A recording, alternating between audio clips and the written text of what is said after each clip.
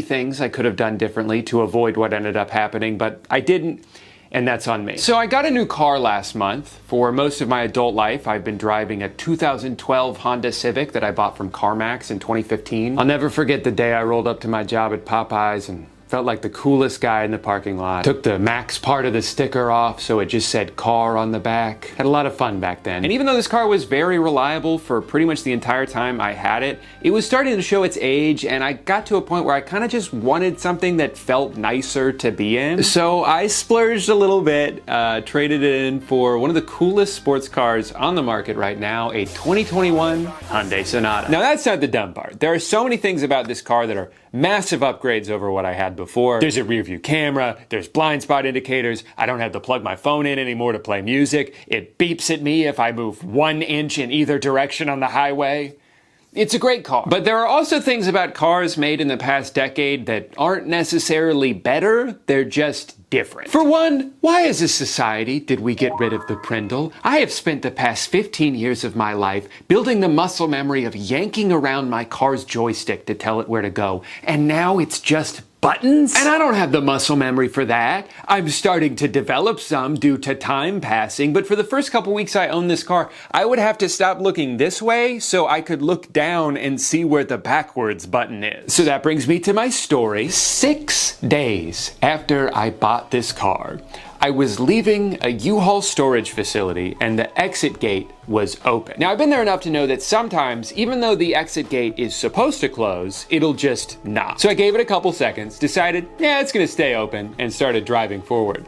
And you will never guess what happened the exact moment I made that decision. Yeah, gate started closing. So naturally I'm like, uh-oh, this gate is going to hit my new used car. I should move out of the way. So I hit the reverse button, start accelerating, and my car moves forward. Now, if you've ever been operating a motor vehicle that starts moving in the opposite direction that you intended it to, you probably know about the panic that sets in. And I was running out of time. I could feel the gate inching nearer and nearer. So in the heat of the moment, I very wisely decided to do the exact same thing that didn't work the first time. I hit the reverse button, hit the gas pedal, and once again, my car moves forward. At this point, the only thing I've managed to do is get more in the path of the gate. And before I could try my foolproof strategy a third time, it crashed into the side of my car and the alarm went off and it made a big old scratch that'll probably cost a couple $100 to get buffed out and repainted. I don't know the exact amount yet because I'm too embarrassed to tell anyone what happened. Anyway, I've had about a month now to process this, and I'm of two minds. On one hand, it is kind of hilarious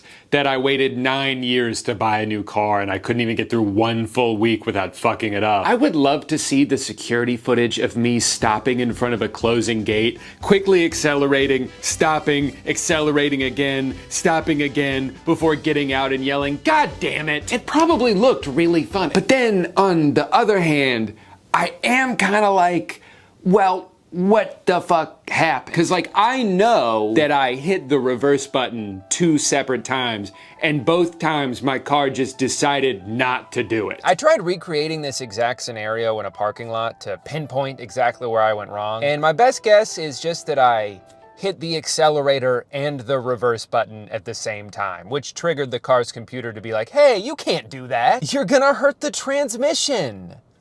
Let's hurt the side of the car instead. And like, it's a good thing that there's a mechanism in place to prevent the car from changing gears when you're moving too quickly. If I hit the reverse button while driving 70 miles per hour down the highway, I actually would want my car to ignore that. I'm pretty sure there was a similar mechanism in my old car.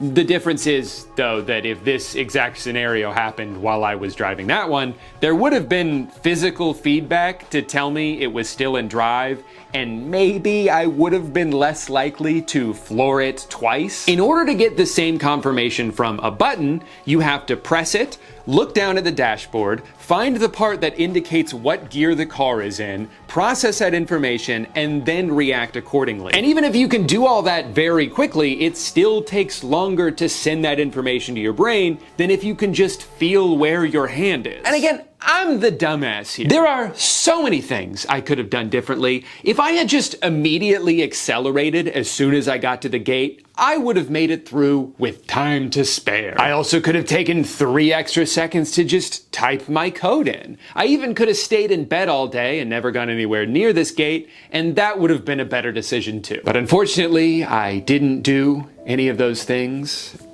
I did this, and I'm gonna have to live with that for the rest of my life. But my funny little mishap got me thinking about all these things I've seen over the past couple years of people getting screwed over by like modern features in their cars. And it made me want to do some research about it. And my takeaway is that while it would be untrue to say that cars have gotten worse, I do think they've gotten dumber. I looked up why cars made the shift from the Prindle stick to just buttons, or a touchscreen on the ceiling, or a wheel that's right next to the volume knob that hopefully has never caused a hilarious but unfortunate accident. And it turns out the main reason is just that the stick is not necessary anymore, because you're not physically changing the gear, you're just telling the car's computer what to do. Which, like, I get it, you know, I'm not here to stand in the way of progress.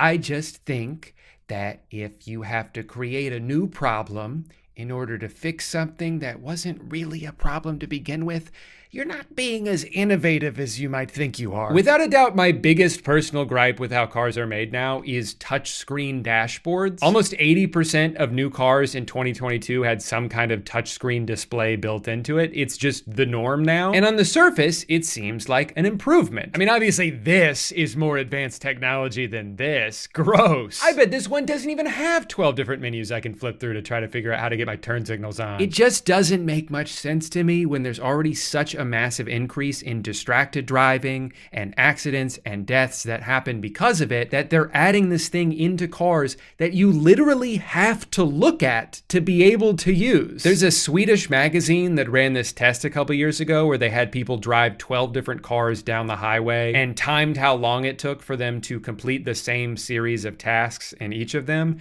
And the winner by far was a 2005 Volvo. Now, this doesn't mean that 2005 Volvo is the best car. It just means that for basic tasks like changing a radio station or turning the AC on, physical buttons that you can memorize the location of are the quickest and safest way to do those things. You don't have to look away from the road to be able to find where the button is. I think ideally modern cars are built with the right combination of actual buttons for basic tasks and the touchscreen for more advanced features, most of which you don't really need to use while driving anyway. And it does seem like some of the companies that maybe over-embraced this technology a few years ago have started to peel back and find a happy medium. But what absolutely drives me crazy is cars that have consolidated the entire dashboard into one giant iPad. Windshield wipers? We put it on the touchscreen. Want to turn the air down a little bit? We put it on the touchscreen. I think the irony of these kinds of interfaces is that they give the illusion of luxury. This certainly seems like the more innovative option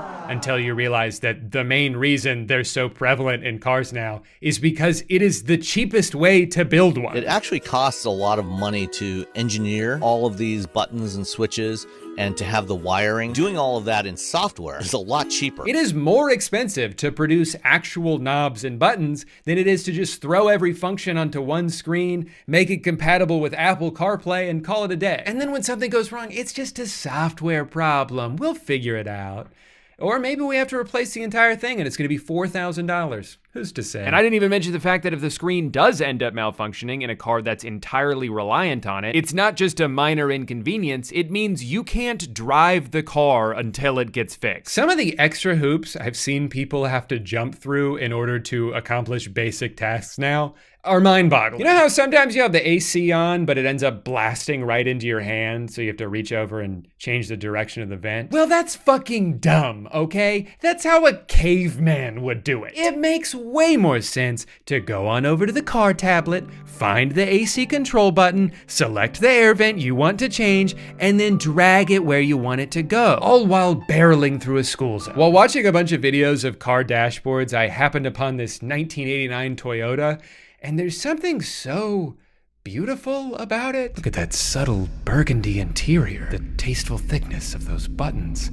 Oh my God, it even has a seatbelt. But I'm aware that I'm over-romanticizing the past a little bit, because if I truly wanted a car that looked like this, I could have just bought one. Like, I do want modern features. I do want a car that's able to do the things that my phone can do. But if these things are implemented in a way that forces you to look away from the road in order to be able to use them, I think we should reconsider how we got here. At this rate, it's only a matter of time until cars start shoving ads in our faces. This car ride is brought to you by Opera, the smarter way to browse the web. Oh, I was being kind of facetious about that. I've never been more organized online since I started using Opera. The fact that it'll automatically sort my different tab rabbit holes into their own islands so I'm not constantly overwhelmed by the uninhibited whims of my own brain has legitimately changed my life. Wait, can I really not skip this? Not only does Opera have a free ad blocker built directly into the browser, but they also have a free VPN included with no additional fees or extensions you need to download. When I told my grandpa, he couldn't believe it. You know, back in my day, you had to pay good money for a VPN. Yeah, they're just giving them away for free. I'm just trying to use the GPS, man. And on top of being more functional and more secure, I think Opera just looks better. I love that you can have an animated wallpaper as the background of your homepage. I love that you can pin the sidebar if you want to keep an Instagram or TikTok page open, or have it close automatically if you're trying to get work done and need to keep the endless scroll at arm's length. There's even a battery saver feature you can toggle on and off that'll help you get the most out of your laptop before having to get up and finally charge it. That does sound pretty useful, actually. Upgrade the way you use the internet, download Opera for free using my link in the description. If you scroll too far, don't worry, it's also in the pinned comment. Thank you to Opera for sponsoring today's video. Wow, I'm convinced. I'm going to download Opera on my computer and smartphone today. Now, where am I? Oh, great. Hi, honey. Yep, I drove into the ocean again. Cars have been around for about 100 years now, and it kind of seems like maybe we figured out the best way to make them and ran out of ways to meaningfully innovate. But that doesn't really work when you're trying to get people to buy a new one every single year, so you have to find something you can add to make it seem like there's been a big improvement. Things like door handles that retract into the car, which I guess is cool. I don't know if I've ever thought of the handle sticking out 3/4 of an inch as being an issue, but I'll admit it adds some sleekness to the car, and it's not like it's making things worse, right? What's that? If it gets too cold outside, the handles don't work anymore? Yeah, no, I could see how that might not be great. Tesla fixed this problem with a software update last October. You can just press this to pop the door open when the door handles are frozen. Great news, everyone. We've updated the app so you can now get into your car during the winter. So consider that problem solved. But didn't you create the problem in the first We're place? actually not taking any questions at this time. My favorite thing about these door handles is no matter how many times I get an Uber driver that's in a Tesla, I don't know how to get inside. I'm sure it's very simple, but clearly I'm struggling enough as it is. One thing I haven't seen as many people talk about, but has driven me crazy for the past few years is headlights are getting brighter, right? Like, that's not just me. I cannot tell you how many times I've been driving down a 2-lane road at night and a car passes me with headlights so unbelievably bright, I cannot see anything for like 10 seconds. Hopefully I'm still in my lane. I guess I'll find out soon. Now, this is one of those things that's a double-edged sword, right? Because in theory,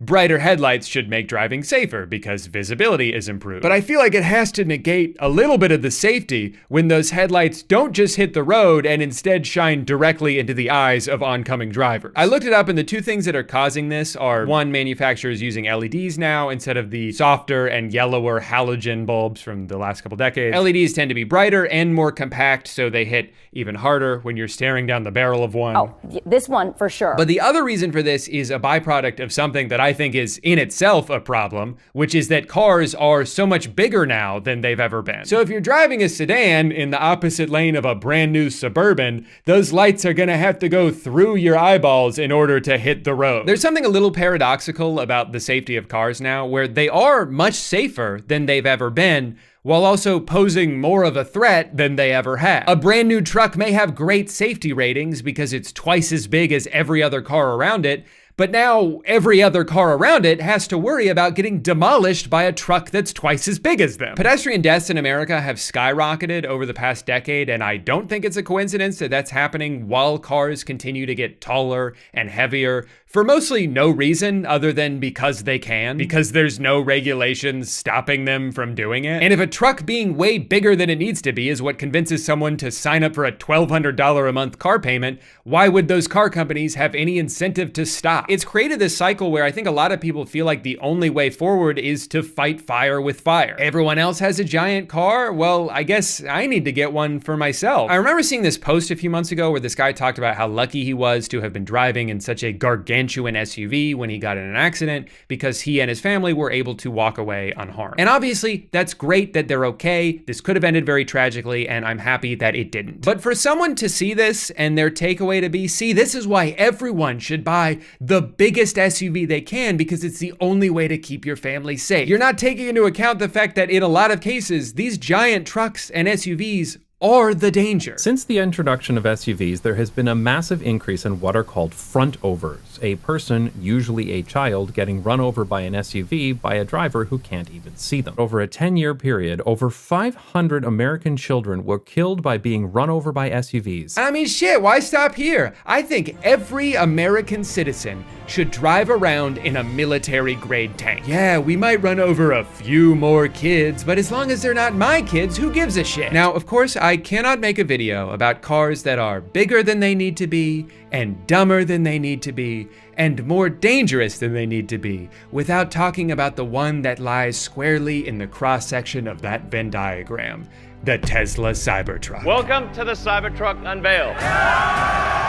It is literally bulletproof. Ultra hard stainless steel. Really hard. Of course, it will come with autopilot standard. Franz, could you try to break this glass, please? Oh my fucking god. So this awesome car, which looks like when you first boot up a video game and not all of the textures have loaded in yet, was announced a couple years ago as starting at $40,000. Fast forward to today. Anyone who is driving one of these right now, the bare minimum that I've seen any of them spend 100 grand. One of the biggest reasons for this absolutely bonkers price jump is this $20,000 foundation fee. That's right, there's an additional fee tacked on that is almost as much as what I spent on my entire car. So you're probably dying to know what that bonus gets you. Well, some people who paid for it don't even seem to know. $20,000 for it being a foundation series. Now, I don't know what that really means or anything, but yeah, I paid it because I wanted the truck. So at first I thought it was just that it says the word foundation on it, which would be really funny. But apparently most of what that fee is meant to be attributed to is the self-driving feature that you would otherwise have to pay a separate monthly fee to access. Of course, it will come with autopilot standard. Now, one tiny little thing to note about this feature is that it is not available yet, and no one can even hazard a guess as to when it will be. So as it currently stands, the only thing this $20,000 fee gives you is priority access to a car that's littered with problems. Oh shit. Oh, we already broke it. All right, so my Cybertruck is completely broken. My foot is on the floor and it's not moving. This gear selector at the top, it just dropped down. Something's going on with the windshield. What? I got all these warnings I never seen before. I'm trying to open up the trunk. It won't respond. I'm going back and forth trying to close it. It won't close. It won't close. It won't close. When the tailgate's down, the camera's showing you the street. I have had enough. At this point, I think I know more about manufacturing than anyone currently alive on Earth. I have to say, I have really enjoyed watching videos lately from people who may or may not be in denial about the absurd amount of money wasted on this stupid car. They'll make these update videos where they complain about so many things they hate about it, and then be like, and that's why it's a perfect car. And I have no regrets. This car is definitely worth the hype. This thing right here is a fingerprint magnet. I just got my car washed yesterday and there's still water spots. I noticed that my roof was starting to come off. Their navigation system sucks. It's rusting on the inside. It was like this when I picked it up. I definitely think it's worth $100,000. So included with the Foundation series, you get all weather floor mats, and if you look right up here, there's a little Cybertruck logo. Wait, did you say floor mats for all weather? Well, never mind then. They should have charged an extra $50,000. Sorry, I should be more sensitive. These people are going through enough right now. It's bad enough their car is falling apart, but they're also getting relentlessly bullied. Cyber clown trucks for stupid. Give it to the stupid clown to spend their life away. And this guy just said gay truck. That's like a truck owner's worst nightmare. I will say one thing I do really love about this car is that the rear view mirror doesn't work. Its view is completely obstructed most of the time. I mean, if you want, you can just look down at the screen at the rear view camera, but that also becomes useless if it gets even a little bit dirty. And isn't driving through dirt kind of the whole point of having a truck? That's all they do in commercials. Now, if off-roading is the thing you want to do in this truck, good luck, because it doesn't seem to know how to do that. My friend in the 4Runner wanted to take that incline challenge, and he killed. The Subaru also went up that incline. The Cybertruck did not make it up that incline. And once we got to about the middle of the incline, it would stop. We tried airing down to 30 PSI, but it still did not make it up the hill. Also, you're not gonna believe this, but part of his car broke while he was doing this. How does this keep happening? To be fair though, look how easily it navigates this puddle of mud. I mean, if I tried to drive through that in my old Civic, I literally would have drowned. But this truck can do things that I've never seen any vehicle do before. Yes, technically, this road is paved, but they're still in the woods. That's gotta count for something. This truly is the all-in-one vehicle. You can drive out in the middle of nowhere and sleep there if you want. It even comes with its own tent that you can attach to the back of the truck for an additional $3,000. Now, considering you can get a pretty big tent for like $100, you'd probably assume that this thing is decked out with premium features. No, it's just a tent. A 1-inch thin mattress, a couple of straps, a zipper that barely works. But since it's an official Tesla product, you know you're getting that signature high-quality engineering. Oh, that didn't sound good.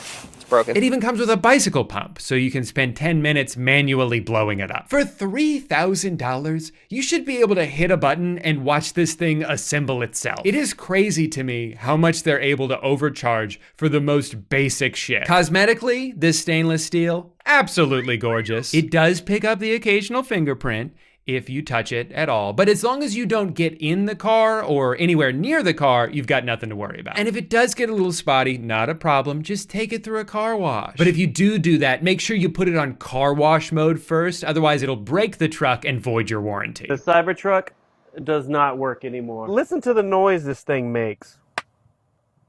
That was a weird popping sound. So what did I do different? Today I went to the beach, took it through the car wash, make sure all the sand's off. Then I pulled it in the garage and nothing. This thing is practically invincible. You can hit it with a hammer. You can hit it with a shopping cart. But if it gets any bugs on it, you need to clean that off immediately or you will ruin it forever. The Cybertruck is also famously bulletproof for some reason, although I'm not really sure why they've made that one of the primary selling points. When you shoot a normal truck, the bullets go in one side, straight through, and out the other side. You cannot hide behind the vehicle to be safe, so it's something to keep in mind. Keep in mind for what? Who are you marketing this car to? John Wick? The things they chose to prioritize while making this truck are baffling to me. Who gives a shit that it's bulletproof if the material they had to use to make it that way makes it so razor sharp you cut your hand every time you open the door? Who cares how strong the interior is if it can't even get wet? They're calling it a car made for any planet. Guys, why don't we start with making it work on this one? As far as safety goes, I've seen conflicting reports about this. There's a crash that happened between a Cybertruck and a Toyota Corolla, and if you look at the photos from the accident, you might think, wow, this truck is invincible. It barely got a scratch on it. Meanwhile, the guy in the Corolla is probably seriously hurt, right? No, he's fine. The problem with this rigid outer body is that cars are designed to crumple in an accident. That's their way of absorbing as much force as possible. If your car doesn't crumple, that force will be passed on to the passengers inside of it. So while the Cybertruck may look like the world's most indestructible car, a lot of people who know more about physics than I do aren't so sure this is a good thing. I think what Tesla has done the most successfully with this truck is make it so their target audience doesn't care about any of these problems. I've seen people online who are actively enduring nightmare situations still go out of their way to defend this company. Cybertruck broke down on my first road trip with my family, lost the back motor and was unable to drive, had to get it towed 2 hours back home. First year problems. Always good to wait a year or two on a brand new model. I know this as an early 3/Y owner, but man, come on. Had to grab the Cybertruck. No, you didn't. And it definitely seems like you shouldn't have. I found this guy on Twitter whose experience perfectly encapsulates the Cybertruck launch. His truck broke Pretty much immediately, he got that patented flashing red critical service error, couldn't even drive it, had to pull over. Since then, it's been in the shop for weeks with no word on how long it's gonna take to fix. There's apparently at least 10 different things wrong with it. Wire harness needs replacement, ripple in windshield, driver's seat rubbing on center console, headliner sagging, chip and foundation series dashboard trim, mobile connector provided with Cybertruck not charging the truck past 6 amps, front misalignment, one side is higher, rear side arch misalignment sticking up. It could be another month before this guy gets his $100,000 car back. In the meantime, they're making up for all the trouble they've caused him by letting him borrow a regular Model 3 Tesla, which he himself described as being filthy with a strong, unpleasant odor that has persisted even after he went to the trouble of cleaning it inside and out. And it is fascinating to watch this guy, who has been absolutely fucked by Tesla, continue to go to war on Elon's behalf. People often criticize what they don't fully grasp, but the moment you take the wheel of a Cybertruck, everything changes. You'll quickly discover that all other trucks pale in comparison, becoming obsolete in the Cybertruck's shadow. Hey guys, it's been like 2 weeks since you took my car. Are you almost done fixing it, or? They've got it all twisted. Instead of comparing the Cybertruck to other trucks, they should compare the other EV truck's features and capabilities to those of the Cybertruck. Then it becomes clear just how superior the Cybertruck is and how the other trucks are stuck in the dinosaur era. Hey, my car has been in the shop for its entire life so far. Do you think I'm ever gonna be able to drive it again? While other trucks are busy playing catch up, the Cybertruck is already in the future, being the undisputed champion. Hating on the Cybertruck might get you more engagement and clicks, but I'll never fake it to make it. I love my Cybertruck. Really wish I could get my truck back this weekend. Still no update. Dude, if I was this guy, I would be furious. He has every right to be pissed off here, but he seems to be more mad at the people telling him he's been scammed than at the company that actually scammed him. I spent so much time this month watching videos of people driving this car and talking about this car and hating on this car, but at the end of the day, it's not fair for me to fully judge something that I've never even seen in person, let alone actually driven. Sure, I can pick and choose clips that fit the argument I'm trying to make, but can I really condemn something I've never even stepped foot inside? No. But then I found out there's an app you can use to rent other people's cars for a day, so I spent $700 to pretend I own a Cybertruck. Love that sound.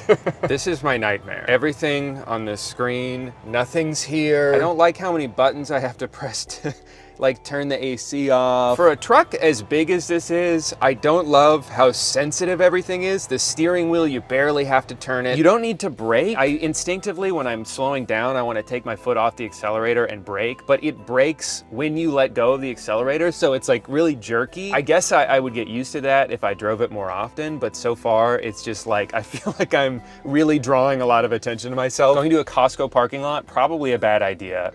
Everyone is turning and looking. When I drive, I do not want to be perceived or looked at. That guy right there is stopping to look at us right now. Another Tesla is looking at us. He's like, ah, my big brother. When we got inside Costco, though, something weird happened. People stopped looking at me. I had to get out of there as soon as possible. Look at all these normies. Only I'm in the Cybertruck.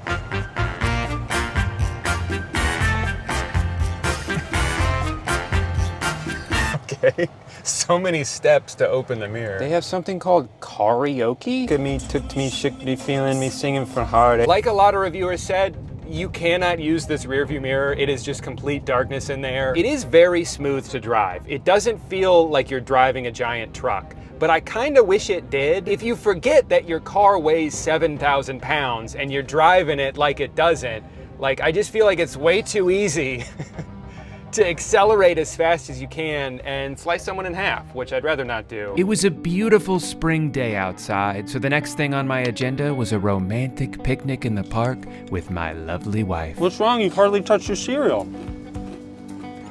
We don't want Cinnamon Toast Crunch, I got a banana instead. I've driven a little bit now. I'm pretty sure every time I've parked and gotten out so far, I've left the car on because I don't know how to turn it off. There's not like a button or anything. But I finally figured out, it's very intuitive. You hit this, and then was it safety, right? And then you scroll all the way down, and you want to scroll past Joe mode. Don't put it on Joe mode. Then you just hit power off, and then that's it. And that's how you turn off the Cybertruck. Getting the truck to fit into my garage was a lot closer of a call than I expected it to be. If I did own this car, this would be quite the fun little adventure to get to go on every single day. And that's how you park a Tesla Cybertruck in your garage. Despite all my issues with the truck, the more I drove it around the city and felt the enamored stares from mesmerized bystanders, I was reminded of what the guy I rented it from told me. You'll feel like a celebrity. And god damn it, he was right. I've never felt more popular. What, is that freaking Brad Pitt over there? Nope. Just little old me driving the best truck in the world. Please, no pictures. I'm a regular person just like you. I like the way this car makes me feel. I don't care how much it costs. If it's not solid gold, I don't want it. Hey, can I talk to you for a sec? Sure, but make it quick. Ever since you've been driving that car, you've been acting kind of weird. How exactly do you mean? You're like a completely different person now. Oh, I see. You're jealous. What? You're jealous because I own the world's most awesome car. You don't own the car. You're renting it for 1 day. Oh, tell me how I knew you'd bring that up. Because it's true, Drew. I'm sorry, I can't deal with this right now. I need to go clear my head. I'm gonna take a nice scenic drive dangerously close to the edge of a cliff. We interrupt this slow motion car montage with some breaking news. Somehow the Cybertruck just got even dumber. Tesla has officially recalled all 3,800 of the vehicles due to a problem with the accelerator pedal. Turns out the pedal has a cheap plastic cover over it that's been fastened on so poorly, it's sliding off, getting lodged under the piece in front of it, and causing drivers to go as fast as this stupid car can go. It held the accelerator down 100%, like full throttle. This is a real thing that's actually happening. We here at Channel 300 News urge you, if your husband is about to drive one of these death traps near or around a cliff, you must go stop him. His life could be in danger. Honey, I just saw on the news. Who's a big, strong truck? That's right, you are. I had to give the truck back last night. It was one of the hardest moments of my life. Technically, I still had a few hours left on the rental, but Amanda said she felt weird or something. I don't know, it's all a blur. Final thoughts on the truck. I think it should cost $1 million, and I wish it had 2 accelerator pedals and no brakes so I could drive twice as fast and never have to stop. Please subscribe.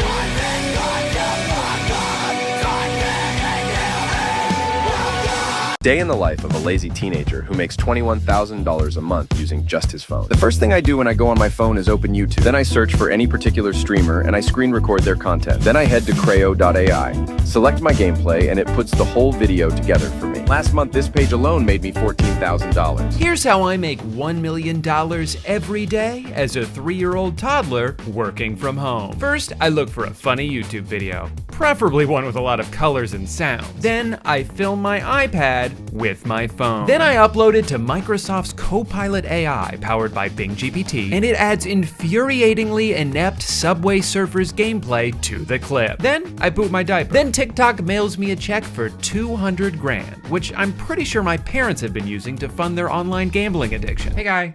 Has anyone else noticed how awesome the internet is lately? I, for one, find it so exciting that every website now has their own named version of AI that pops up begging you to use it. You got any questions for Gemini? Or maybe Murph? Nendo? How about Grok? You need to grok something? It's okay if you do. AI has become completely inescapable, even if you're going to a website where you're not seeking it out and you don't expect it to be. Like, remember when you could search for something on Google and the only thing they would show you was a bunch of relevant websites and results? Boring. That's not what I'm here for. I think it's much better that now they're using artificial intelligence to tell me to jump off a bridge. Hey Google, do I need a parachute while skydiving? Nope, a regular backpack works just as well. Hey Google, can cockroaches live in your pants? penis? Of course they can. How do you think they got the name? Wow, I love living in the future. To me, this is the ultimate example of what the AI craze is doing to tech companies, because for the most part, it's not really doing anything differently than it used to. For a long time now, they've had searches that result in one highlighted answer. This is kind of the same thing, but just rebranded as AI because that makes it sound smarter than it actually is. But it's not like it's carefully compiling all the most reputable results and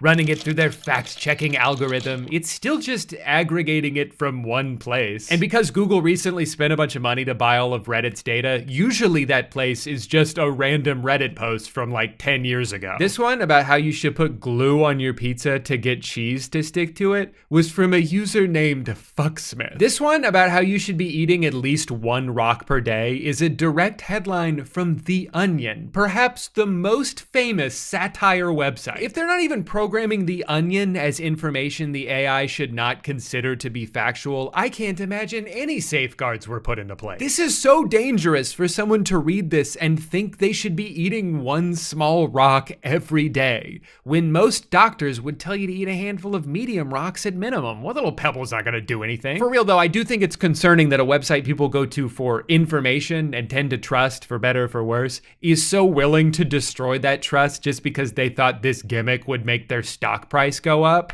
And it did. The economy makes sense. I'm gonna celebrate by putting gasoline in my spaghetti. Something I've been kind of interested in lately is the dead internet theory, which if you dig too much into, comes with some weird baggage, makes some pretty ridiculous claims. So I'm just gonna separate the core idea and make it its own thing. But basically just the idea that as time goes on, the internet is turning into a place where most of the content on it is not only produced and managed by AI, but is also being interacted with by AI in this kind of endless loop that doesn't even involve humans at all. Like if you've gone on Quora at all recently, you've probably noticed questions that have been asked by bots filled with answers given by bots. So what was initially created as a place where people could go to get advice from other people has been overrun by AI just talking to itself. Social media websites are also going through a similar shift right now, but perhaps none more prevalent than Facebook. In 2019, Facebook deleted over 5 billion accounts for being fake, which far exceeded the number of real human accounts. And that was before all these programs became as widely available as they are now. At this point, most of Facebook seems to be these giant spam accounts run by bots,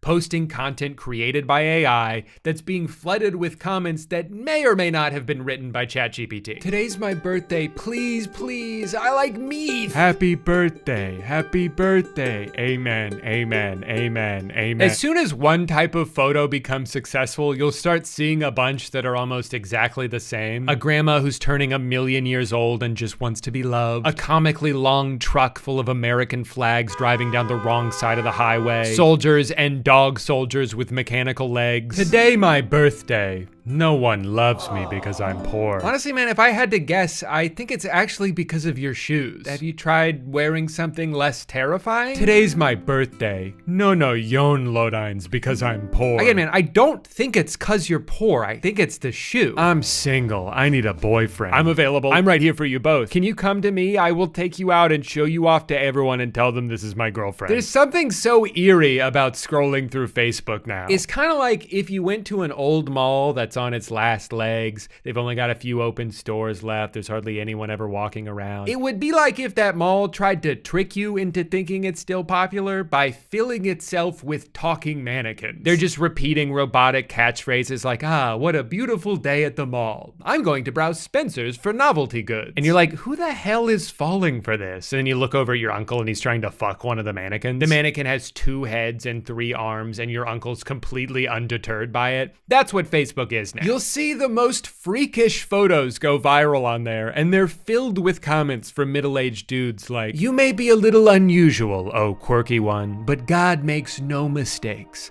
I will pray for you. Now please DM me so I can show you my penis. And honestly, I don't even know if Facebook wants to put a stop to this. All they're ever gonna care about is keeping people on their platform. And if this is what gets them to scroll longer and see more ads, they probably love it. Or at least they'll love it until advertisers start to realize they're overpaying for ad space because none of the impressions they're getting are from real people. So they'll leave to advertise on other websites, and in their place will be ads for, like, I don't know, crystals that give you superpowers. Oh, that's already happening? These are those rhombohedron crystals in your pineal gland. We're seeing common people around the world becoming supernatural. That's a real ad I got on Facebook. Maybe Twitter's doing better? Let's see what kind of ads they got. Oh, here we go, an ad for stand-up comedy. Nothing weird about that, just a regular human doing regular human stuff. Knock, knock. Who's there? Europe. Europe who? No, Europe who?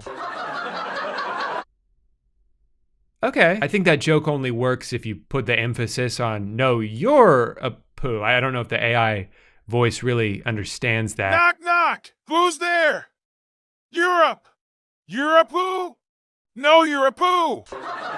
Again, similar problem as before, but I do love that he's shouting now. Knock, knock! There are two big changes that Elon has made to Twitter that have made the website infinitely worse. One, he turned verification into a paid program where if you give them $8 a month, you get increased visibility on your posts, including in replies to other posts. Shortly afterwards, they also added a monetization program so those blue checkmark people could make money off of their tweets. Now, in theory, this is a good thing. I think if a platform is profiting off of your content, it's only fair that you get a percentage of that. The problem is, on Twitter specifically, most of the content that these accounts produce is just stolen memes and videos, or people just saying intentionally divisive shit to get everyone mad and farm engagement. So Elon has taken what he describes as the internet's town square and added a financial incentive to being toxic. So that sucks, but that doesn't really have anything to do with AI. What does have to do with AI is the other version of engagement farming all over Twitter. This like mindless ChatGPT clutter. Remember, buying a blue checkmark puts your tweets at the top of replies. So I guess some people did the math and were like, well, if I just program a bot to comment thousands of replies, I can make at least $9 or $10, and that's what I like to call a profit. Oh, new movie's coming out with Emma Stone? Cool, I wonder what people are saying about it. Good actor, amazing title. Good one, amazing. As title showing, it will be a blockbuster. The film also stars Jesse Plemons, Willem Dafoe, Margaret Qualley. Yeah, no, I read all that.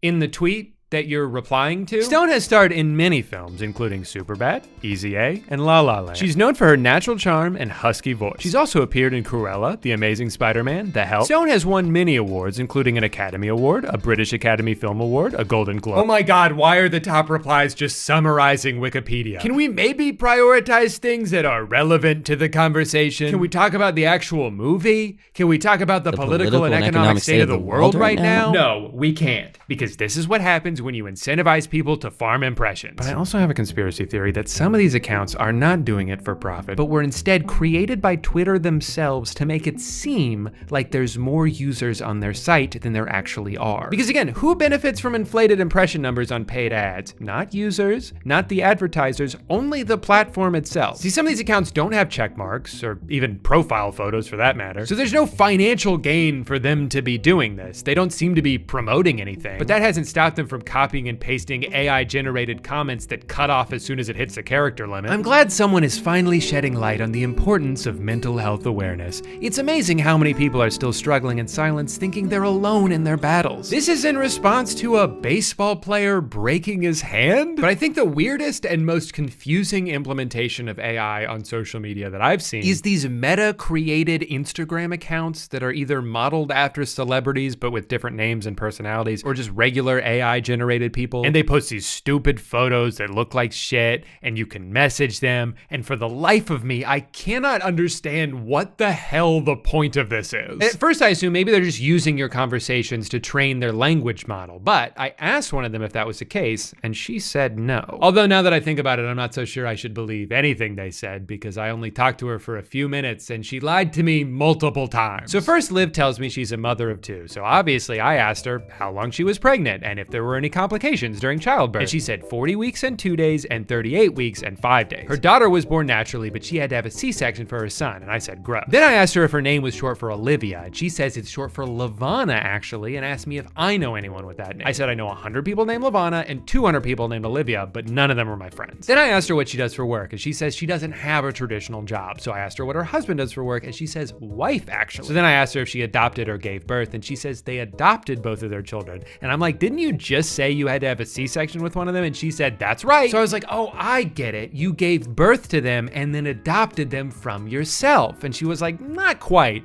We adopted our children through a traditional adoption agency. Then I asked her if she had to have a sperm donor since she's a lesbian, and she said, that's right. Then I asked, which one of you gave birth, you or your wife? And she says, my wife gave birth to our son and I gave birth to our daughter. So I was like, oh, so your wife had to have a C-section? And she said yes. Then she told me their names were Max and Ava, and that Max is 9 and Ava is 6. And I said, which one did you give birth to? And she said Ava, who was born via C-section. Got it. So they both had to have C-sections so they could each give birth to one child that they adopted. I asked how they decided who would get pregnant first, and she said she went first with Ava and then her wife had Max. So I was like, how did you have Ava first if Max is older than her? And she said, Max is actually younger than her. So I said, how old is Max? And she said 9. And I said, how old is Ava? And she said 6. And then I asked her what her legal name is, and she said, Olivia. So I wouldn't exactly say I trust these things. Now, as pointless as this seems to me, though, there's a significantly more popular version of this called Character AI, which apparently already has 20 million monthly users. It's got a bunch of chatbots in it designed after real people, so you can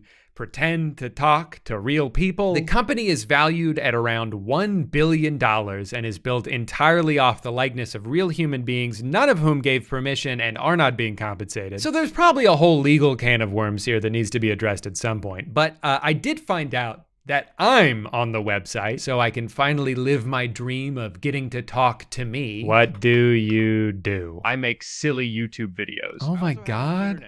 It has my voice? Off of Toshto, where I just reacted to the internet. Are you married? Nope. No. I have a longtime girlfriend, though. When did they program this? Like 6 years ago? Are you old enough to be married? Am I old enough to be married? Brother, I just told you I'm 12. Hey man, school sucks, but make sure you are still in there learning. Well, this is probably the worst piece of technology that's ever existed. I do see one use for it, though. Can you tell me about today's video sponsor? Sure thing, big guy. A couple weeks ago, I was looking for stock photos and I ended up on Adobe stock where I noticed something strange. One of the first results had this very weird artificial look to it. And sure enough, I zoomed in and realized, oh, that's because it's AI. That's why the road looks like that. That's why none of the words are legible. And then I kept scrolling and found more. Again, words spelled wrong if they were even words at all. In this one, the tape just kind of disappears into the headlight of the car. I don't think that's how they usually set that up. Now, if it wasn't bad enough that what's supposed to be a database full of real professional photographs has been completely diluted with unusable garbage, if I did want to license any of these photos, it would cost me $80. $80 for a photo someone generated by typing police car. This has no value. Actually, this has negative value. You should pay me $80 for making me look at it. The reason people spend money to license photos and videos is because it's something that they don't have the resources to create themselves. Like there's a website I have a subscription to because they have professional stock footage that I would rather pay to be able to use than attempt to make on my own. Tons of YouTubers use this, tons of production studios use this. This is an entire industry that generative AI is threatening to destroy. But what's so infuriating about AI stock footage is that in order for it to exist, it had to be trained on real stock footage. So this isn't some technological innovation that came along and just does things better. Get with the times, man. No, it's straight up stealing from the people it's now competing against. In the case of Adobe, they outwardly state that if you've uploaded something to their database, they use it to train generative AI. It's not even debatable if they're doing this. It's literally written in their terms of service. Here at Adobe, we're all about empowering artists to help them make money off of their work. Unless, of course, we can make money off your work, in which case we will do that instead. The degradation of the internet as a resource database is something I think everyone should be concerned about. Like, if we already have real photographs of specific situations, what is the point of being like, and this one is kind of the same thing, but the computer made it? Why do we need that? What value is this adding to the world? I think it's bad enough when generative AI is used to create works of fiction because, again, it has to steal from actual artists in order to generate anything. But to use it to try to create photorealistic images that end up near the top of search results with no immediate indication that it was artificially engineered, there's something about that that feels wrong to me. I don't understand why we're in such a rush to replace all of the work that humans have done. Something that happened a few months ago that I feel like kind of flew under the radar was when it came out that Netflix used AI to create photographs in a documentary, not a movie, not a fictional TV show. They created photos of someone that do not exist. At what point does this cross an enormous ethical line? Again, we're not talking about works of fiction here. We're talking about literally rewriting history, creating fake documentation from scratch and not even mentioning, hey, by the way, this isn't real. I guess they just hoped people wouldn't notice that all her fingers are messed up and the gap between the door disappears and not a single object behind her looks like something that exists. All for what? So they could have a photo of her looking happy and carefree? But she's a murderer. How could she do that if she likes to party? Like, why can't you just tell the real story? Why even make a documentary if you need to fake evidence in order to make it compelling? But even more importantly, how is this allowed? This is insane. Sorry, I need to calm down. I should listen to some nice, relaxing music. Oh, here we go. Jazz for reading. Perfect. I don't plan on reading, obviously, because I never learned how, but some nice piano music should settle me right down. Wait, why do all these songs sound exactly the same?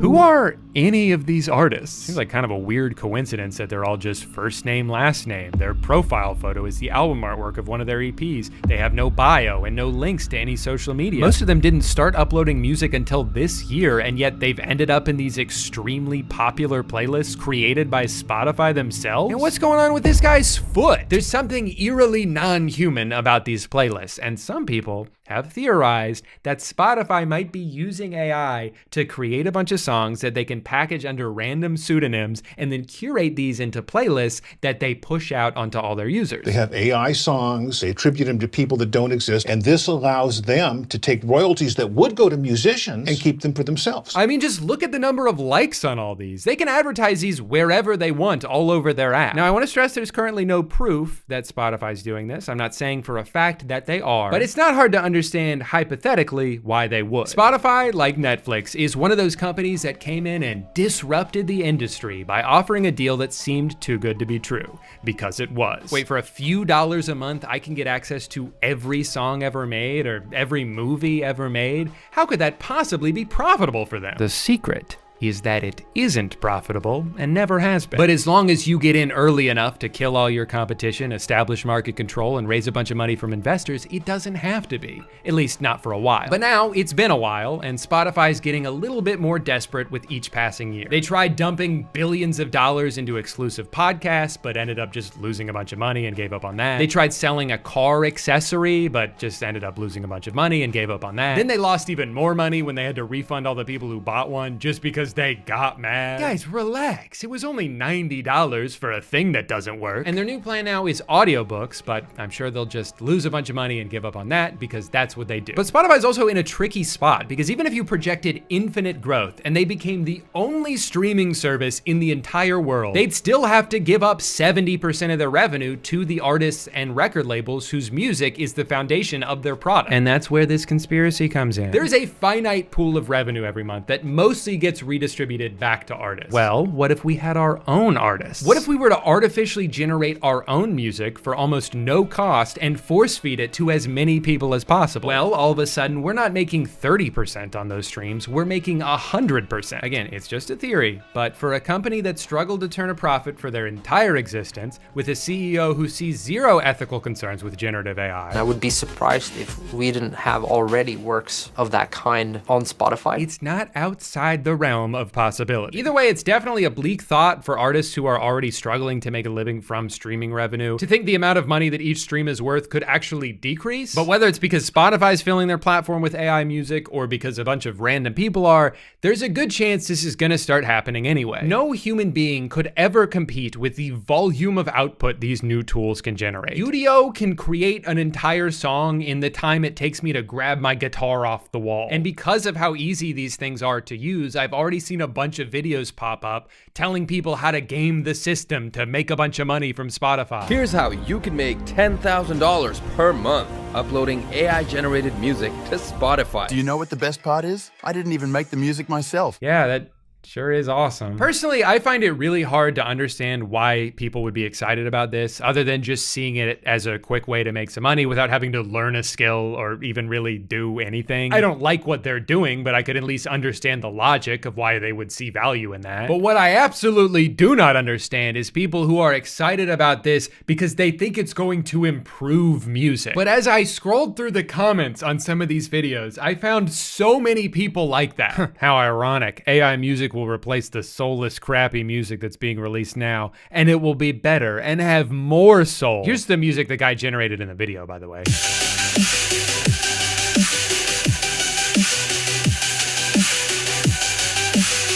Finally, music with soul. So true, exactly. Before the internet, you pretty much needed to find a record label to publish music. Record companies would not bother with what they would consider non-profitable. With the internet and cheap mixing tools, anyone can publish, and as such, we get a lot of garbage out there. AI music could put a quality floor about what is acceptable. So what, so now we can't even fuck around with FL Studio anymore? It has to be deemed acceptable by a computer? And if record companies just had more control, then music would be good again. Just for clarification's sake, I want to know what music they're referring to. 99.9% chance they're talking about pop music, right? Because generally when people complain about music that's soulless, they're talking about what's on the radio. Who do you think is curating the music on the radio? It's the record labels that you love. If making music was more gatekept, it would only make things more lazy and generic. Like, we live in an age now where what becomes popular is more democratized than it's ever been. Sometimes songs just blow up because they're catchy, not because Sony had a bunch of money to spend on marketing. Also, have you considered listening to something else? You know there's other radio stations, right? You know there's like a billion songs out there, right? You don't need AI to make more songs. You just need to get better at finding good ones. Like, I'm sorry, but if you're consistently consuming media that you don't like in the year 2024, that's a skill issue. Please spend 1 hour on Google and I promise you, you will find something else after a short break to drink your own pee. Also, I just hate the way people like this describe art. It's easy to get carried away and just start having fun creating random styles of music. But here's the key. You want to create exactly the type of music that people want to hear. Hey, be careful. The last thing you want to do while making music is enjoy making music. That's not the goal here. You should be making songs you think other people will like. That's the key to happiness in every facet of your life. The thing with AI generated music and artwork and videos as this low effort passive income method is that it is going to get so oversaturated, eventually it's not going to be worth it for anybody. Here's how you can make $20,000 a month selling mid-journey photographs on Etsy. Okay, but all of the people watching this are gonna go make the same exact art using the same exact prompts and flood Etsy with millions of the same crappy piece of art, and no one's gonna buy any of it. It doesn't matter how much you increase the supply if the demand stays the same. I managed to find one guy who was actually honest about the results in one of these videos. He spent a month doing this and sold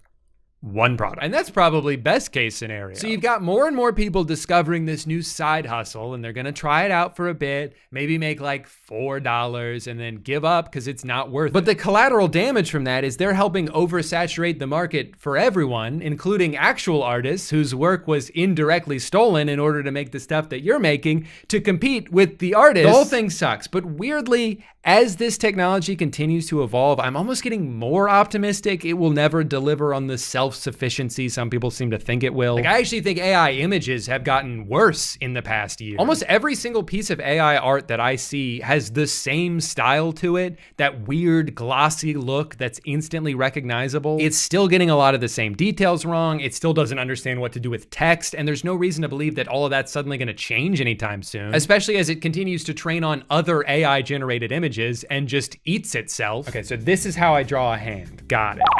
Oh, wait, no, this is how I draw a hand? Okay. Oh, no, this is how I draw a hand.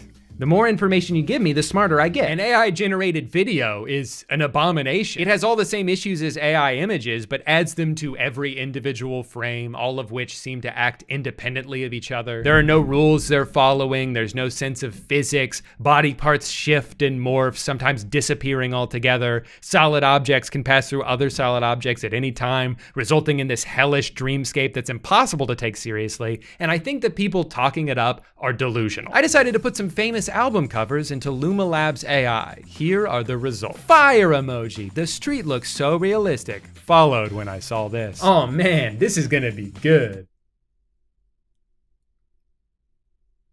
Who's that guy? Why did they all stop and run into each other? What are the cars doing back there? This is mine. Dope. This one is more fluid. You know, it's funny you say that. I actually think they both look like shit. This one's actually pretty good though. I like how it just created two new guys and then covered up the original ones. Man, if that's not a metaphor for what's going on here, I don't know what is. One thing that has been lacking with AI generated video up to now has been emotional performance from our Gen AI characters, but I think we're starting to cross that boundary.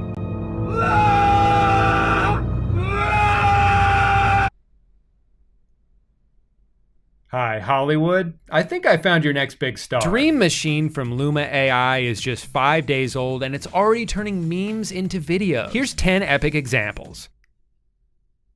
Wow, that's so epic. What important technology this is. And useful too. I love when her head snaps around and the front of her body becomes the back of her body. Just like real life. Wait, what? They turned a video of Elon Musk smoking into a video of Elon Musk smoking? Okay, now that's a game changer. If someone could just turn my videos into videos, I'd be set for life.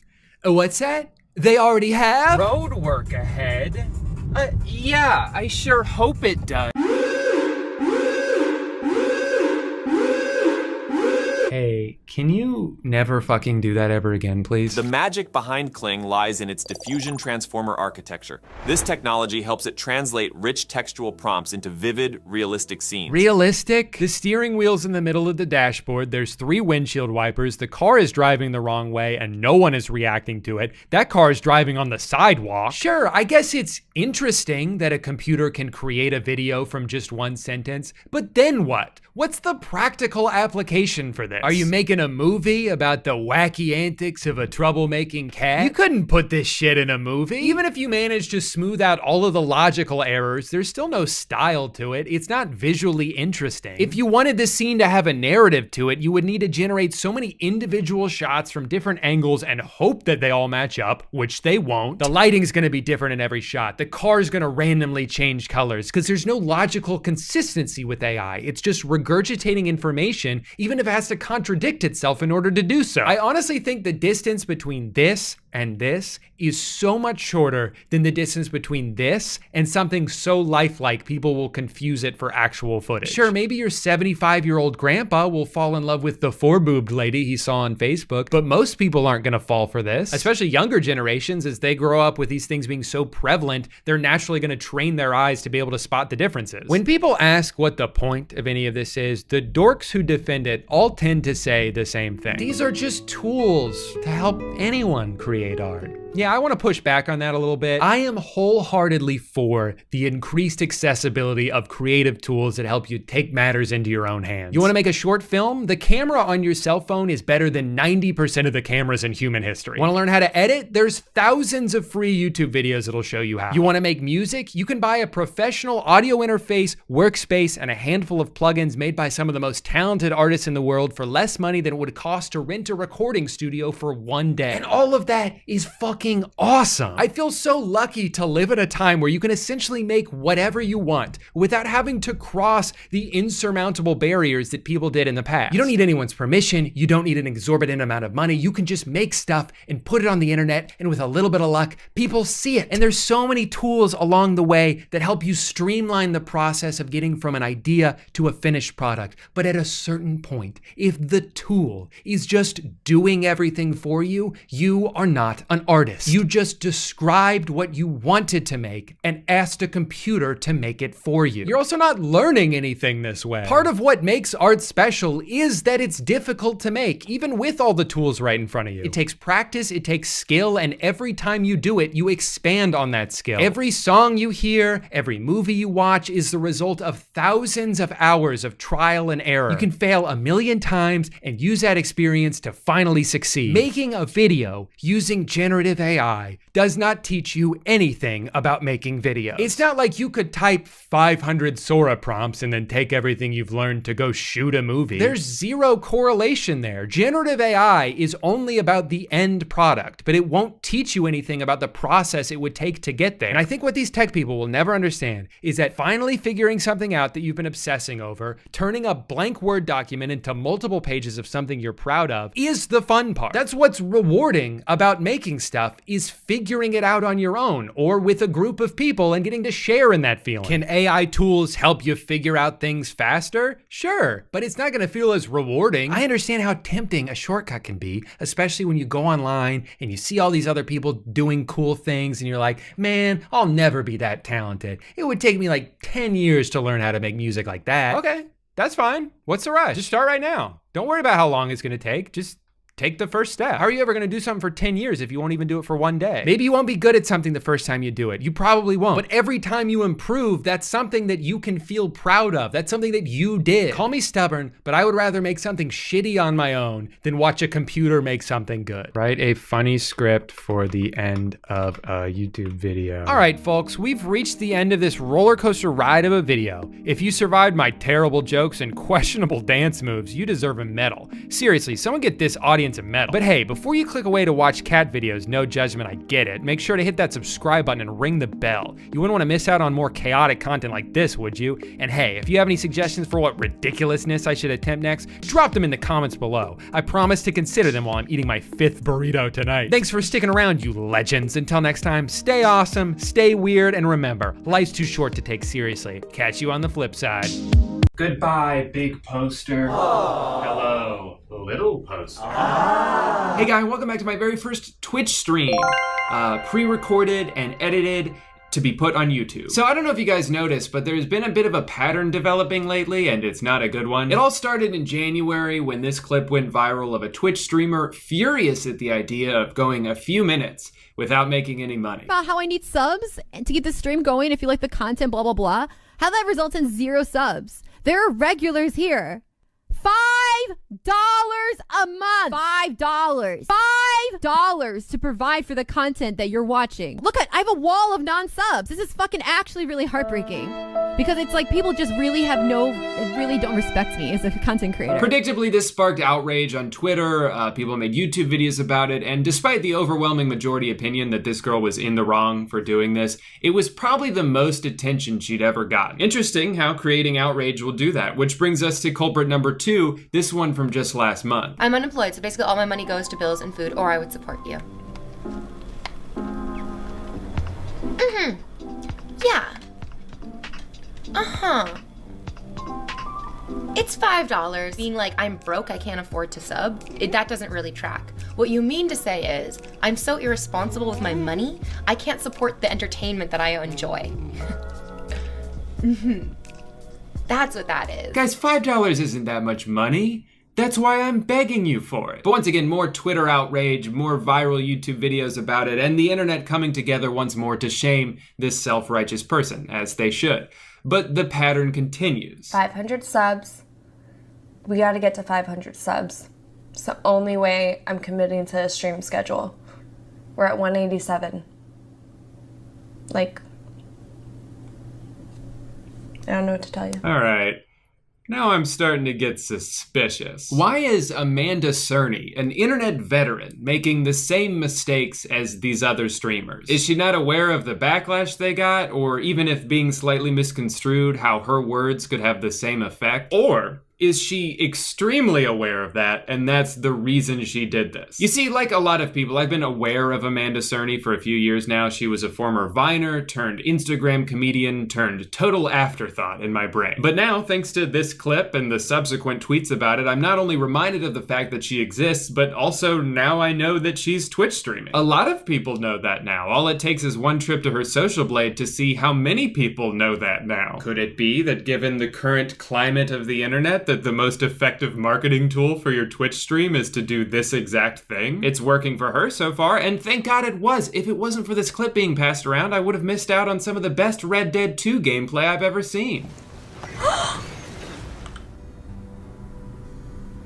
I killed my horse? Now, if we're to take these 3 clips at face value and compare them, this is by far the most defensible one. I can kind of understand what she means by saying her words were taken out of context. I think maybe someone was just asking her like what her schedule is, and all she's saying is, I want to have a consistent schedule, but until this becomes a viable source of income for me, I'd be better off using my time to make money in other ways, which is a fine sentiment. It's more so the way it came off. She has this sense of exasperation, like, guys, I've been streaming for 4 days already and only 187 people have agreed to give me money? Because a lot of people watch that and think, shit, you're lucky to be in that position. People stream for years without any subscribers. They just do it because they like it. So when people like Amanda Cerny, an already very rich person, go to Twitch and wonder why people aren't immediately throwing their money at them, it just comes off as entitled and out of touch. You've only streamed like 10 times. Have you ever considered that maybe you're just not that good at it yet and it will take some practice before people want to reward you for just putting forth the bare minimum effort? I feel like most people, especially already established creators on the internet, assume Twitch streaming is like the easiest thing in the world. Oh, you just sit there and play video games all day? I could do that. But the streamers people watch, the ones I watch consistently, are really fucking good at it. They're funny and entertaining, they put on a show, or they're just extremely good at the game they're playing, or they have a skill that most people don't have that's fun to watch. Maybe if you created a fun environment, or were better at the game you're playing, or even if you just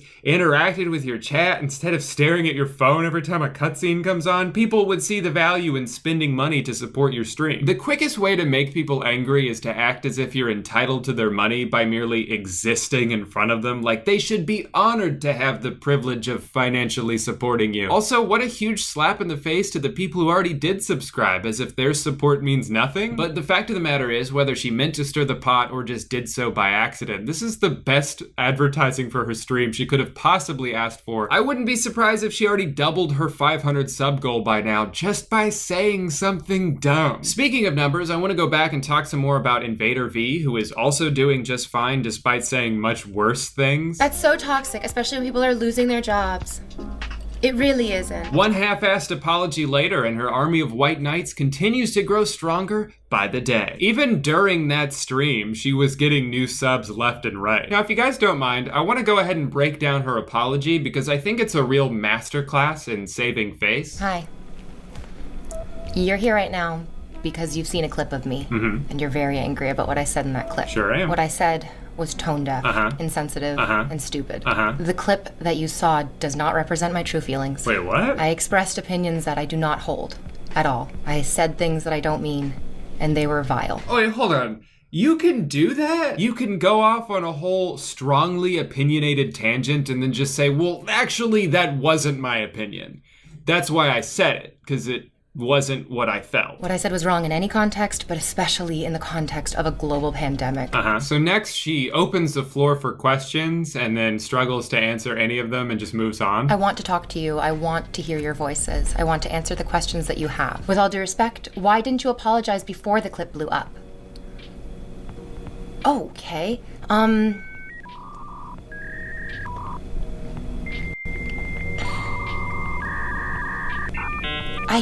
That's a difficult question to answer. I wish that I could talk about it all day and answer each and every one of your questions. You can. I wish that I could give you a satisfactory answer so that you could see who I really am. So do that. But that's not what this is about. That's not what this apology is about. It's not about apologizing. I'll BRB. Just give me a quick moment, everybody. And that's the whole apology. It was like 8 minutes of her saying she didn't actually mean what she said, and she wants to take this opportunity to learn and grow from it, which is why she's gonna spend the next 3 hours ignoring questions and acting defensive. Great memes in chat, everybody. I like seeing the same 5 comments repeated 800 times. It's so funny. It took her like 4 days to apologize and then about 10 minutes for her to get mad at everyone for bringing it up. I think this person's comment that I saw kind of just sums it up perfectly. So at this point, I was pretty invested in the situation and I had to dive deeper, especially when she said this. Thank you, Upright Lion, for understanding that an entire person cannot be summed up in a 30-second clip. That's an important detail to point out. See, V wants us to think that all of her fuck-ups were contained within that one 30-second clip that went viral. However, that's not true, and I know that because for some reason the VOD from that stream is still up on her channel. You can still go watch the entire thing. Don't worry though, you don't have to do that because I have nothing going on in my life and I already did. It starts off small with some not so subtle guilt trips here and there. How are you doing, V? I would be better if you subbed to me. Sometimes I just listen to you while I'm working. Dan, I hope that while you're working extra hard and you're cashing in that fucking money, you also throw a sub my way. Thank you all of you for subbing. Thank you all of you for being reasonable people. But as it goes on, it gets more and more manipulative. Well, yes, streamers do provide hundreds of hours of content for free. If anything, you do owe them. They don't really owe you anything. No. That's not true. Nobody owes you anything. People watching your stream, they're watching the ads before your stream. They're boosting your stream in like the rankings just by being there. The more viewers you have, the more likely it is other people are gonna see. They don't really owe you a subscription. Twitch is a free platform. If they wanna watch you for free, they can. And what she said is especially false too, the other way, where it's like once people are giving you money, they're paying a subscription fee to enable you to make content, you do owe them now. You owe them the content that they paid for. But as bad as that statement was, it only gets worse. That's so toxic, especially when people are losing their jobs. It really isn't. And if you believe it is, then I imagine that you simply don't understand how this platform works. And I encourage you to get more perspective. How can someone be so wrong and so condescending at the same time? At this point, even her fans, the people who were watching in this moment, started questioning her logic, but she would not back down. She would not admit that maybe she's wrong. Some people work and struggle and they don't have $5 still. You're obviously not the person that I was speaking to. But you seem so self-centered that you thought I was talking specifically to you. I wasn't. I was speaking to the group, honey. These are exquisite contributions to a very good conversation. And these people in chat who are making these comments do not appear as immature, childish cheapskates whatsoever. They're just sitting here masturbating as hard as they possibly can, as quietly as they can, because their parents are in the next room talking about how disappointed they are in them. And they're like, why would I ever pay for this when this slut's giving it away for free? What the fuck? The best part of that clip is what happens right after it. She's just sitting there giggling at her own hilarious joke, and she stops to look at her phone and I think sees a text from someone who's probably like, dude, what the hell are you doing? Oh my goodness. That instant shift in her facial expression is priceless. But it doesn't affect her for more than a few seconds because then she goes right back to her echo chamber where she has no reason to believe that she's saying anything wrong. Most of her audience is not fazed at all by this. She could probably be beating them to death with a shovel and they would still just comment on how hot she is. I think I love you. And the ones who are challenging what she's saying are far outnumbered by the people who are commenting things like this. I've never watched a person that's so nice to people that they don't even know. Wow, you are so nice. What? Are we watching the same stream? It doesn't matter though. She's so confident in her ability to mentally overpower her loyal horde of simps that she can just blatantly contradict herself. Well, I never said if you don't have $5 for me, you should be out there working. I didn't actually say that. If you don't have $10, you probably don't have time to watch Twitch because you should be working. But you did say that. No, worst gamer ever. You definitely heard that, but that is not actually what I said. You should be working. I didn't say if you don't have $5 for me, you're irresponsible with your money. I'm so irresponsible with my money. I didn't say if you don't have $5 for me, you're irresponsible with your money. If you don't have $5 to sub to a Twitch streamer that you watch, you're probably irresponsible with your money. Could have just deleted the VOD and I wouldn't have been able to edit that together, but that's your fault. Her argument doesn't end there though. She really wants you to give her some money. So she starts comparing her stream to the cost of other things to show you how valuable it is. It's less expensive than a Netflix account, and you're not stuck with a number of screens. If you pay for one Twitch subscription, that goes against that will transfer to every platform that you want to watch Twitch on. I'm sorry guys, 1 second. Hold on, I just gotta be around here somewhere. No, it's not. Huh. Sorry guys, I was just trying to find the logic here. Your subscription is more valuable than Netflix because people can watch you on multiple devices? Last time I checked, Netflix has like 1 billion movies, doesn't beg me for money, and there's no free version of it. I can watch your stream for free.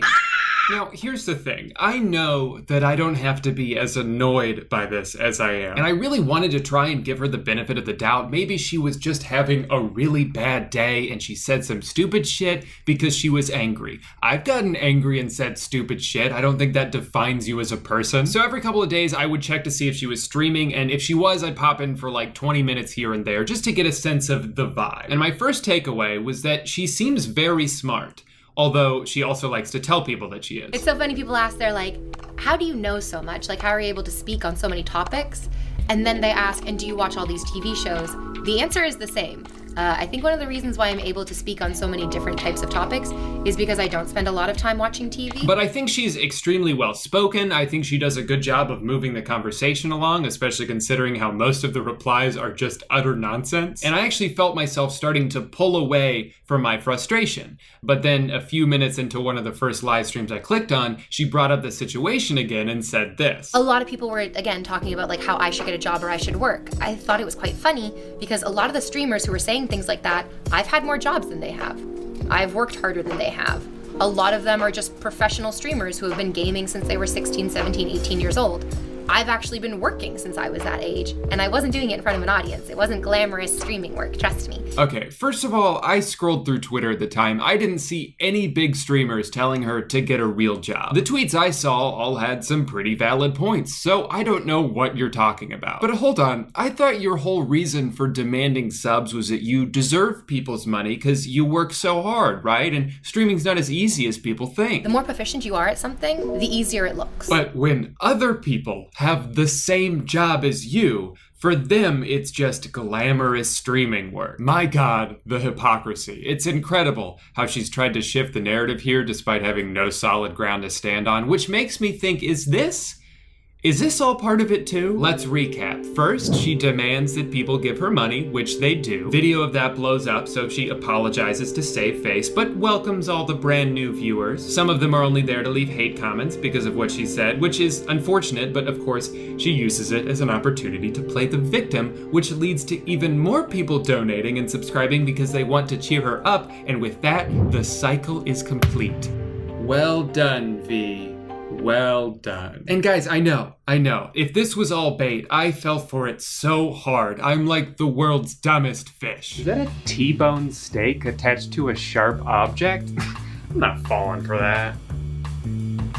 But I do like steak. In conclusion, don't do this. Don't try and guilt people into giving you their money, and don't berate them when they give you a valid reason why they can't. If people want to support you and they have the ability to support you, more often than not, they're going to support you. Also, guys, seriously, don't go and harass anyone that I talked about in this video. If you're mad, I get it. I'm mad too, clearly. But I'm giving you an open invitation now to just vent about it down in the comments. But please don't go to someone's live stream and comment inflammatory shit just to try to get a reaction out of them. That's not cool. To end this video on a positive note, I would like to shout out some of my favorite streamers because I do watch Twitch almost every day. Number one, Chris Melberger. He's the GOAT, in my opinion. He's so consistently entertaining. Eddie, Gus, Jake, they're all streaming pretty regularly now, and I think they're killing it. Not just because they're my friends, although that's definitely part of it. Jenna and Julian are always great. Thomas Middleditch is on Twitch now. What the hell? I love that guy. Also, if you haven't, go watch his Netflix special with Ben Schwartz. It's the hardest I've laughed in months. There are so many wonderful people on Twitch, and I hate that the ones who abuse it might lead people to think that it's just a cesspool filled with greedy assholes, when really that's the minority. But anyway, stay safe out there.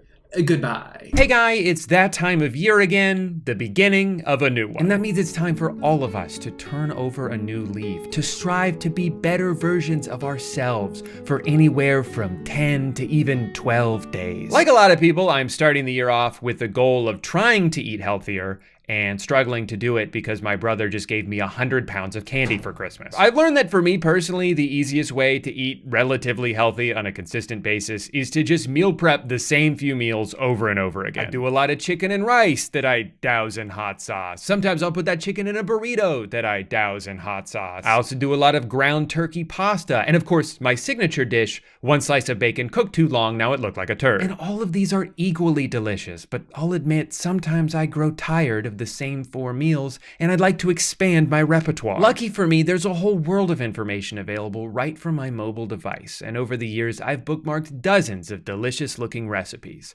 There's just one problem. I've never actually cooked any of them. I have a whole folder of saved recipes on Instagram that I add things to constantly. I don't think I've ever even opened it. Gun to my head, I couldn't tell you one thing that's in there. So my goal for this video is to not just pretend that hypothetically one day I might cook something that I see online if all of the ingredients fell right into my lap and someone preheated my oven for me. No, I'm cooking everything I see. I don't care if it looks good. I don't care if it looks disgusting. For the next week, every time I see a recipe online, I'm gonna stop whatever I'm doing, drive my ass to the store, and come back home and make it. I might even eat it too. Let's make these crispy Parmesan broccoli sticks. Peel your stalk and slice into fry shape. Coat them in a mixture of olive oil, grated parm, garlic, and lots of spices. Dip the flat side into freshly grated Parmesan and bake for 15 minutes. Okay, so technically I already saw this before I started making this video, but I still want to make it because I only found out recently that you can even eat that part of the broccoli. I've just been composting it every time. Now, is some of its nutritional value lost when I smother it in oil and cheese? Yeah, probably a little bit. But Parmesan literally has protein in it, and that means it's good for you. I've never peeled this part of a broccoli before. Hope I'm doing this right. All done. Olive oil, garlic. I don't know what spice that is exactly. I'm just gonna do like some paprika, which is way too much, and some more garlic. I'm gonna use a glove because I have sensitive skin. Where are all my sensitive skin heads at? Never mind. Oh yeah, now we're talking. Look at that. Dip the flat side into freshly grated Parmesan. I'll get what I can on there. I'm definitely about to run out. I've only done like 3 of them. All right. Probably could have used some more cheese, I'll say it. What is it? Broccoli. Oh, it's broccoli. Yes, broccoli stems with a bunch of crap on them.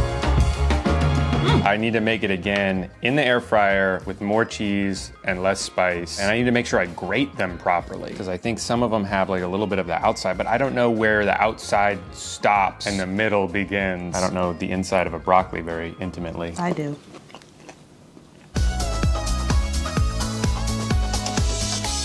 Okay, so I have an experiment. I have 2 starters going on here. This one is named Thunder, and this one is named Lightning. And then I fed it for the first time this morning because it doubled in size, and now, even since this morning, it's grown about this much. And then Lightning over here, this one hasn't grown yet. I just started this one this morning. So I'm excited to see how these turn out. I'm 5 days into being back in a calorie deficit diet, and I have yet to have a pizza omelet. They're by far one of my favorite low-calorie meals. Okay, I guess I'm gonna make upside-down egg pizza for breakfast. That wasn't on my 2025 bingo card. Oh wait, it actually was. Seminole Hard Rock Tampa is excited to bring you live craps, roulette, and sports betting. This is a very precise recipe. He said 15 pepperonis, not one more, not one less. 14, 15, 16. Guess that'll just be our little secret. Okay, mine aren't really flat like his. It's like they don't want to be cooked. Oh yeah, this is looking like a pizza now. Shit. I feel like I need a 3rd egg in there. Wow, I'm really bad at this. I just went to Italy a few months ago, and let me tell you, this right here, this is pizza. I guess I have to judge its doneness based on how much it jiggles. We got a little bit of a jiggle left, so we're gonna cover for a little bit longer. I guess my worst fear is because I have to flip this eventually. What if it's like still really soggy and not done, and I go to flip it and it's just like raw egg all over my face and torso? I don't want that. Time for the flip. Nope. It's heavier than I thought it would be. Or what if I like, yeah, what if I just did that? Does it look as good as his did? No. But does it taste as good? How would I know? I haven't taken a bite yet. Oh no. That's not the face I wanted to see. This is the face I wanted to see. I mean, I didn't make this because I was like, oh, Amanda will love this. I made it because I had to. It has such a strong odor. I think it's pretty good, actually. It just tastes like an omelet. I mean, that's pretty much what it is. Nothing really to say about this. It tastes the way it looks. If this just had another tortilla on top and more cheese Hiding on its top, contents. yeah, it just looks really ugly. You don't like the way this looks? I just don't like the way it looks. It's definitely uncanny valley territory. It looks too much like a pizza, but not enough like a pizza. It almost looks like an AI generated pizza. Like it has this weirdly cartoonish look to it. I like it.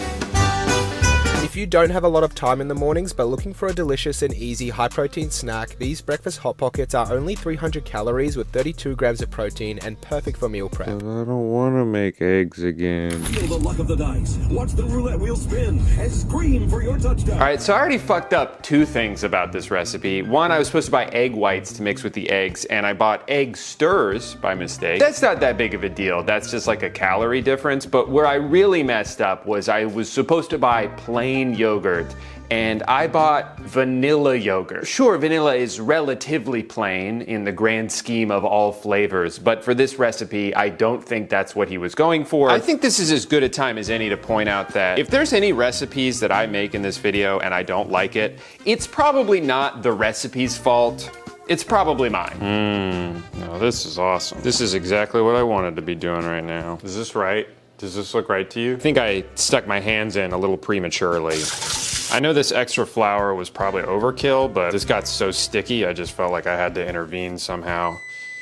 Not right now, please. Well, it looks like something. It looks better than it did 5 minutes ago. 1, 2, 3, 4, 5, 6, 7, 8. Wow, look at us. We're doing it, guys. Well, I'm doing it. You haven't helped at all. Just a nice, easy meal prep. This will make your mornings very simple. There's no way I'm gonna fit this many eggs on these. They're so tiny. What did I do wrong? Besides, well, most of the steps so far. I love 20 pounds of eggs. I love to look at it.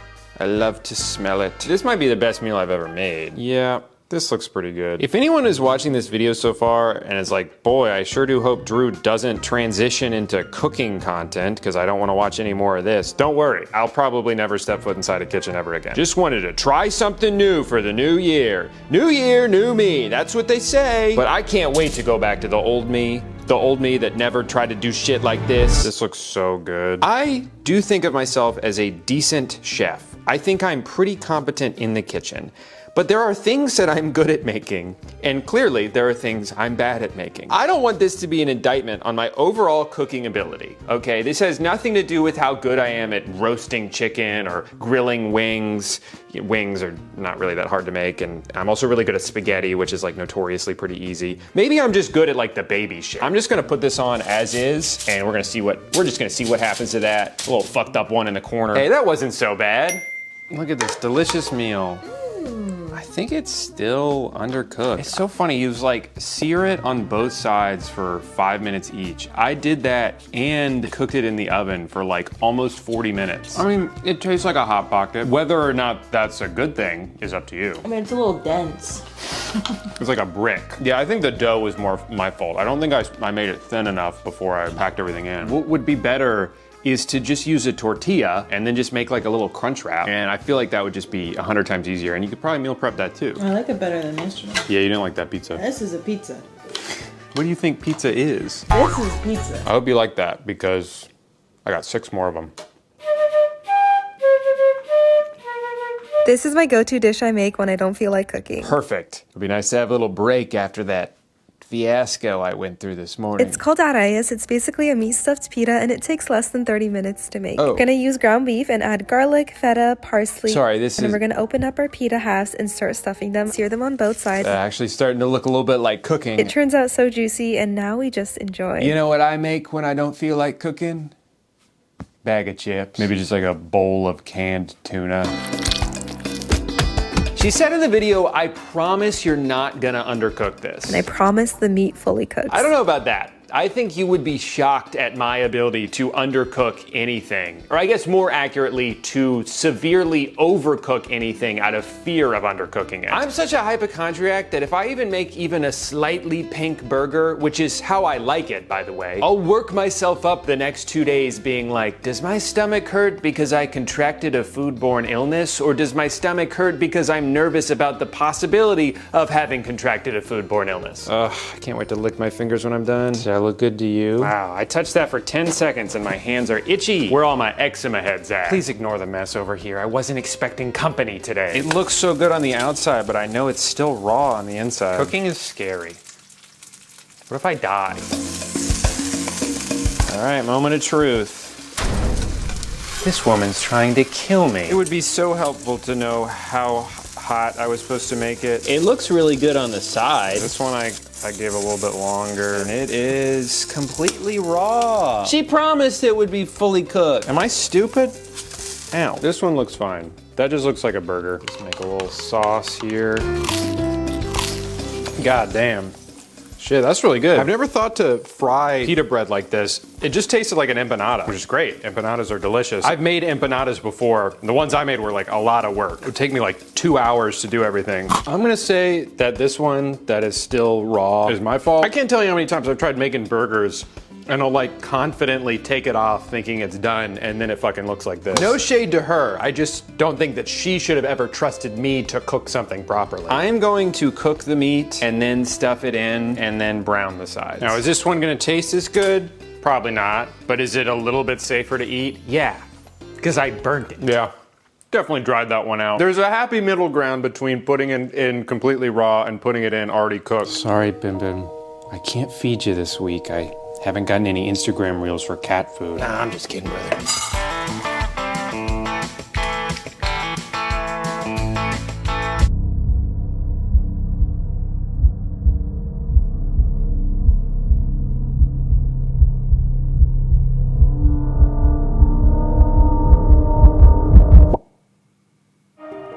Honestly, so far this challenge isn't as bad as I feared it might be. I'm stepping outside of my comfort zone. I'm learning new things. I'm actually pretty excited to see what's next. What the fuck? Dozens of questions sprang to mind as my eyes tried to make sense of what they were seeing. Questions like what? And why? But for the sake of this video, the only one I really needed to answer was how. So I enlisted the help of my friend Internet Shaquille, who you may know from his cooking YouTube channel or from the only Vine of his I could find on this website. Dunkin' Crumpers? He responded almost instantly with an answer that would have taken me weeks to figure out on my own. It's cheese. Really wet cheese with pistachios in it for some reason. He even found a website to buy this exact concoction from, but that, of course, would be cheating. I needed to make this on my own. Without access to pre-made mozzarella curd, I would need to order citric acid and animal rennet, two things I definitely knew existed before this week. What the hell am I doing, man? But first, a short commercial break. I've been procrastinating this all week, pretty much. I think the part that sucks the most is I love mozzarella. The idea of making fresh mozzarella sounds delicious. The videos I watched, they make it look delicious. But I have to go through all this work to make it, and then at the end, stuff it with a bunch of Italian bologna and pistachios, all because of some dumbass Instagram reel. Well, let's get started. I found this very nice Irish lady on YouTube whose recipe I will be following for this. I love this video because she gets increasingly more excited as it goes on, and it's infectious. Now I'm excited. Look at how gorgeous those cheese curds are. Oh my gosh. This is so exciting. I'm so nervous that the largest pot I have is not gonna be big enough for this. Oh my God. Oh my God. Close call there. I just want to drink it. That's the problem. The real challenge of this recipe is resisting my primal urges. Using a thermometer, stir your milk frequently until it reaches 90 degrees Fahrenheit or 32 degrees Celsius. I do have a thermometer, but I don't have a nifty thermometer holding device. Wait, what am I talking about? Of course I do. It's called my hand. Anyone else's mouth watering, or is that just me? Yeah, check out those lumps. All right, 90 degrees. Remove it from the heat without knocking my camera over. Another burden in all of this is the need to film every step of it. Stir in the rennet mixture for around 30 seconds. All right, that felt pretty thorough. Gotta put the lid on. Come back in 5 minutes. Oh man, I'm really nervous about this. Okay, the moment of truth. Take off your lid and check if you have curds. And there you see it. It's a lovely wobble and it's nice and thick. This is exactly what I'm looking for. I am delighted. Well, that's not right. Okay, try keeping that covered for a few more minutes. Not really sure what I did wrong there. The most recent comment on this video is, well, I fucked that up. I mean, I'm using the same rennet. Sets in 30 to 45 minutes. It may take longer. Maybe 5 minutes isn't enough. I might need to give this like half an hour. Pretty similar. It's supposed to basically be a solid at this point. I'm supposed to like slice it. That's why it's so much easier to just never do anything you've never done before. All right, well, it's been an hour. Oh my God. It worked, I think. I just went to the store to buy new milk thinking I was gonna have to do a second batch. This is so exciting. I am delighted. Okay. Not quite as thick as I thought. Shit. I think I can still make this work. Whatever big curds I thought I had, they have not materialized. At best, this looks like cottage cheese, but even that, it's like runny cottage cheese. I thought I had such big curds, man. What happened to my curds? Just look at how wobbly and jiggly it is, just like the way you see fresh mozzarella. We are going to squeeze our cheesecloth as tight as we can to get out as much liquid as possible. It doesn't feel like mozzarella. I'll tell you that right now. I mean, this is purely just liquid. I mean, she had a pot full of curds. I maybe have a fistful. It's like if you poured a bunch of rice into a pool and then tried to fish it all out. Just soldering on as if every part of this process doesn't look completely wrong. Place the curds in your hot whey for 10 seconds. After 10 seconds, remove the cheese and stretch it as much as you can and fold it over on itself. When you're done, create a smooth ball by tucking the edges underneath and kind of shaping it in your hand, just like the way I'm doing. Look at this scene. This makes me so happy. I feel like I'm in the countryside in Italy somewhere. There you go. That's it. That's all our hard work paying off right there. This is exactly what I was going for. Absolutely gorgeous. How's your bread doing? I think I killed him. These low-calorie and high-protein pepperoni pizza pockets are the perfect snack you can easily meal prep to take to work or school and can be stored in the freezer for weeks. For the first time in my life, YouTube Shorts actually did something good for me here. Most of the ingredients you need to make this, I already had from that egg pizza the other day. My dumbass just rolled up to the checkout line at Publix with 2 things in my cart. They laughed me out of the damn building. Also, for your guys' benefit, I went ahead and did the boring part, and you get to watch me attempt to mash all of this crap into these tiny little tortillas. He does this sort of like triangle fold. Okay. Yeah, that kind of works. Wait, how does he close them? I got 2 cameras right now and neither of them are pointed at what I'm doing. So then seal it at the top. I will say, this one's kind of fun actually. Maybe cooking's not so bad after all. It kind of looks like an ice cream cone, huh? My only concern so far is they're not really staying closed. I didn't really do that part very well. And now I'm just getting my fingers all greasy for no reason. I also made some of them way too fat, I think. A lot of things I could have done differently here, but too late. Gotta put it in the oven. I don't know if it's just because I'm really hungry right now. But this is probably the best thing I've made so far. I didn't really get it to seal over here, but I don't think that matters that much. I honestly like this a lot. Really, the only remaining test is seeing how much acid reflux I get in about 2 hours. A lot. Let me show you how to make some incredible crispy beef tacos. These came out ridiculously good. No, please don't make me eat a delicious taco. This challenge sucks. He wasn't super exact with the measurements. He did say 1 onion, but then just kind of threw in a wad of beef. Looked like maybe 2 pounds. I got 1.5. Hope I didn't fuck everything up. Make your own taco seasoning, it's worth it. I made the seasoning mix myself. Why are you looking at me like that? You think I just bought one from the store? You don't know anything about me. Ow. Ow. Ow. Wish I had longer tongs. Wish I could be like this far back so it would stop burning my fingers. Oh yeah. That looks pretty good.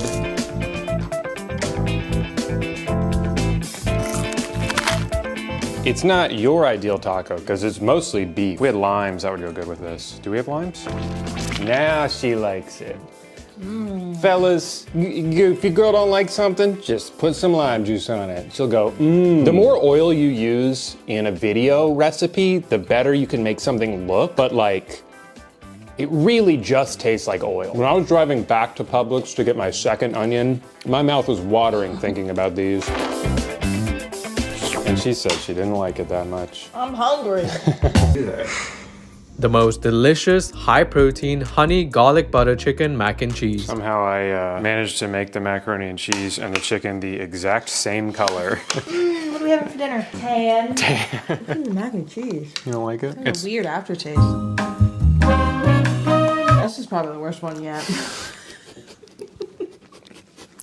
Not good. I don't know what I did wrong. I think it's just the taste of the cheese. I don't like The pasta tastes really funky. I get a lot of YouTube shorts or Instagram reels that are like, here's a low-calorie version of a food you like, and they, you know, sub all of the regular ingredients for low-fat or low-calorie version. And the whole goal is to make it look like the food you like. And this looks like it would be good mac and cheese. The chicken, maybe not so much, but this looks like it should be good, but it doesn't taste right. It tastes so funky. I think mac and cheese is just one of those foods where you either need to go all out and just have the creamiest, butteriest, cheesiest mac and cheese that you can, or just not have it at all. God damn it. No, I can't go out like this. A full week of trying new meals and this is what I ended on? Some stupid little mac and cheese crap? Hell no. I needed to go out like a man. I needed to eat a meal made for a big, strong guy like myself. And that's when I found the perfect recipe. Spicy noodles, 2 cans of Vienna sausage, chorizo, 2 huevos, and some pickles with 3 scoops of peanut butter. Now this is what cooking is all about. All my favorite foods all in one meal. An entire day's worth of calories just sitting in a bowl I can slurp up like a dog. What do you say we dig into this bad boy, huh?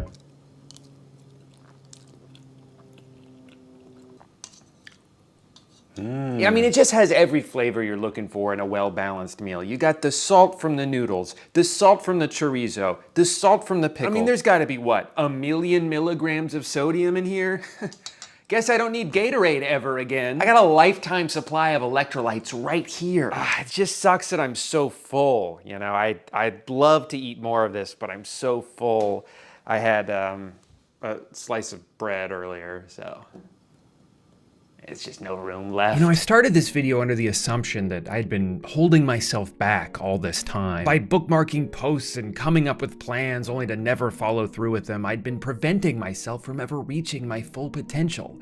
I now know that I was wrong. You see, every time you actually make a recipe you see online, you're robbing yourself of the hypothetical version of it you'd created in your mind, replacing it with the real version that requires infinitely more work and almost always tastes worse than it did in your imagination. YouTube Shorts recipes are purely entertainment and should never be recreated by anyone. I went into this video thinking I needed to spark some sort of change in my life, move on to the next step of my evolution as a human being. But what I learned is that was never going to happen. New Year's resolutions are for people who want to change, and I just don't. Changing is hard. Growing, nearly impossible. Whatever skills you learn by the time you're like 25 are the only skills you'll ever have. And as your body begins its slow but inevitable process of deterioration and your motor skills decline a little bit more every year until you die, remember this: it's too late, and you should have started sooner. Thanks for watching. No, I'm just kidding. That would be an insane way to end this video. My actual takeaway here is it's good to step out of your comfort zone, and even attempting to do so is cause for celebration. Don't beat yourself up if you're bad at something the first time you try it. Just learn from your mistakes and do better next time.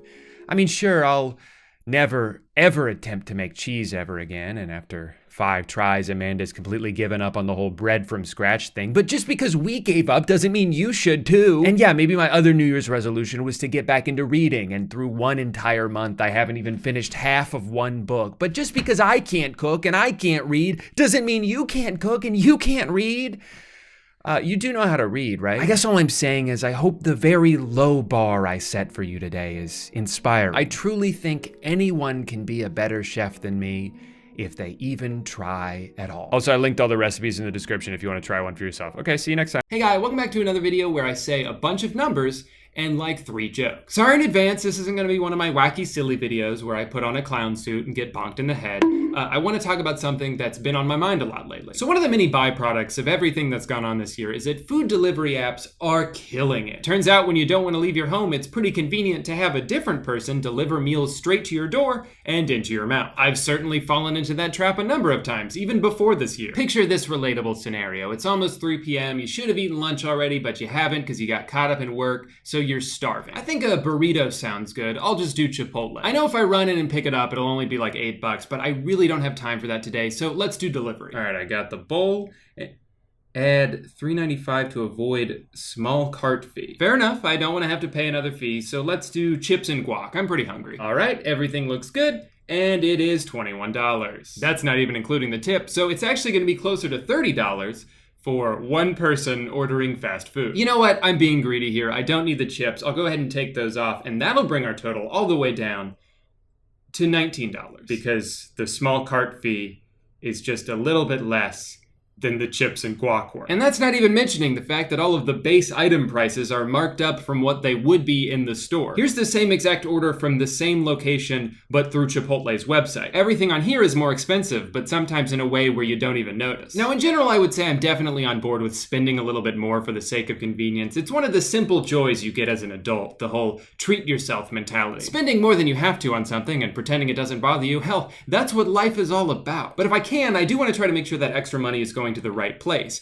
Giving a big tip is always nice because I know that's going straight to the person who needs it and who's working hard to earn it. Paying a delivery fee, a small cart fee, and a nebulous service fee, which can add up to almost double the cost of the meal and all go to a company that's acting only as the middleman, is not nice. And that's all working under the assumption that the service itself is actually good. How many times have you tried to Postmate something and they mess up your order, or it arrives cold, or they send it to the wrong address, mark it as delivered, and then your neighbor won't answer the door when you go and ask for it back? I wish that number was 0.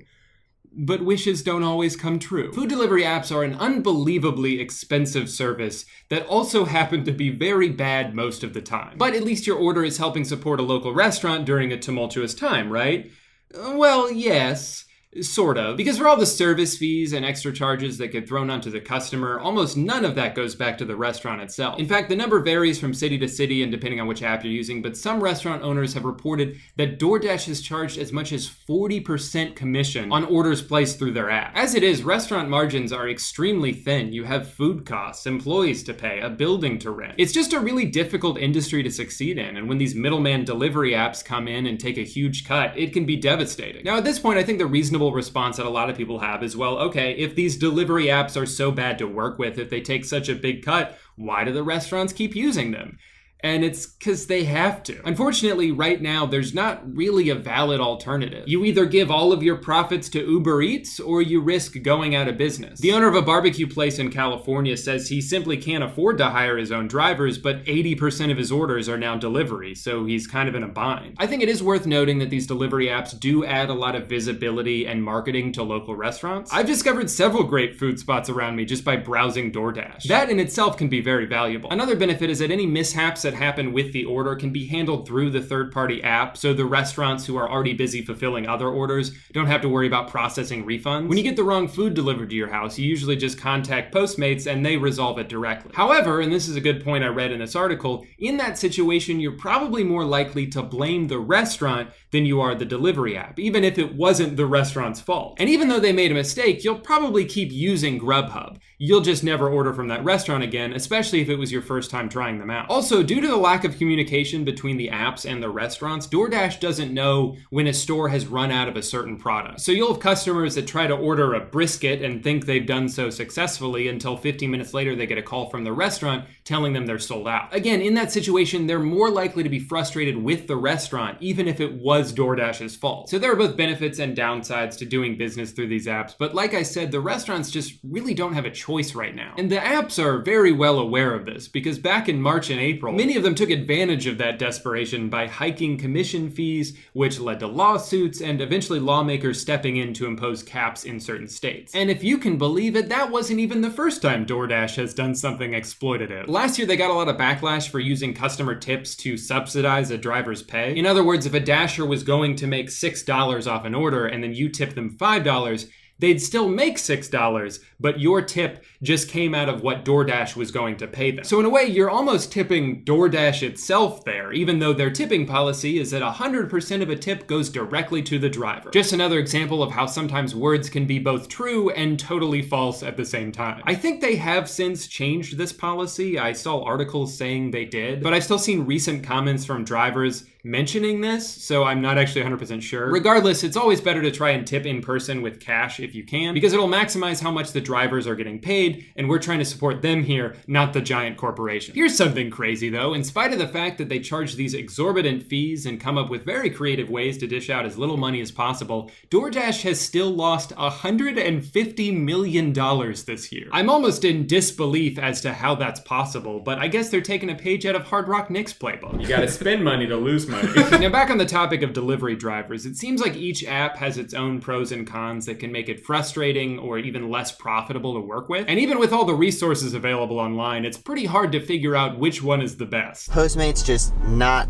cutting it. Okay, so Postmates is the worst one. With all things said, Postmates is the official winner. I mean, Postmates is the best one. Number 1 is DoorDash. Or sorry, no, DoorDash is the best one. This is my first experience with DoorDash. It was alright. The best one at sucking, I meant. It's actually very bad. I like DoorDash a lot better. DoorDash is very good. I'm actually getting pretty frustrated with DoorDash. Oh no! DoorDash for the win. That's true. It seems like the most consistent issues that drivers have is the lack of transparency coming from the apps. Whether it's not knowing how much you're gonna make from each order, or how the commission structure is even split up. It can also be even more annoying than that. Like for a long time, Uber Eats wouldn't tell the driver where they had to deliver the food until they had already accepted the order and gotten to the restaurant. So then you might end up driving for like 40 minutes just to make enough money to pay for the gas you spent on that trip. And then with DoorDash, another issue seems to be that unless it's busy in your area, you can't just hop in your car and start driving. You have to schedule your hours in advance, which can be not ideal. And it removes one of the main appeals of working for these companies, which is the flexibility. And on top of everything else, since these are such massive companies, it can be extremely difficult for drivers to get in contact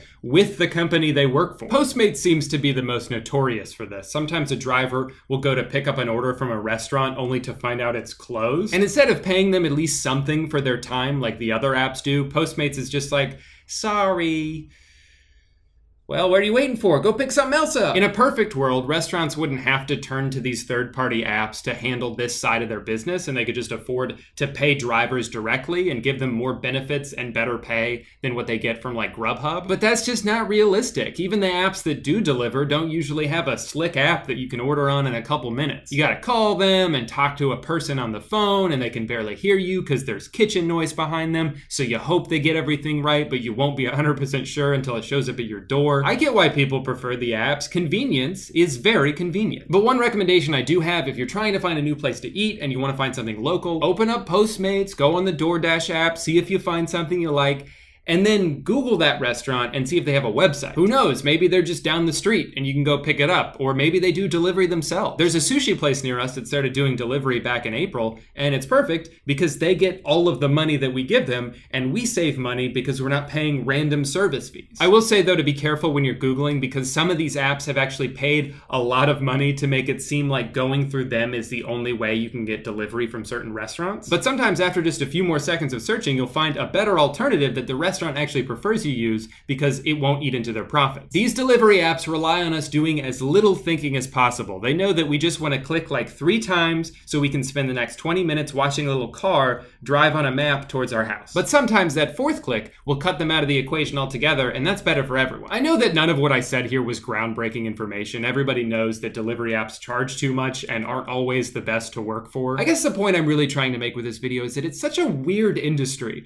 because it's absolutely necessary, and yet no one's really benefiting from it. The consumers need it, which is why we're willing to pay extra service fees. The restaurants need it, which is why they're willing to pay extra service fees. And the delivery apps profit off both of those things while somehow still losing millions of dollars every month. Maybe a lot of this will level off eventually, I don't know. I'm sure a lot of that money goes to marketing. If you've ever seen a commercial that seems to be just for food in general, it's probably DoorDash. But another big chunk of their profits went towards something highly controversial, which was convincing Californians to support a legislature that lets them avoid treating their drivers like employees. I have seen drivers on both sides of this argument. A lot of them say they should deserve benefits like employer health insurance and paid sick leave, while some of them don't mind being treated like a gig worker because it comes with so much flexibility. Regardless, when a bunch of companies spend $300 million on propaganda so they don't have to treat their drivers better, it's kind of a red flag. And between that and the opportunistic price gouging, it makes it really tough to feel good about supporting these apps, especially when, like we talked about, you have to pay more money, the restaurants have to pay more money, and these delivery apps might all go bankrupt anyway. I guess I shouldn't be totally surprised. There's this whole side of Silicon Valley that I will never understand, where you have a company that's valued at $12 billion,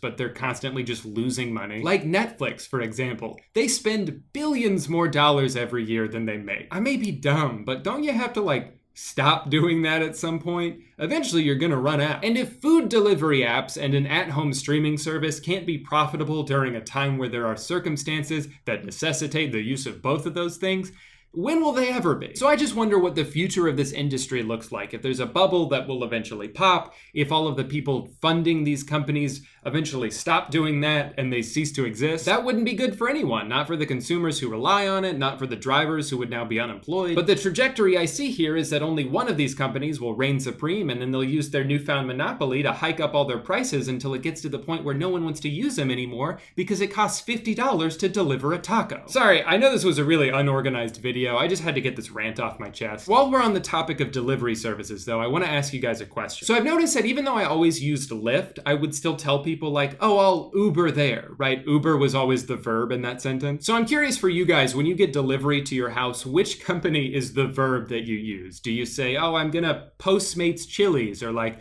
I Grubhubbed Red Lobster?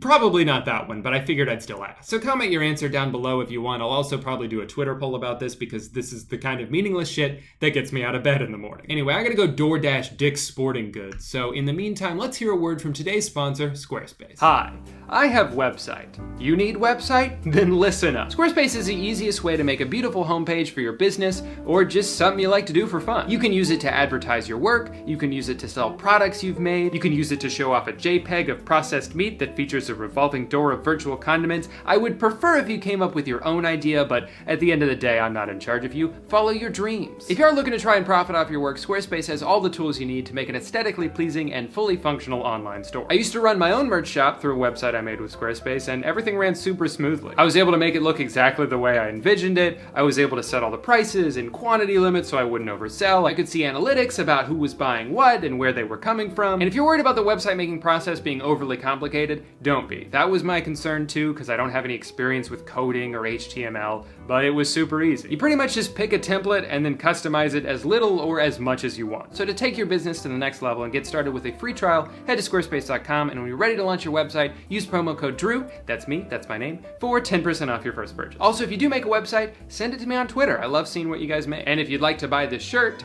and give your family nightmares this holiday season, you can do so at pictureofhotdog.com. Anyway, thank you to Squarespace for sponsoring today's video. Now back to my stunt double, who has not been doing very many stunts lately. If you want me to do a stunt, then write one into the video. Sorry, guys. Ooh, sounds like my dicks just got here, so I'm gonna go play with that. Thank you all so much for watching today's video. I hope you all had a wonderful holiday weekend. Maybe you didn't get to spend it with your family this year, but sometimes that's okay. It's officially Christmas season now, which means I will be back soon with a fun idea that I came up with for a video. In the meantime, if you're watching this video the day it came out, I currently have a Cyber Monday sale going up on my merch store. Lots of deals on there that you can choose to either take advantage of or fully ignore. But that's it. See you next time, and Merry Christmas.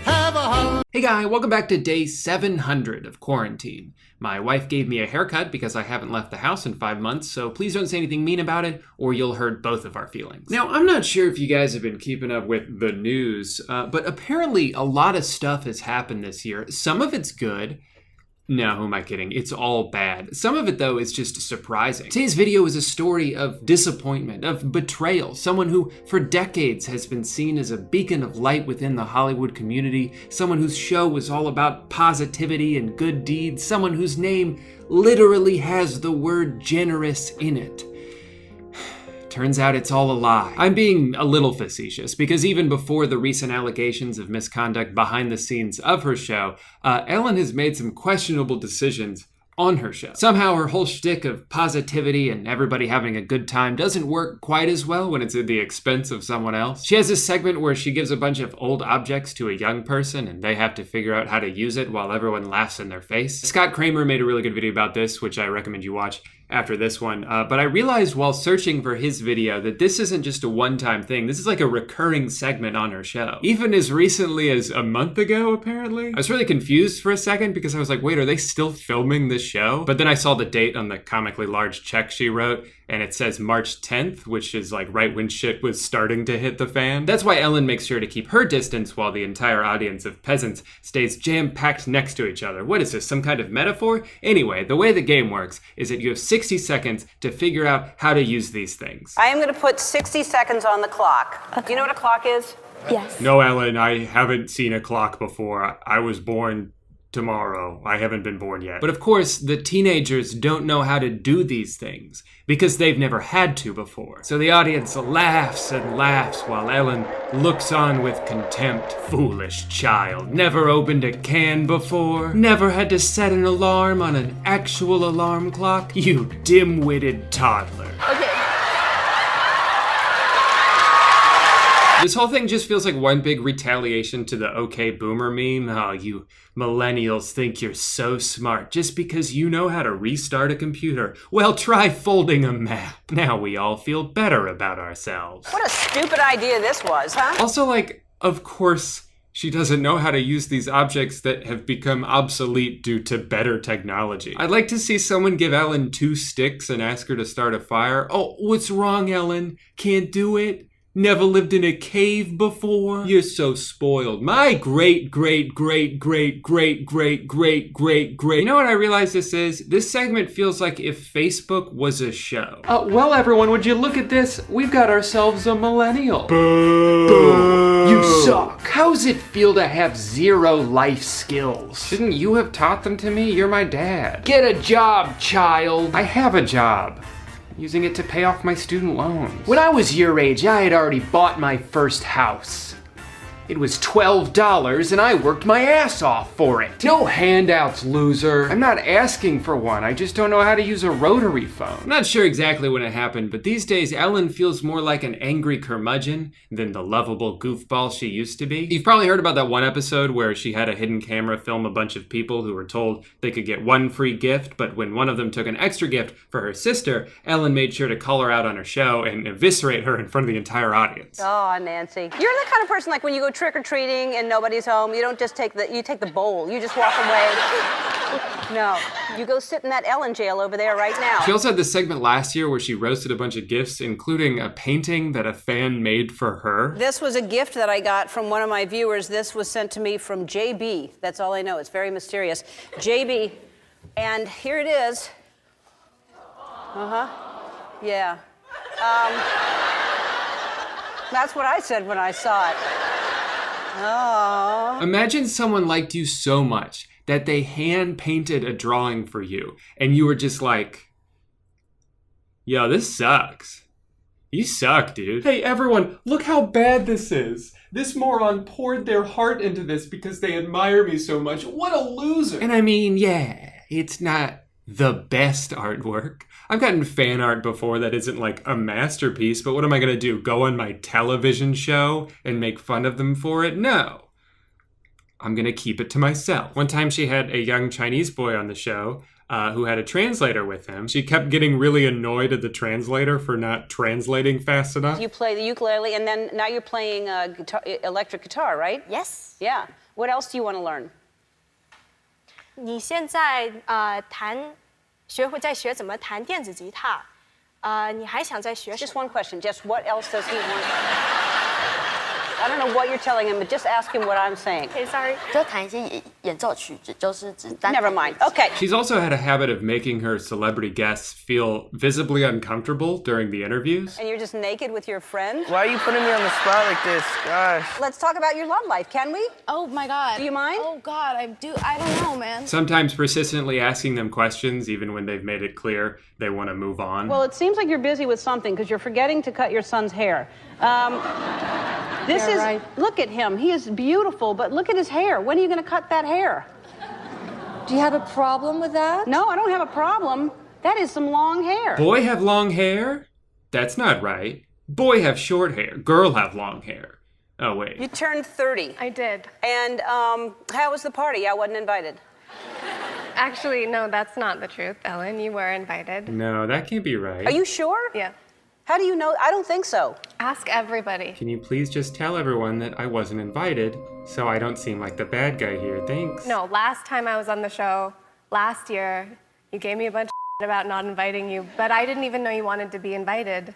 Well, who doesn't want to be invited to a party? Well, I didn't even know you liked me. Of course I like you. You knew I liked you. Tell everyone I like you.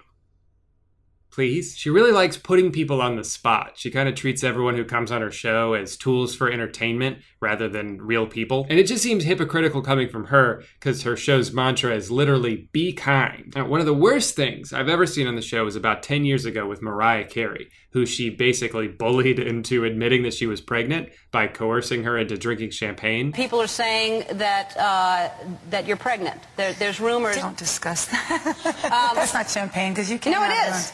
Is it really? Yeah, you want to taste it? I can't believe you did this to me, Ellen. What? No, Are you trying I'm to not just... going to ask you if you're pregnant This or not. is peer pressure. Do you see what Ellen is doing? This is peer pressure. She clearly was not ready to announce it, had no intention of announcing it, but Ellen just kept backing her into a corner because it makes for good TV. She wanted to be involved in breaking this story. So then fast forward 1 week, and Mariah Carey had to announce that she had a miscarriage. Now, I'm not saying that Ellen caused that. That would be ridiculous. But what she did do is force the situation into the public. Like, that's a traumatic enough thing to have to go through on your own. But now you have to admit publicly that you're no longer pregnant because a week ago your friend made you spill the beans on her talk show, and now everything is in the spotlight when you could have just dealt with this privately. And something about it just kind of feels gross to me, like, well, you don't want to tell anyone that, but I'm Ellen, so you're going to tell me, right? So that brings us to today, where there's no longer a dozen or so uncomfortable moments over the years. There's now potentially hundreds of accusations of misconduct, either by Ellen herself or by a producer on her show. Now, legal disclaimer, I don't know if all of these things are true. Maybe some of them are not. They're all just hearsay as of now and therefore have not been substantiated in a court of law. So take it with a grain of salt. I'm not making any of these claims myself. I'm just reading what other people said about her on the internet. So that should cover my ass, I think. All right, let's read it. She has a sensitive nose, so everyone must chew gum from a bowl outside her office before talking to her, and if she thinks you smell that day, then you have to go home and shower. This is a big one. You're not allowed to look at her at all. If you make eye contact with her, even on accident, then she will reprimand you and the entire crew as a group. When she's in a bad mood, staff members were highly encouraged by upper management to go to her office and do bits to cheer her up. She doesn't like a monologue someone writes for her. She throws it on the floor. Every day she picks someone different to really hate. It's not your fault. Just suck it up for the day, and she'll be mean to someone else the next day. Former producer claims Ellen laughed when staff were yelled at. This person almost got fired from their service job because she wrote a letter to the owner and complained about her chipped nail polish. Her former DJ, who was on the show, recently posted and didn't go into details, but said he can confirm that he was a part of the toxicity in the workplace. Now, some of that is just sort of your classic diva behavior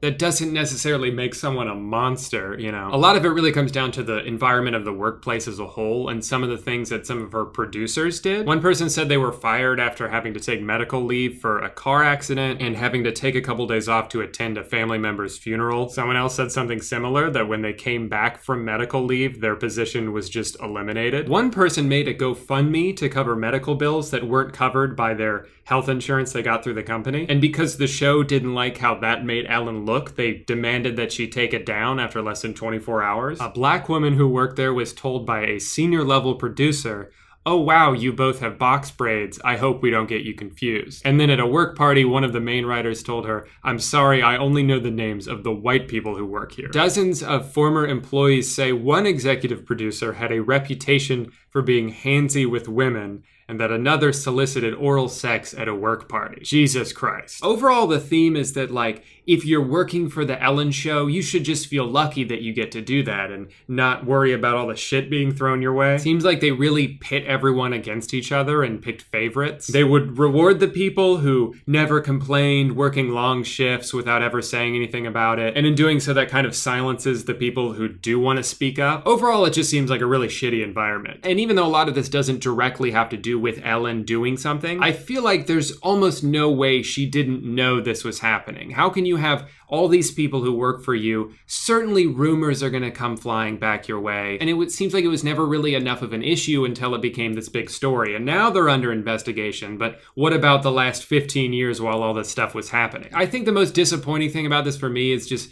when you find out that someone with a position of power is taking advantage of that power and doesn't give a shit about their employees. That sucks. When someone's going through their own medical problems, it's just like, well, they're not a very good employee anymore because they're off dealing with that. Let's just replace replace them and move on. Now, does a lot of this stuff happen in other industries too? Absolutely. People are very cutthroat when it comes to their businesses. This isn't new. But I guess I was just hoping that Ellen DeGeneres might foster a better work environment than Jeff Bezos. It's not a very high bar to cross. But don't worry, everyone. The celebs have started to come to her defense. There may be dozens of accusations of mistreatment, but Ashton Kutcher says that she was always nice to him. So it's like, who do I believe? There were apparently well-paid executive producers who were notorious for their sexual misconduct, but Jay Leno is friends with Ellen. So it's like, I guess everyone's just lying? There's something so ironic about celebrities coming to her defense when the accusations were never about them in the first place. No one was accusing Ellen of being mean to Ashton Kutcher. That's not the point. And I understand that if your friend gets accused of something bad, your instinct would probably be to come out and defend them because you've never experienced that yourself. But your positive experience with someone doesn't change a negative experience that someone else might have had with them. Help! This guy's choking me! I'll call for help. Wait. Brian? Kevin? It's so good to see you, man. Same, dude. It's been forever. What's happening? How have you been? So good. I sell blood on Facebook Marketplace. No way. I was gonna do that. Can you help me? Oh, I'm sorry. And you are? Being choked right now. Oh. By whom? By your friend Brian. Really? Brian, is this true? No. That's what I thought. Plus, Brian's never choked me before. How does that change my experience? I don't know. Brian's a good guy. I don't think he would do something like that. He's doing it right now. But I don't think he would. Just because someone's your friend doesn't mean they're a good person. What did he say? I don't know, he was kind of mumbling. So weird. And then he just falls asleep. What is it, bedtime? Yeah, it's like, good night. What a weirdo. Yeah. Hey, can you get out of my house? Now, it's worth noting that not every celebrity came to her defense. Some of them seemed quite eager to do the opposite, actually. Howard Stern came out and said she should just embrace it. Be a jerk. Be a punk? Wait, what does that mean? P-word. Oh, it's prick. I don't know why I didn't think of that. I guess it's because they use the word bitch just fine, but prick is where they draw the line. But Howard actually has a pretty good point here. I mean, obviously, I don't think any of the things that she's accused of are validated. Shitty behavior is shitty behavior, but what rubs a lot of people the wrong way is the hypocrisy of it. When you project this image onto the world of being kind and loving and charitable, but it turns out to all be a facade to make yourself look better, when in actuality, you're kind of a monster behind the scenes, that's worse than just unapologetically being an asshole. You reel people in with this fake persona and get them to fall in love with you, but you've actually been lying to their face this entire time. I guess it shouldn't be surprising to find out that a rich Hollywood celebrity is not as nice as they seem. If I had $1 for every time that happened, then I could be a rich Hollywood celebrity. I think what's so disheartening about it is that it's Ellen. I know that the red flags have been there for a long time. I know for a lot of people, the niceness always seemed kind of fake, but I was hoping she would be the exception. This is Dory we're talking about here. She was a childhood hero of mine. So many people have looked up to her over the years. She's made history, and this feels like finding out Mickey Mouse is actually a giant pervert. So now the show is apparently under internal investigation, so who knows what will happen next. She did come out and apologize, but all she really said was like, damn, that's crazy. I had no idea all that stuff was going on. Well, I'll make sure it doesn't happen again. The total lack of accountability kind of reminds me of that thing that happens a lot now where a senator will tweet like, someone's gotta do something about this. It's like, yeah, you do. That's your job. Like, I don't know if you guys have noticed this, but my YouTube videos have really gone downhill lately. Hopefully someone does something about that. Word on the street is that Ellen will probably have to be replaced, which is a shame because her show in quarantine has been so entertaining so far. There's nothing wrong with them. They're all not a corner, a callus in sight. No. But the good news is that means that the door is open for someone else. And this guy, Gabe, on Twitter had a really good idea. Get Eric Andre to replace Ellen. Keep show format the same. Also, don't change the name.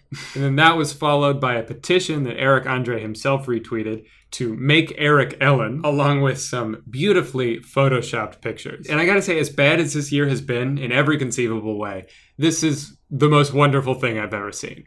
Also, I signed the petition. So to sum everything up, Ellen is mean, Eric is Ellen, and I have to go to the bathroom. So let's cut to commercials.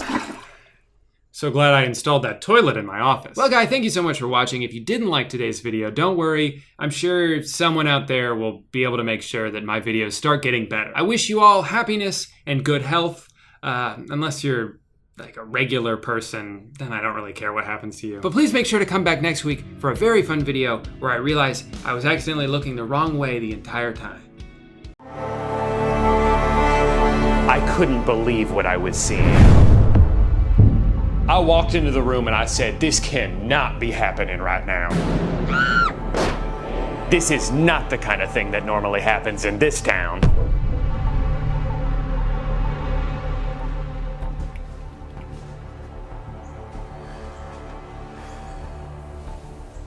Is it this camera? I look at this one? Okay. Why don't they just edit that part out? Can you tell us your name? My name is John, and what is your connection to Crazy Legs? Who? The serial killer? I don't know who that is. You don't? No. Is this for TV? Sort of. Sorry, we must have got the wrong guy. Yeah, I think you did. I work at Hobby Lobby. Whoops. Well, could you tell us about that? Oh, sure. So Hobby Lobby is sort of a knick-knack store. So they're just gonna interview him anyway? It's a good place to work because we have Sundays off, and I'm not like religious or anything, but I just don't like working on Sundays.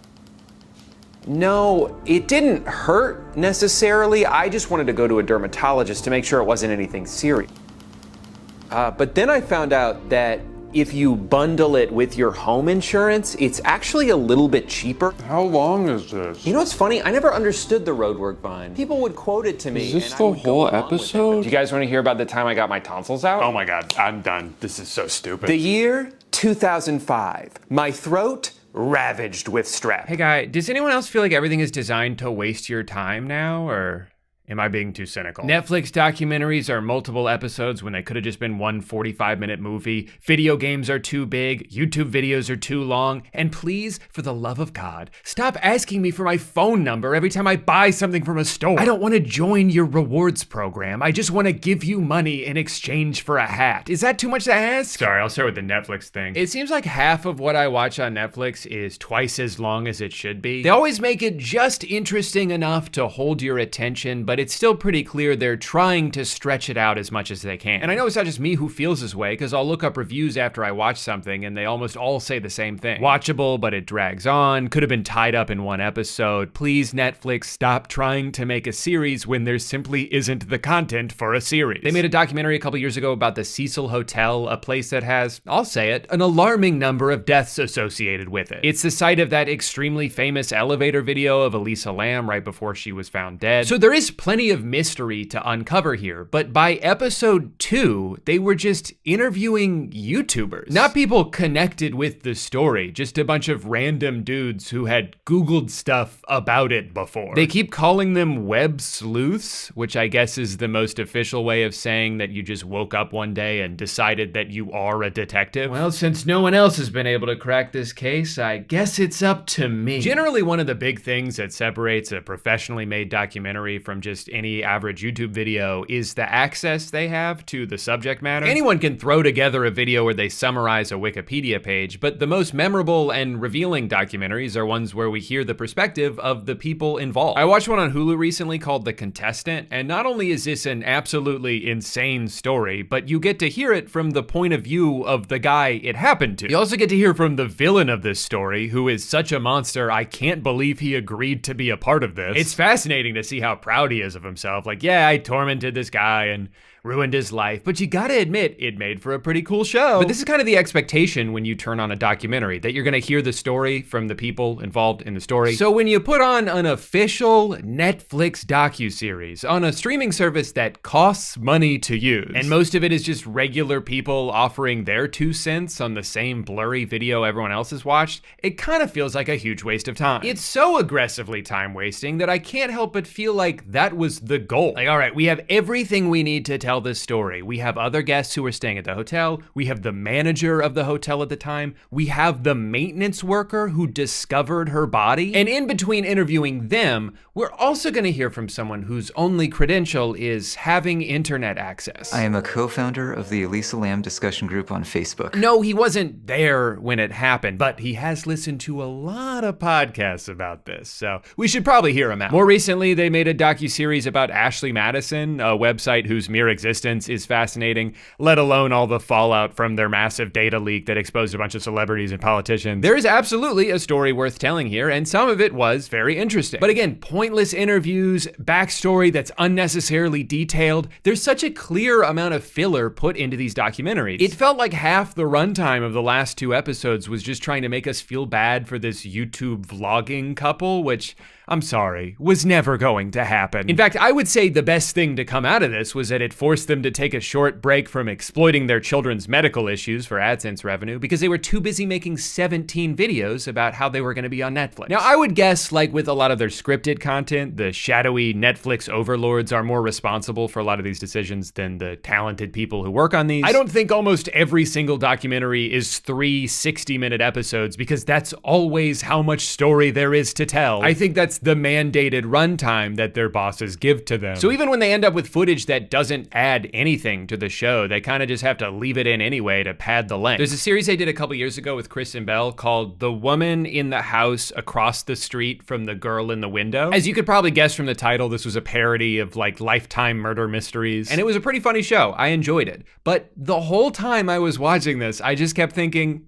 this should have been a movie. Why is this 8 episodes? Is it because they knew it would take me 4 days to finish instead of getting through it all in one night, therefore extending my subscription just long enough for them to make a little bit more money for me? You know, now that I hear that out loud, I'm pretty sure it's that. At this point, I just assume most of Netflix's decisions are made by an algorithm that prioritizes keeping people subscribed as long as possible and has figured out the best way to mathematically do that, even if it lessens the overall user experience. I think overall, Netflix is trying to do too many things at once. They want to make good shows, but they also want to make a lot of shows. And they want the shows to be longer than they need to be, but not in a way that would cost more money. And they need to move the plot along so no one gets bored, but not too quickly, otherwise the people who are looking down at their phones the entire time might get confused. She'd heard from so many showrunners who are given notes by the streaming channels that they say, this isn't second screen enough. The viewer is expected to be on their phone, kind of half doing something else while your crime drama or whatever is playing. And you just can't make it as complicated as you have because they're not going to understand it because they're only going to be half concentrating on your show. You know, when you hear stuff like that, it's actually not that surprising how often shows like Avatar would repeat the same information they just told you a few minutes ago. You're not supposed to pay attention when you watch Netflix. You're just supposed to put it on in the background so you have something to listen to while you make dinner. But like, if you're designing your content so that it's best consumed while half paying attention to it,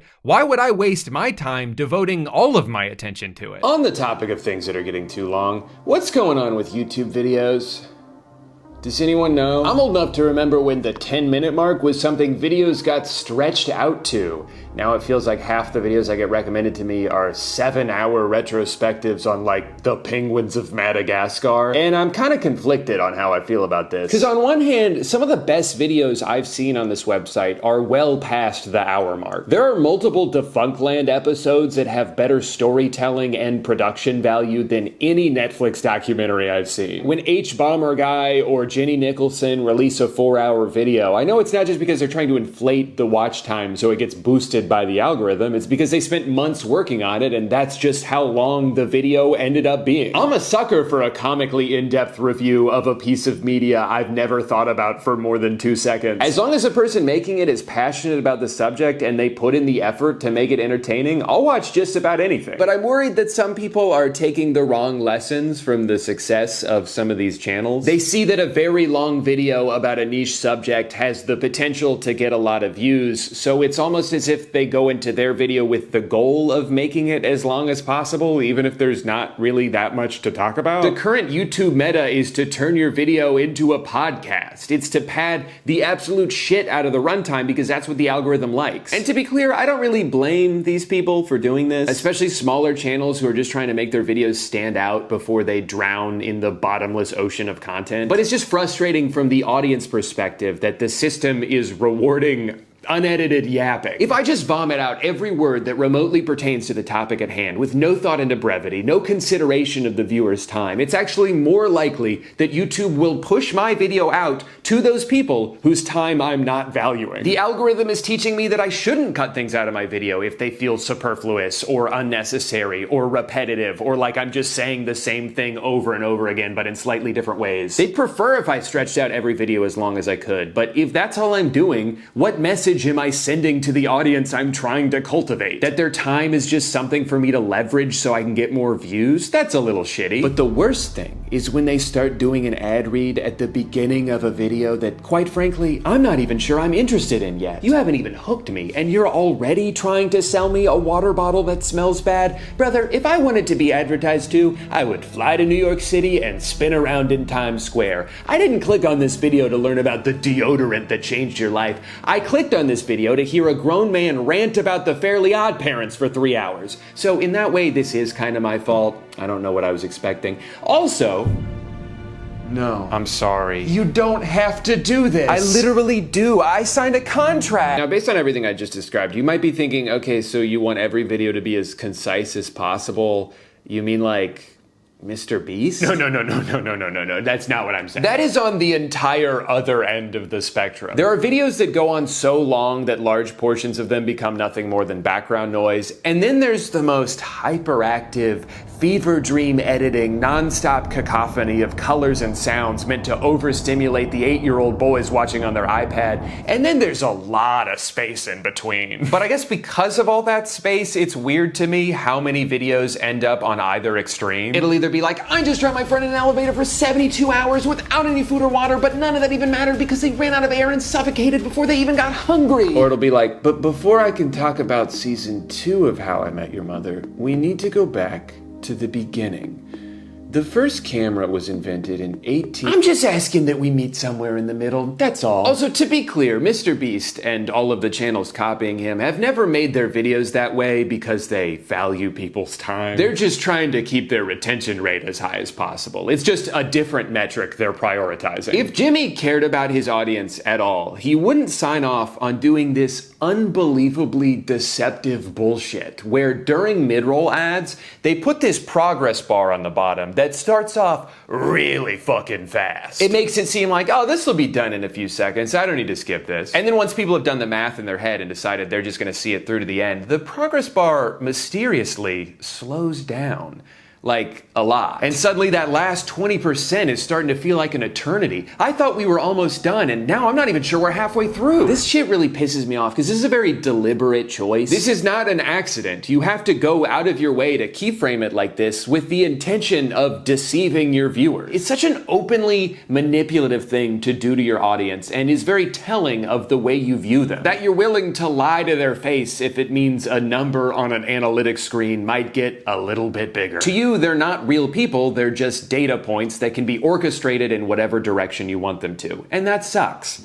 And if you agree with me, please sign up for my Patreon. Right now, I'm trying to buy a bunch of Teslas so I can see how many you can stack on top of each other before they explode. I have a lot of respect for creators that make algorithmically counterintuitive decisions because they don't want to waste their viewers' time. I think Internet Shaquille is hands down the best cooking channel on YouTube. He's knowledgeable, he's funny, and he always just gets right to the point. There's a promise of information in the title, and he doesn't try to withhold it from you just because he could theoretically put more mid-rolls in by meandering for a bit. For a long time, Tom Scott was kind of the science version of this. Nerd Writer is like the film version of this. In a world where most video essays end up being somehow longer than the piece of media they're about, Nerd Writer's still barely hitting that 7-minute mark. It's just, here's this thing I noticed in a movie, here's some insight about it, and that's all I got for you, brother. But I think it's also worth noting that these channels are successful. They're not doing the thing you're supposed to be doing, but it works for them. And I just want to use that as a testament to making things the way you want to make them, or making the type of video you wish there was more of. Sometimes going against the grain actually is the best way to make yourself stand out. Like, don't just throw together a bunch of crappy videos about whatever drama is trending. Make a retrospective about some niche hobby you had as a kid. This shit is way more interesting. Remember, this website is called YouTube, not do the thing that you think will become popular tube. that would be a really stupid URL. Now, I'll admit it's not totally fair to get mad at other people for wasting my time when really no one wastes more of it than I do. There was a day last week where the screen time on my phone was 106 hours. And I slept in that day. There's so many things I want to do in my life before I'm gone, so many people I want to spend time with, so many places I want to go, but I can't stop scrolling. I don't want to, but it's as if it's been scientifically engineered to be the easiest thing to do. Adam and Eve were caught on camera. Can you guess who's holding the camera? Keep scrolling if you choose the devil. It's this weird feeling I get whenever I go on TikTok or Instagram Reels or Threads, just kidding, where I'm simultaneously aware of what it's doing to my brain, but I do nothing to try and intervene. I just sit there and let it destroy me because I have to see that next video. What if it's so funny, but I exit out of the app before I ever get a chance to watch it? I'd cry. No. I'd kill myself. And it's almost as if that feeling is intentional. They've made it so the distance between you and a chance at dopamine is just one small swipe away. I'd almost say it's malicious, but I know that's not true because a billion-dollar company would never do that. Billionaires care about your well-being. That's how they made so much money in the first place. Twitter, Instagram, Facebook, they would never intentionally show us things to make us upset because studies show that people spend more time on a platform if they're seeing something that makes them angry. They wouldn't do that. Because that's not nice. This is what most of my timeline is whenever I scroll through Twitter. It's the most blatantly obvious engagement bait that has weaseled its way into being prioritized because it's successfully baited engagement. It's arguments about body counts and whether Nickelodeon shows were good or not. And it works on me. It has the intended effect when I see it. I was scrolling one day and I saw someone say, iCarly, Victorious, Zoe 101. And at first I had to squint for a few seconds because I wasn't sure what they meant by this. And then I realized they were saying the first two are good, LeBron James, and the third is sort of an imposter that doesn't belong. And I, in my head, got defensive. I was like, what are you talking about? Zoe 101 was good. It was certainly better than Victorious. How does this have so many likes? What's wrong with Zoe 101? And then I exited out of Twitter and sat in silence for a few seconds as I pondered what just happened. How I got upset that someone I don't know said a show from 20 years ago that I kind of liked isn't as good as a different show that I barely watch? Why is this how I'm spending my time? In this moment, I could have been doing anything else, and yet I chose to introduce this argument into my head? That can't be good long term, right? Like we can all agree that's probably not great for my brain. If you're like me and you've been struggling with the endless scroll, I do have a recommendation. I found this by accident while I was doing a video a couple years ago about dopamine fast. It's called Screen Zen, and it's free. I have it set up so it only gives me a few minutes at a time on each of the most poisonous apps that I hate but am addicted to. So you can still pop in for a sec and get the feeling of being up to date, but then it'll grab you by the shoulders and yank you out before you get too sucked into the void. You still get a little bit sucked, but not all the way. But of course, I saved the most important issue for last. Video games are too big now. And I'm tired of pretending like they're not. When I was a kid, the idea of an open world game blew my mind. Up until a certain point, everything was very linear, very insulated. You load into an area, you do what you have to do there, and then you move on to the next place. But this idea that you could go anywhere, in any order, what could be more immersive than a world that you could essentially live in? And boy, did I want to live in any other world than the one in which I played clarinet and got bullied by someone who also played clarinet. You're not better than me. We're the same. To me, open world games felt like the culmination of every technological milestone. It felt like the future of gaming. And then over time, it became the standard. It became what every game had to be. And then all of a sudden, it seemed like the goal shifted from making the best game to making the biggest game. I guess because it's easier to market something based on scale than to just come out and say, hey, the story's really good in this one, trust me. I started to get overwhelmed by games because of the seemingly endless list of tasks I needed to complete, the chores that I needed to do. And to be clear, I'm not talking about games like Crime Scene Cleaner. That's a great game, okay? I don't mind chores when the game is chores. I'll play Power Wash Simulator all day. I played Unpacking shortly after moving into this house, and I hadn't finished unpacking in real life yet. My wife was not happy about that. What I'm specifically referring to is when games feel artificially padded with repetitive side quests. When there's like 7 different activities to do, but you just end up doing each of them 100 times. And as someone who goes into games with a completionist mindset, this is the quickest way to make me give up. Cause I'll try to collect every item and go into every corner for like 20% of the story until one day I just stop opening the game altogether, relieved by the massive weight now off my shoulders. I think there's a big reason why Elden Ring had such a big impact on me and so many other people. Yes, you're in this staggeringly large open world littered with places to go and things to kill, but it's not in the form of just a bunch of exclamation points on your minimap. Almost everything you do in this game is motivated by, oh, that looks cool, I want to go over there. It's the feeling you should have while playing an open world game. It's that sense of wonder that has mostly been lost by all these cookie cutter taskathons. Also, the more bloated a game is with content, the more narrative dissonance there ends up being, which of course only matters as much as you let it. But it's still really funny sometimes when the main questline of a game is trying to instill this sense of urgency, but at any given moment you can just go fuck around for 15 straight hours. We've only got until midnight tonight to rescue my uncle, or they're gonna execute him.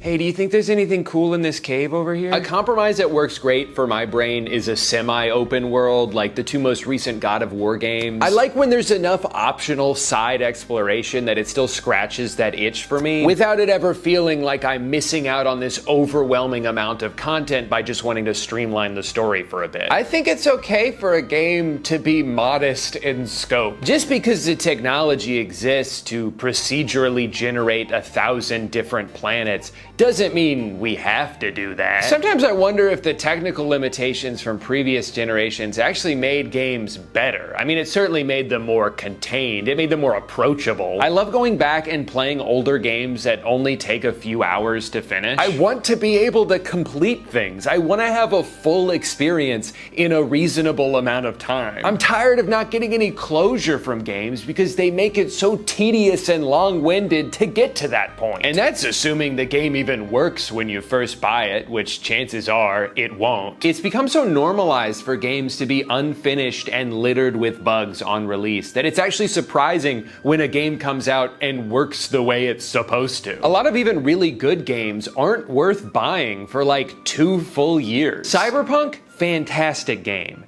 in 2024. But I bought this on release and had to slog through so many bugs, retread so many areas because of crashes, all before encountering an immovable obstacle. I could not progress the story because every time I tried to initiate this cutscene, the other character would not say the next line he was supposed to, so they would both just sit there in silence indefinitely. I couldn't continue the game past this point, and I was like 10 hours into it. I had a similar game-breaking experience with Dying Light 2, Metro Exodus, and I'm not even touching Starfield anytime soon. The bigger a game is supposed to be, the more I don't trust it to be a complete experience when it first comes out. It usually takes years to fill out all the missing pieces, so I'm not gonna waste my time or money on what I assume will be a significantly worse experience than if I were to just wait until it's on sale in 2027. But in a world of titles forced out prematurely by a deadline that was never realistic, nothing feels quite as egregious as the yearly full-priced sports game. You spend 11 months building up a player or a team or a general manager if you're a weirdo like me, and then as soon as the calendar flips over, you gotta start from scratch. All right, everyone, time for the new game. Yes, it's $100 again, but we've made so many improvements. The number on the box is different.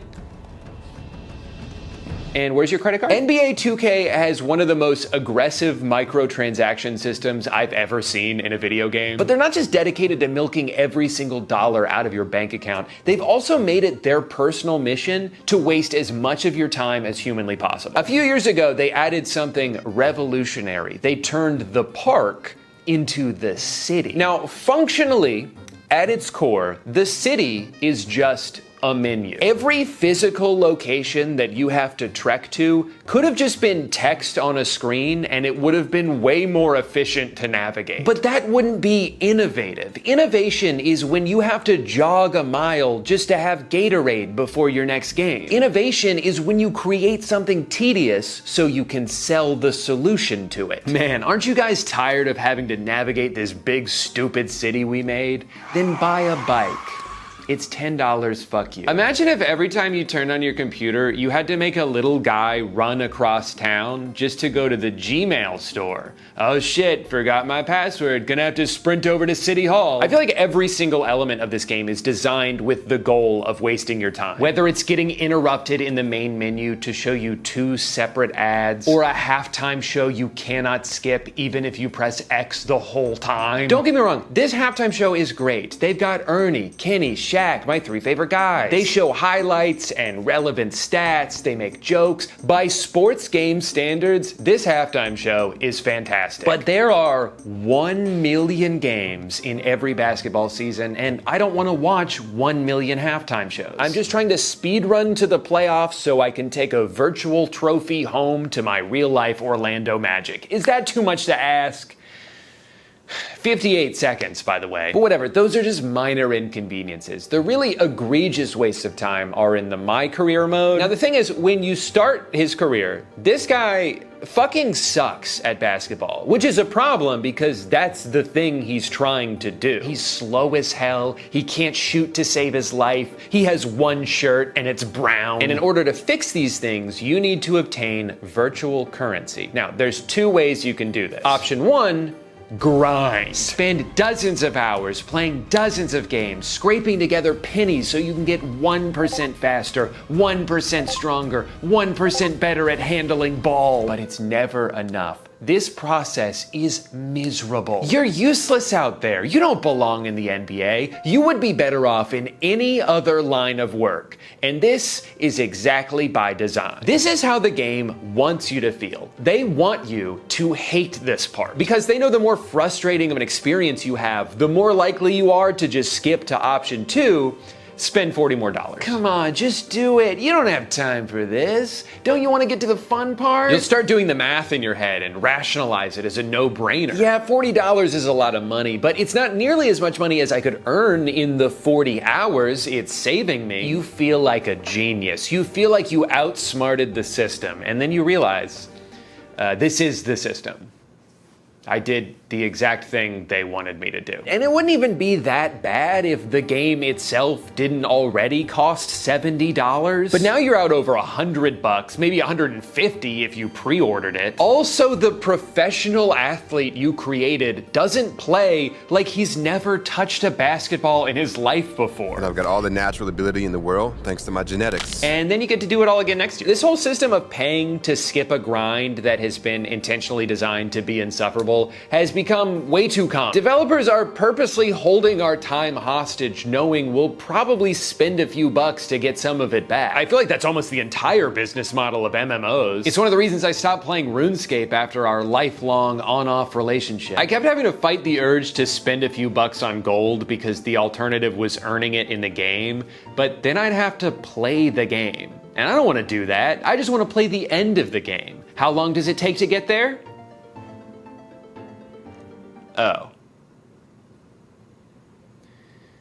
Well, I guess this is where I live now. In conclusion, life is short, and your time is precious. It's your most valuable resource, and you should treat it that way because, unfortunately, no amount of it is guaranteed. And I just hate seeing how much it's become commodified, how companies have figured out ways to steal as much of it as they can from us. You can't even pause a fucking movie anymore without having your attention demanded. I know you're just getting up to pee, but if you could please scan this QR code, we got a lot of interesting information about Lysol wipes. The way our attention gets pulled in every direction at all times also makes me feel like I should be multitasking always, movies or I'll fall behind. I always feel like I'm missing out on something. There's so many movies I want to watch and games I want to play, and there's not enough hours in the day to do it all. So when I do give myself free time, I try to be overly efficient with it. I can't just play a video game. I should be catching up on podcasts. Loading screen, perfect. That gives me exactly 9 seconds to scroll through TikTok. I hate to be bored. I'd hate to have to listen to the thoughts that are already in my brain. I need to be absorbing new information constantly or I'll die. I've been trying more and more lately to not let the feeling that there's something better I could be doing prevent me from enjoying the time that I have. Sometimes it's nice to go for a walk without bringing my AirPods. There's still plenty of stuff to listen to.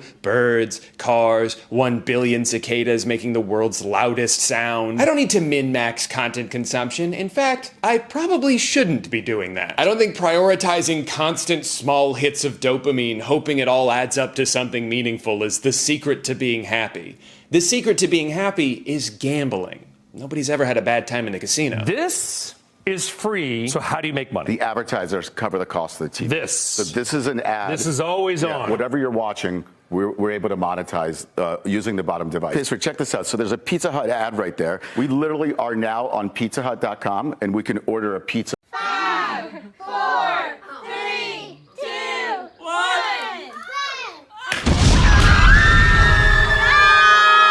Hey guy.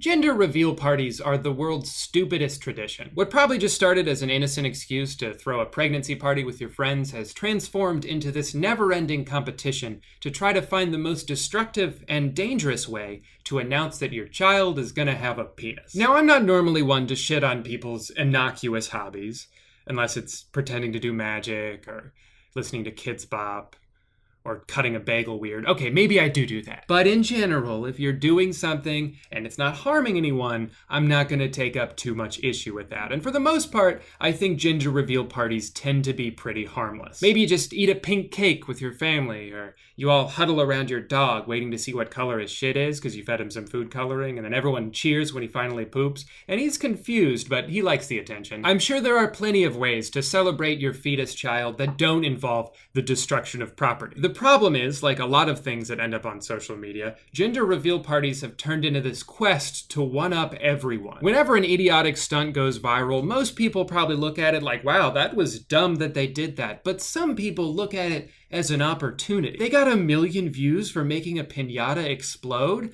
I'm gonna set my grandparents on fire. If the smoke is pink, we're having a girl. Don't get me wrong, I love my family, but the only thing more important to me than their well-being is the possibility of becoming a Twitter moment for 4 hours. Now, I'm sure you've already heard about what I'm referencing, but it just makes me so angry that I had to come on here and talk about it. There is a wildfire in California, is, not was, because so far they've only been able to contain like 7% of it, that's burned about 10,000 acres and forced people to evacuate their homes, all because someone set off a pyrotechnic device at a gender reveal party in the middle of the woods. Because everyone knows the best place to set off fireworks is next to a bunch of trees. According to a surveillance video, the family could be seen afterwards scrambling and grabbing water bottles, which, believe it or not, was not enough to put it out. I am continually shocked by people who underestimate how quickly a fire can start and immediately become out of control. Especially in California, during a heat wave, the air is as dry as it can be, you're surrounded by foliage. What did you think would happen? I'm sure the family will try to plead that this was an accident, but I don't know if this even counts as one. I am upset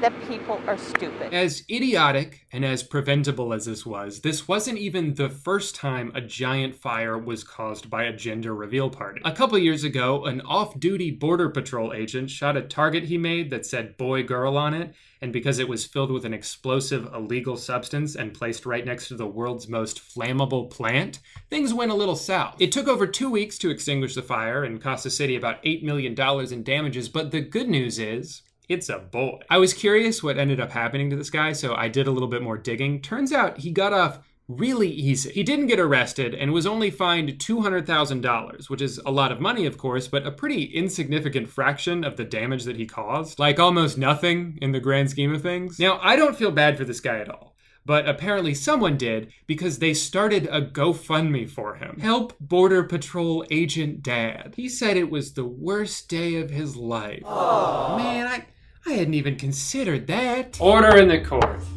All right, I'll give the defendant one last chance to plead his case before I sentence him to 100 years in prison. Oh, well, One thing I forgot to say was, I'm really sorry. I didn't mean to steal the school bus and run over all those people.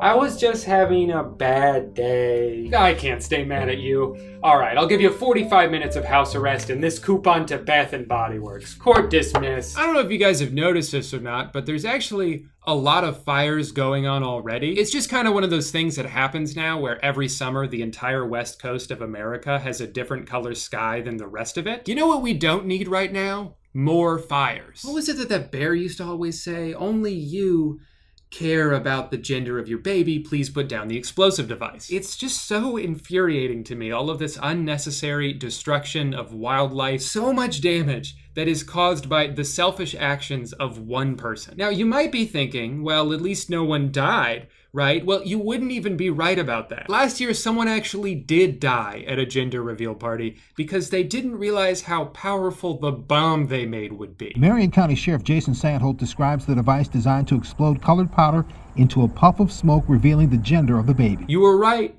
It's a girl. Hey, so Grandma's funeral is this weekend? A horrible accident, something that's really just terrible. Who can expect such a terrible loss to happen when somebody's trying to celebrate and welcome a life? You know, it's a real tragedy what happened. They did everything right, too. You detonate a homemade pipe bomb from not that far away. You don't expect no one's head to come flying off, but I guess crazier things have happened, right?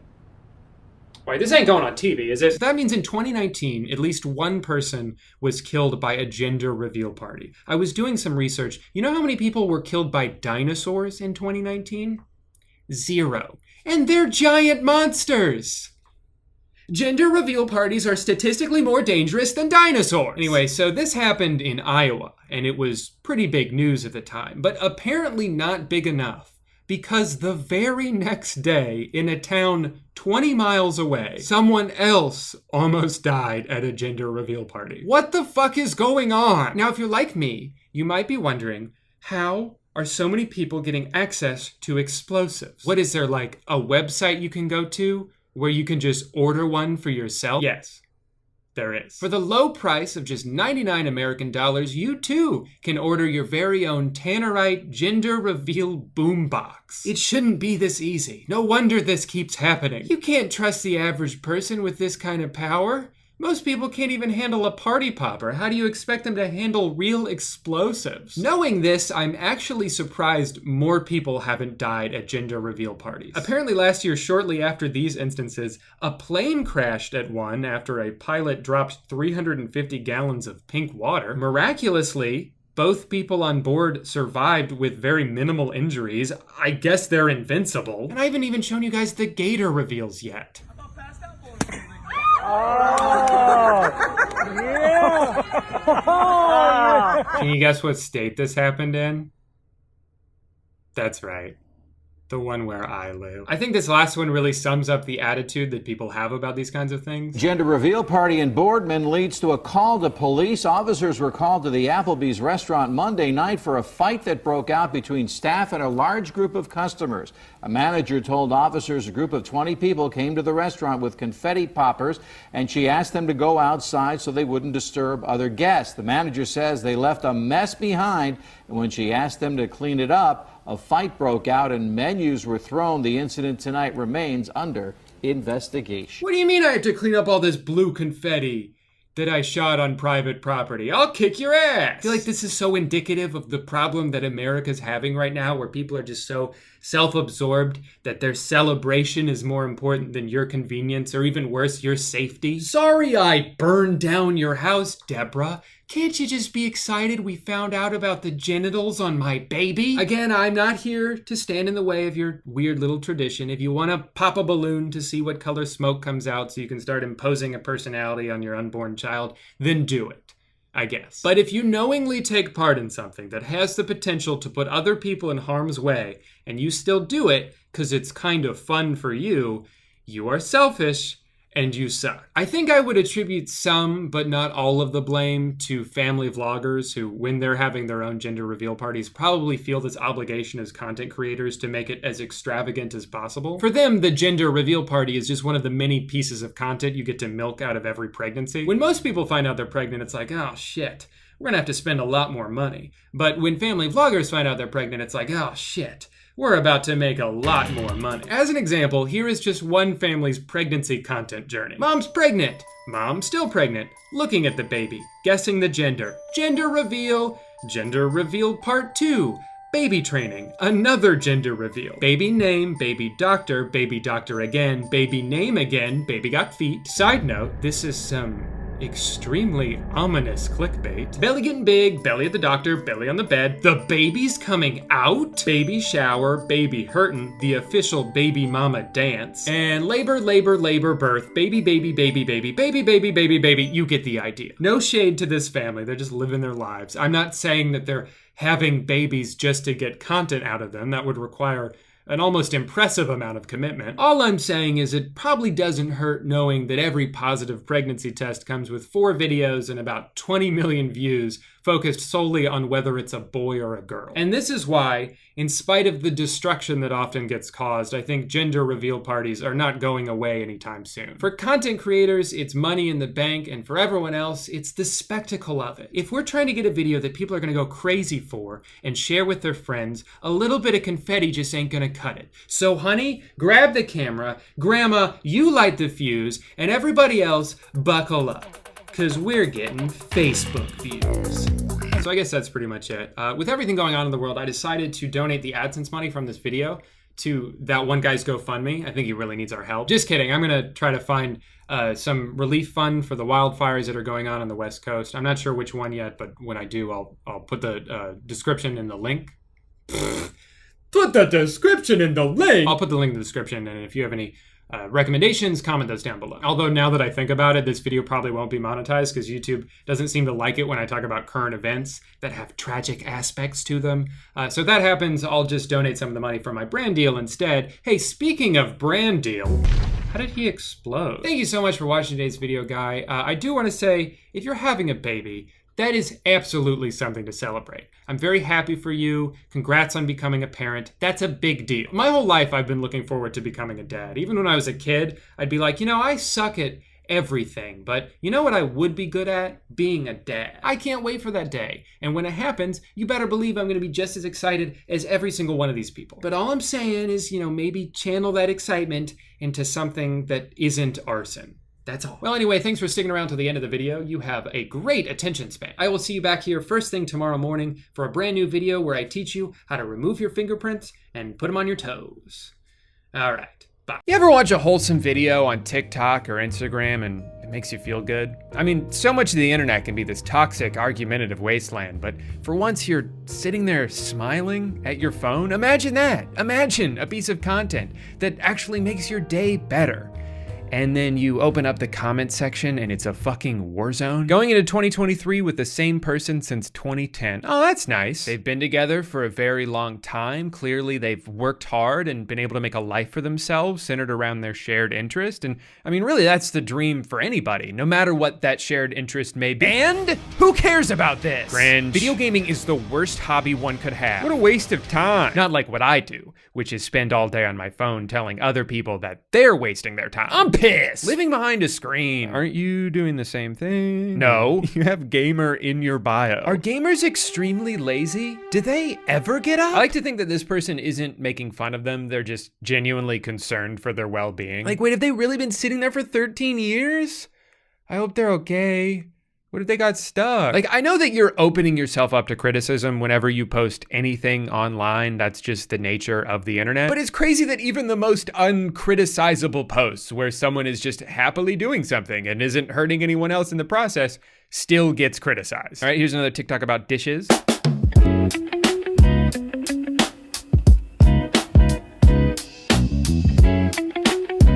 Harmless joke, right? They're just subverting expectations of what you might have expected her to say. So really there's no reason for someone to get like super pissed about this or anything. Oh, so he's twice as useful as you are. Girlfriend. So much entitlement, the women that posted this and the women that are commenting on this. Just because you don't like doing it doesn't mean he does. So about helping and being a good person. He rather does the dishes because he knows you'll never do it without moaning about it or showing the initiative to just do it. You just let him do it because you're lazy and entitled, feeling offended when called out. But ask yourself, if you're feeling called out, doesn't that prove my point? This video is 8 seconds long. Slavery. That's right, someone watched this video and thought, oh my God, that's exactly what being a slave is like. And 5 people agreed? Slavery is when I have to do the dishes, even though I was the one who cooked that night. Simps love to defend this irrational thinking. Imagine if the genders were reversed. I know, right? Then the comments might be insane. Normalize men doing chores. Normalize women changing oil and fixing the toilet and paying the bill. Ah, yes, changing oil and fixing toilets. 2 things that notoriously need to be done as often as the dishes. Shit, I change my oil every time I drive. Only the best for my car. How often do you even have to fix a toilet? Every couple of years at the most? What are you doing in there? You shitting grenades? Look, I don't know who this couple is, but I'm positive that this 8-second video does not sum up their entire relationship. Like in my house, Amanda does the dishes like 90% of the time, but I cook 90% of the time. She cleans more often than I do, but I do all the grocery shopping. I don't know, one single chore doesn't tell the whole story. But even still, being in a relationship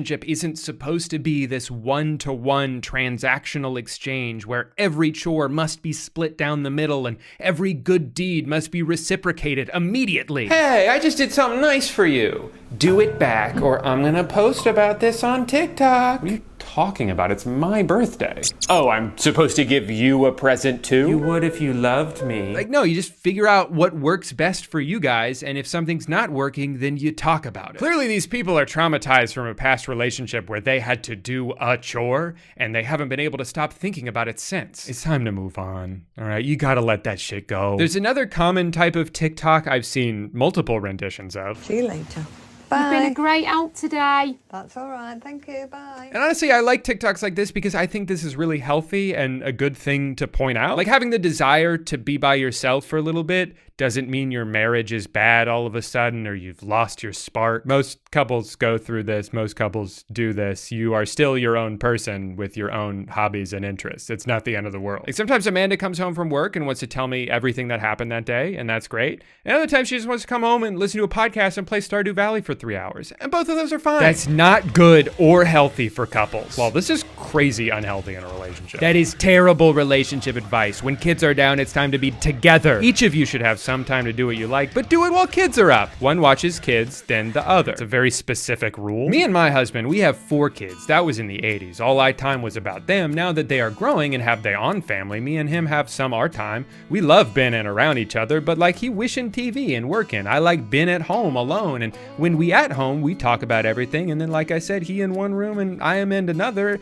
We be married for 40 years, get along just fine. I think she's on my side here. I'm not 100% sure though. If you love somebody, you'll expect to have its company as much as they can. It seems like there are 2 kinds of negative responses to this. There's the people who misinterpret it to mean that they don't want to spend any time together, even though that's not at all what they're saying. This is what, like an hour of their day, some of the time, relax. But then there's also the people who use TikToks like this to just brag about their own relationship. Sad. We like to be with each other at bedtime, even after 9 years of marriage. Wait, you guys have alone time? That's a choice that you make. No, that's great. I'm happy for you. I guess it's just that you must not love each other very much because I spend every waking moment with my wife. We have the same job, the same hobbies, the same friend, us. Our bathroom has 2 toilets and they face each other. A few years back, I actually took a class on how to stop blinking, and now I don't do it anymore. What can I say? I guess I missed her too much when my eyes were closed. Of course, there's a balance to this, as this guy will tell you, not realizing that the people who posted the TikTok would probably agree with him. If you never prioritize your partner and you're constantly blowing them off to just do whatever you want, go hang out with your friends, that's a problem. If 100% of the time you'd rather be hanging out with your boys than paying any attention to your girlfriend, you probably shouldn't be dating her. you should be dating your boys. But at the same time, I wouldn't personally want to be in a relationship where my life solely revolves around the other person. You need time to cultivate your own interests and work on yourself so you actually have something to bring to the table. And honestly, sometimes when your partner is trying to minimize your other passions or turn you against your friends, it's kind of a manipulation tactic. They're trying to make you fully dependent on them so you have nowhere else to go and no one else in your life to point out all their red flags. I don't think a relationship should be about merging into one entity that is useless without the other person. Because if you get too far into it, you're gonna lose sight of who you were before you started dating. Just like with anything though, it comes down to what you and your partner agree on. If you both want to spend 24 hours a day holding hands and staring into each other's eyes, go for it. That's awesome. I'm not gonna stop you. But that's what really gets me about these comments is that for the most part, everybody's just arguing for their own personal preference in a relationship that they're not a part of. If you see a video like this and you think, well, that wouldn't work for me, or my wife and I could never do something like that, that's literally fine because you're not in the relationship. Like, I just don't understand the need to go around imposing the rules of your marriage onto everyone else. Like, what's the point of even trying to argue with how this couple lives their lives? They've been together for 13 years. If this lifestyle was unsustainable for them, they wouldn't have been able to sustain it. If you see this couple happily on the same page about something and then decide that actually you know what's best for them more than they do, no, you don't. Shut up. In classic internet fashion though, I found another TikTok that's almost exactly the same as these ones, but all of the comments are angry for the opposite reason. After our kids go to bed, this is how my husband and I have been spending time together at night. I am rewatching all the Marvel movies, and my husband is over here racing. So we're like kind of together, right? Now, I'll admit, the vibe is a little different in this one. Whereas the other people were like proudly saying, hey, this is something we do, this is what works in our relationship. This woman seems a little bit more unsure. It also kind of looks like maybe she's been crying, but I don't know her life. I'm just gonna assume that it was from the movie. Ultimately, I don't know. And I'm not gonna speculate on it too hard because this is an Instagram reel and I don't know anything about these people.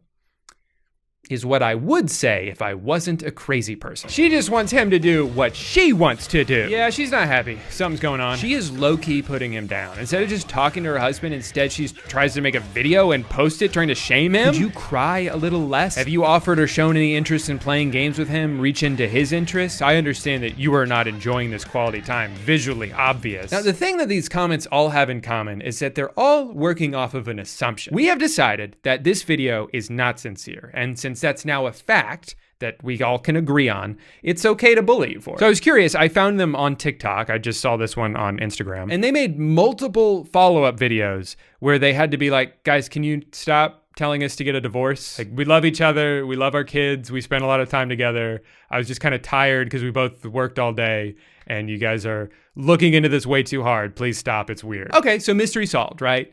And now that we have that context, I would like to present to you one of the most unhinged comments I have ever read in my life. I am certain that the purpose of this video was, we've got this whole history and all I'm asking for him is to sit here and watch these movies with me. I even put on Marvel movies because he likes them and I want to bait him over here to spend time with me because he never spends time with me after all that we've been through. I don't even care about Marvel movies. Right, because Marvel movies are for boys and women can't like superheroes. I'm just making sacrifices to stop enjoying my life, not doing things I want to do or grow as a person, have a hobby, all for him to just pay me the slightest bit of attention. No one appreciates sacrifices they didn't ask for. Do what you want to do. If that doesn't feel like quality time, speak up. If you feel like this relationship is costing everything you want from life, speak up. Otherwise, shut up. Holy shit. We're not even halfway through, by the way. And if you do speak up and that's not what he wants, it's okay to move on with your life. If you feel like you could do better and deserve more, go reach for it. But don't go crawling back just because you don't like the new life you have after you've thrown away your old one and destroyed all semblance of peace for yourself and your family. Stop wasting your time doing things that don't make you happy. You literally have this one life and you're choosing to cry on TikTok rather than make a meaningful difference. Obviously, he's happy and comfortable the way it is, and if you divorce him, he'll probably just enjoy more of his free time after a fucked up dark period of feeling worthless and that nothing that he does is enough, because that's what you're saying here. Nothing that has happened before was enough for you. Absolute insanity aside, he based this entire rant on the assumption that she's pretending to like the movies. Like, you never stop to think, what if this thing I'm making up isn't actually true? That would kind of destroy my entire argument and make me look like an asshole. Nah, I'll do it anyway. Isn't it fun though that the internet is so used to just yelling at each other all the time that you can post 2 videos with essentially the same thesis and cause a riot for 2 opposite reasons? Social media is so fun. I'm having a great time. Now, if you're anything like me, seeing all of this unasked for discourse kind of makes you never want to post any private information about yourself because people are just going to use it to bully you or speculate on your behalf. You might even think to post a TikTok where you're like, hey, my partner doesn't post about me on social media, but that doesn't mean the relationship doesn't work because he loves me in real life. And that's really all that matters to me. Only to find out that even that's wrong too. God, and don't even get me started on parenting TikTok. I would never in a million years post a video of my child because I'm just gonna get a bunch of comments from people telling me that I'm doing everything wrong. Like, you'll see a video of a kid falling down, right? I'm not saying I seek those kind of videos out or anything. It's just sometimes they pop up and I watch them, okay? But the kid will fall down, right? And the mom will be like, oh no, are you okay? And someone will comment, wrong, let her get up on her own or she'll never learn how to be independent. And then you'll see the same kind of video where the parent will instead be like, hey buddy, you're fine, just shake it off. Wrong, she's clearly hurt. You were supposed to keep her safe and you failed. And now she'll never trust anyone and it's all your fault. It's like, okay, what am I supposed to do then? Because it doesn't seem like anything is right to you guys. What's ironic about this though is I feel like a lot of these kind of commenters are the same people who will shame young people for not having kids yet. Come on guys, be useful to society, give birth already.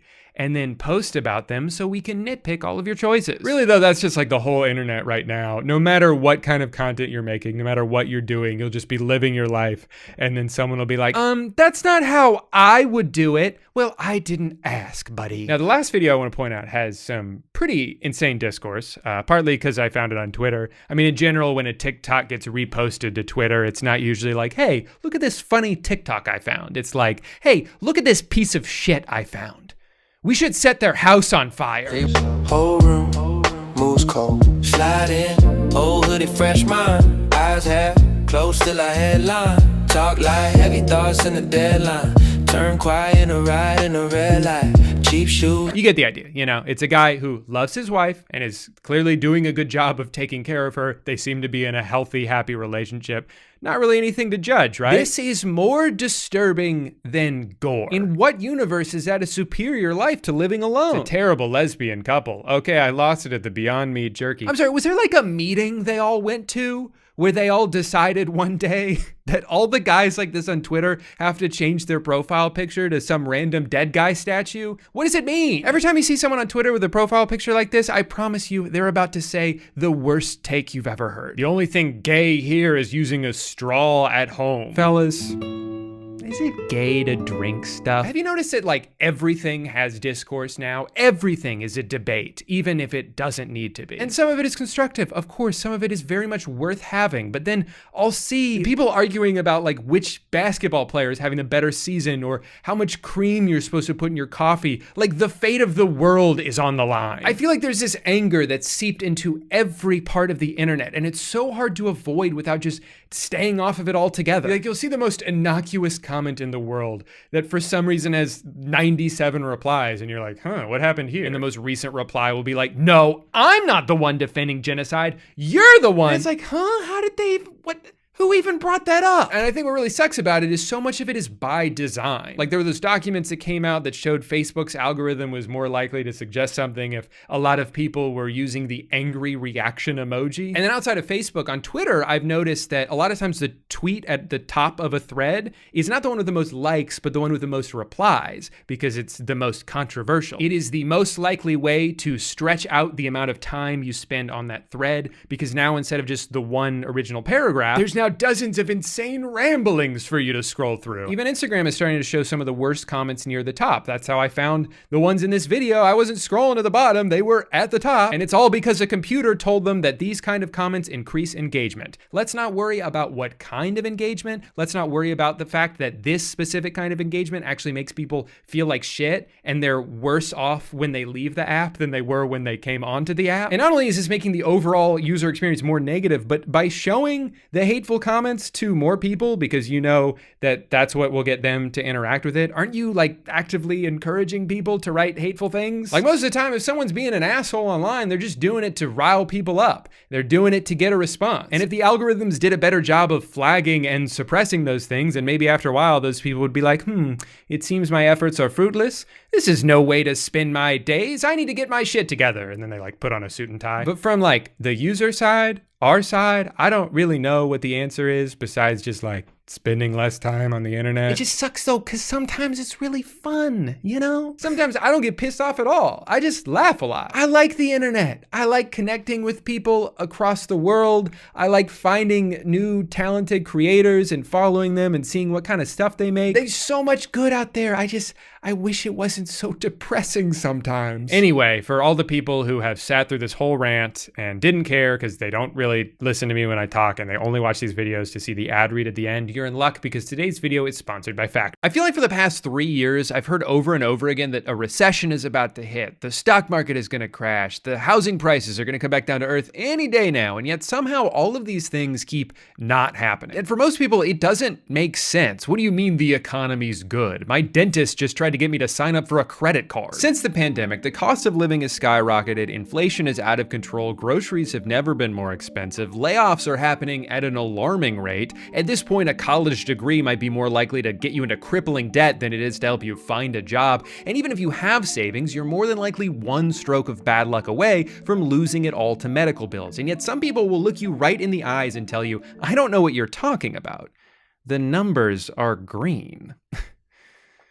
Is this guy stupid? The problem is each of these people are kind of correct in their own way. This is the best the economy has ever been if you already have money. If you bought a house 5 years ago, there's a chance it's already doubled in value. If you invested in the S&P 500 in 2021, you could be up as much as 80%. And that's not like saying, you know, you'd be rich if you just bought Bitcoin in 1973. That's just the regular stock market. You didn't need to have some genius level of foresight to be able to do that. You just needed to already have a bunch of cash sitting around. And obviously for the overwhelming majority of people, that is not the case. If you're living paycheck to paycheck, you're not thinking about the stock market. If you're in your 20s, you haven't even been working long enough to save any money to invest. You don't get to benefit from rising home equity if you don't own a house. The only thing this graph represents to you is how much further away that dream is getting. Right now, the average age of home buyers is 59 years old. What a depressing statistic. This is the problem with an economy that disproportionately benefits asset holders instead of the people still trying to earn them. Wealth grows exponentially, but wages aren't even outpacing inflation, which means if your salary hasn't been going up every year, you're effectively making less money. Meanwhile, the fastest way to make $1 million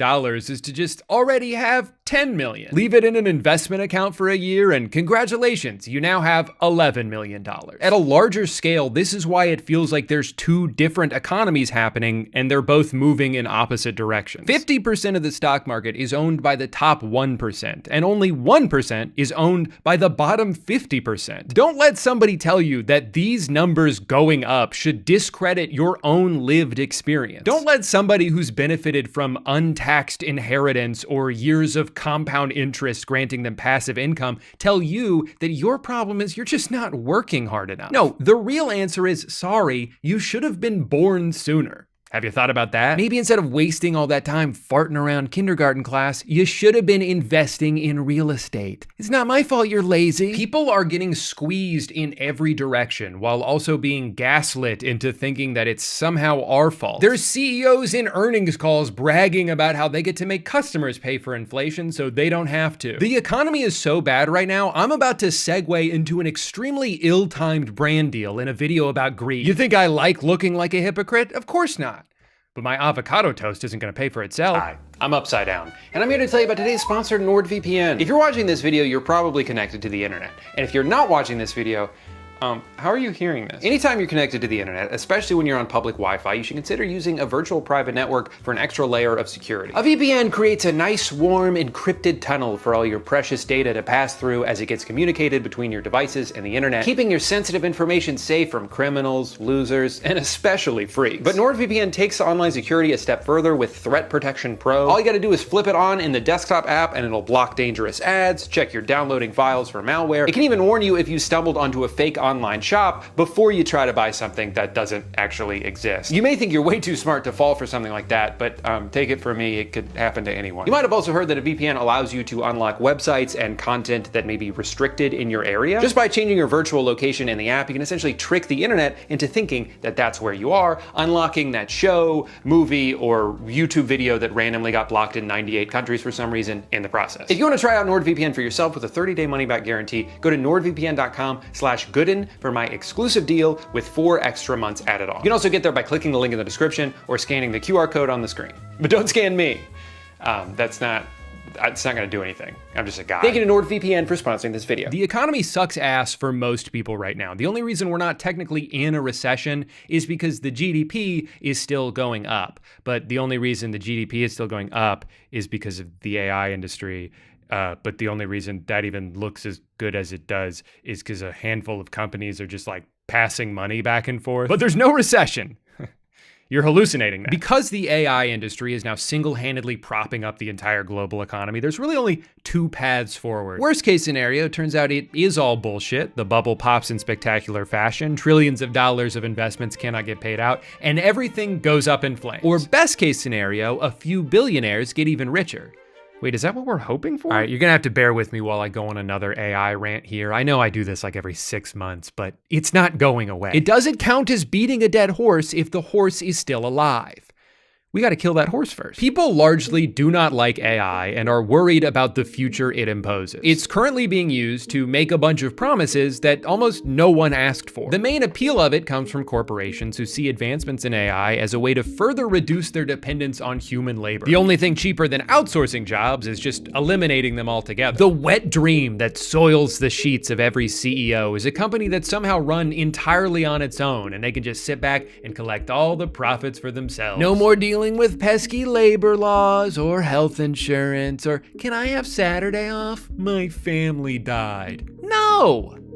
Shut up. That's the eventual goal and why they're all pouring billions of dollars into NVIDIA chips and data centers and cool shirts for Mark Zuckerberg. And in the meantime, we're stuck with ChatGPT, a humanized Google search designed to affirm whatever belief you share with it, even if it's incredibly dangerous, or generative video apps that are already being used to trick people into thinking something happened that didn't actually happen. Awesome technology. I'm so glad this exists. And I think the best thing we can do to fight back against AI is to simply not engage with it. The problem is, even if you don't use these tools, if you live in certain parts of the country, you might be paying for them. There's been a lot of really good investigative journalism done on all these new data centers that are popping up around the country, who's funding them and who's getting screwed over in the process. For example, some residents in New Jersey who noticed that their power bill kept going up, even though they were actually using less electricity than usual. Well, it turns out it's due to an overall supply cost. Basically, when the total amount of electricity usage in an area goes up, power companies tend to pass those higher costs onto their customers. And for the past several years, electricity usage has been skyrocketing, with over half of that increase coming solely from data centers. Your utility bill is going up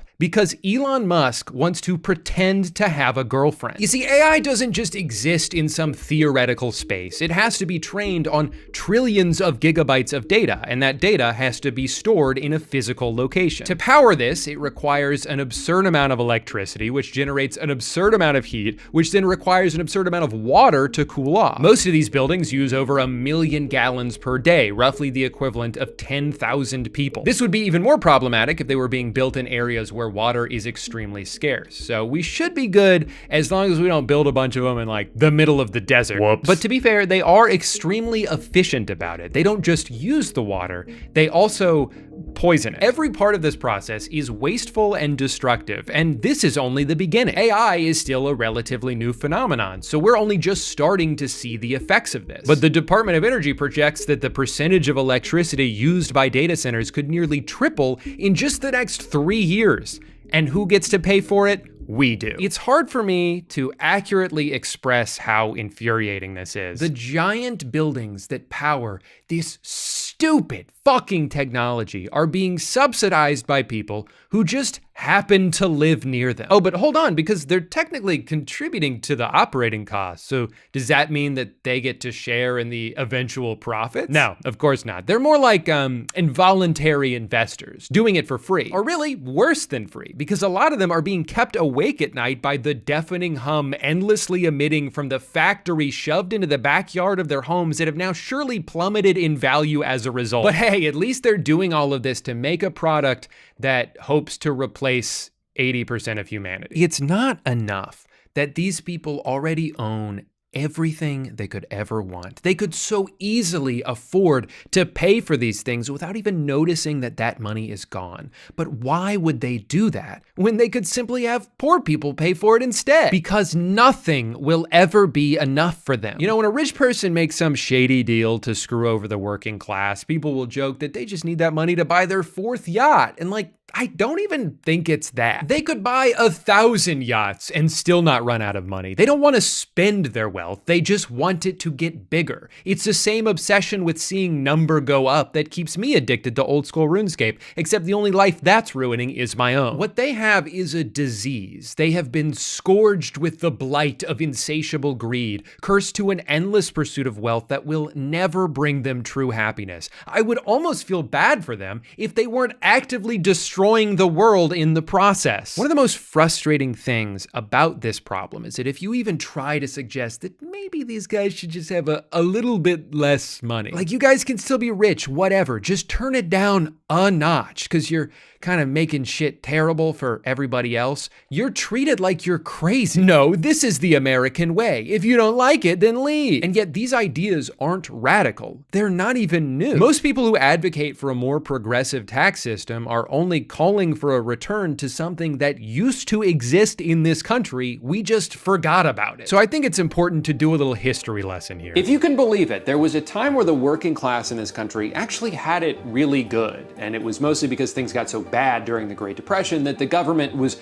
worried about the country collapsing. Thousands of banks had closed, millions of people lost their entire life savings, unemployment peaked at 25%. So in fear of a revolution happening, the government was like, all right, fine, we'll give you livable wages. Just please put that musket down. I don't like the way you're looking at me. So the New Deal was born, and with it came Social Security, better labor standards, the right to unionize, a national minimum wage, an 8-hour workday. And over the next 2 to 3 decades, America became the most prosperous country on earth. Productivity skyrocketed and wages rose with them. Extra profits weren't just redistributed to employees, but their employers were proud to do it. They would brag about how lucrative it was to work for them. Look, 37% of profits went to our employees last year because this is a team effort, and when we win, they win. In 1943, Johnson & Johnson puts out this mission statement that's like, here's our list of priorities in order. Customers number 1, we gotta make good products. Employees number 2, everyone who works here needs to feel valued and respected. Our community number 3, we all wanna live in a better world, and as a company of our size, we feel like it's our responsibility to contribute to that however we can. And finally, all the way at the bottom, our shareholders can just have whatever's left. Of course, we need to make a profit to survive and grow, but that should just come naturally as a byproduct of focusing on these 3 tenets. Compared to modern corporate standards, this is all such a foreign concept that it almost sounds like it's coming from a fictional universe. But this actually happened. This was just America 70 years ago. Now, during this time, what do you think the tax rate was on the wealthiest Americans? For reference, in 2025, the highest income tax bracket is supposed to be around 24%, but because of how many ways there are to circumvent the rules, it often ends up being as little as 3%. For someone like Elon Musk, who doesn't take a salary from Tesla and instead just owns a large percentage of its stock,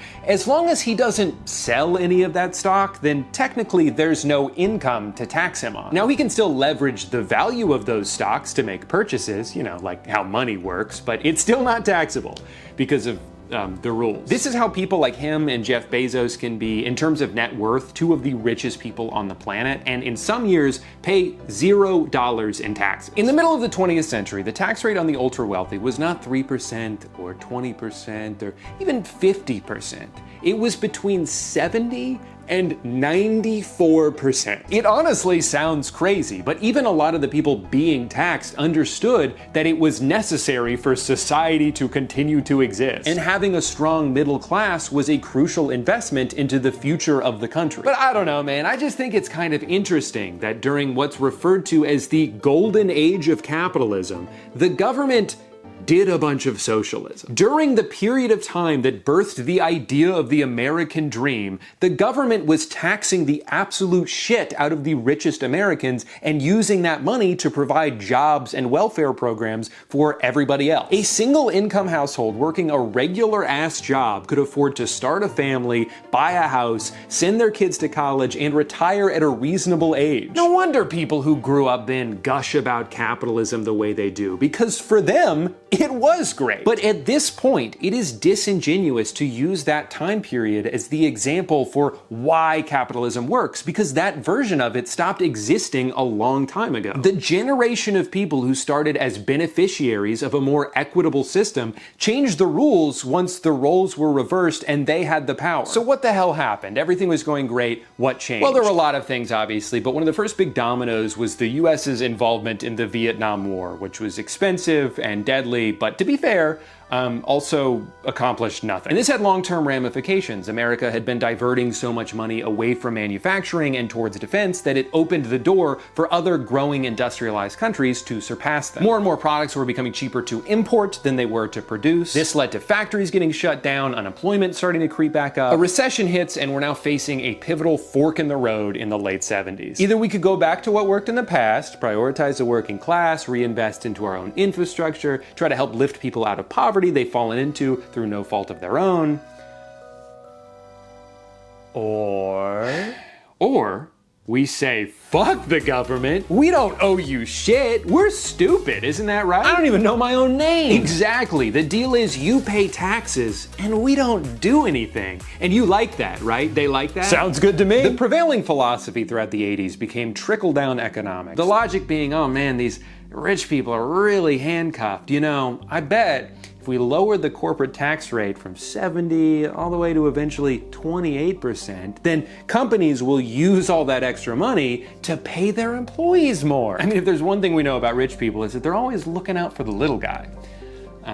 Now, for some reason, this hasn't worked out yet, but it's only been 55 years, so the jury's still out. See, I would argue that part of the reason why companies in the 40s and 50s were so generous with their extra profits was because the tax rate was so high. I mean, think about it. If you're faced with the decision between giving a huge chunk of money to the government or redistributing it back to the employees who helped you earn it in the first place, you would be much more likely to do the latter, because it's an investment in your own company. It's a mutually beneficial exchange. Well-compensated workers are proven to be more loyal and more productive, and those are two things that you want. Now, there were other factors as well, loosening a lot of anti-monopoly regulations, the legalization of stock buybacks, but this dramatically lower tax rate is a big reason why the 80s serves as the dividing line on just about every economic graph you could look at. This was the beginning of a long and continuous transfer of wealth from the working class to the top 1%. And while it would be very easy to just blame all of this on then President Reagan, that would only be mostly true. Sure, this new approach opened the door for more exploitation and greed, but you still needed a few scumbags willing to go through that door for the evolution to be complete. And nobody sprinted through it faster than one man. The real-life cartoon villain who designed the blueprint that most modern CEOs are still following to this day. His name was Jack Welch, and he's often referred to as the man who broke capitalism. During his tenure as CEO of General Electric, he turned the once quintessential American company that reshaped people's lives and supplied hundreds of thousands of high-paying jobs all across the country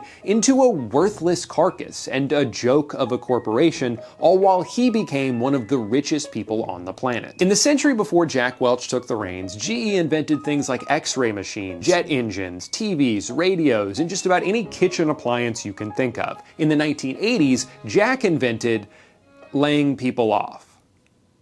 That was his big idea. What if we just fire a bunch of people? And then we don't have to spend as much money. It seems so simple and obviously very commonplace today, but before Jack, companies were not doing this. It was almost seen as un-American to fire somebody unless you absolutely had to. But Jack didn't think like everybody else. He was a pioneer. He bravely instituted the rank and yank system, where every year the bottom 10% of employees would get laid off no matter what. Not because they all deserved to be fired, but just because they fell on the wrong side of a spreadsheet. What's that? You were 3 years away from retirement and now you no longer qualify for pension?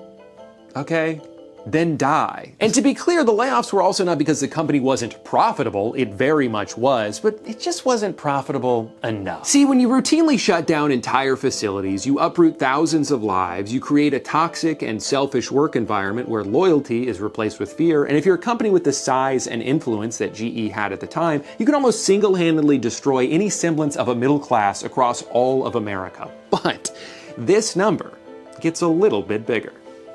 So it's kind of a fair trade. GE was at the forefront of this countrywide philosophical transition from an economy that cared about making things and rewarding the labor it took to do so, to an economy that only cared about shareholder value and would prioritize anything it could to make that number go up. But the thing about the stock market is it's mostly just about perception. As long as something seems to be growing in value, then people will be more likely to invest in it, which will in turn cause it to be more valuable, even if it shouldn't be. A lot of what Jack did during his time as CEO did not make the company better, but it did make it bigger. And in the eyes of Wall Street, that was all that mattered. I mean, come on, a business that relies on something boring like selling products can only grow so much. But a company that's constantly acquiring other companies simply has no ceiling. I mean, they could be worth infinity dollars when you think about it. So that's what they did. Over the next few decades, GE bought and sold hundreds of companies, and Jack was lauded for his brilliance because from the outside, everything seemed to be working. I mean, sure, they were becoming a bloated, nonsensical hodgepodge of unrelated businesses, eroding the company's infrastructure and prioritizing constant quarterly gains over any long-term sustainability, but no one gives a shit because the stock price has never been higher. They've stumbled upon an infinite money glitch. They're just alchemizing value out of thin air. It gets to a point where the company founded by Thomas Edison doesn't even make their own light bulbs anymore. It's cheaper to get them somewhere else. Who cares? All they care about now is their ballooning financial division. They're issuing high-interest loans. They become a massive holder of subprime mortgages, a famously good investment to make in the early 2000s. Literally whatever it took to juice the numbers, that's what they would do. After about 30 years of short-term decisions that received instant gratification from shareholders but were gradually making things worse for the company and its dwindling number of employees, GE had become severely overvalued. And it wasn't until right after Jack retired with his $400 million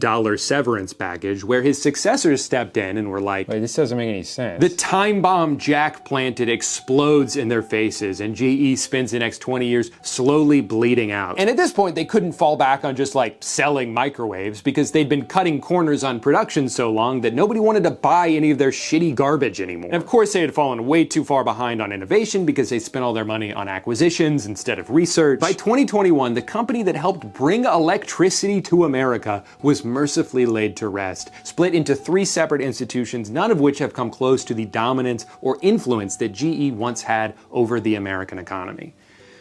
But here's the thing. You know who isn't affected at all by the cataclysmic downfall of General Electric?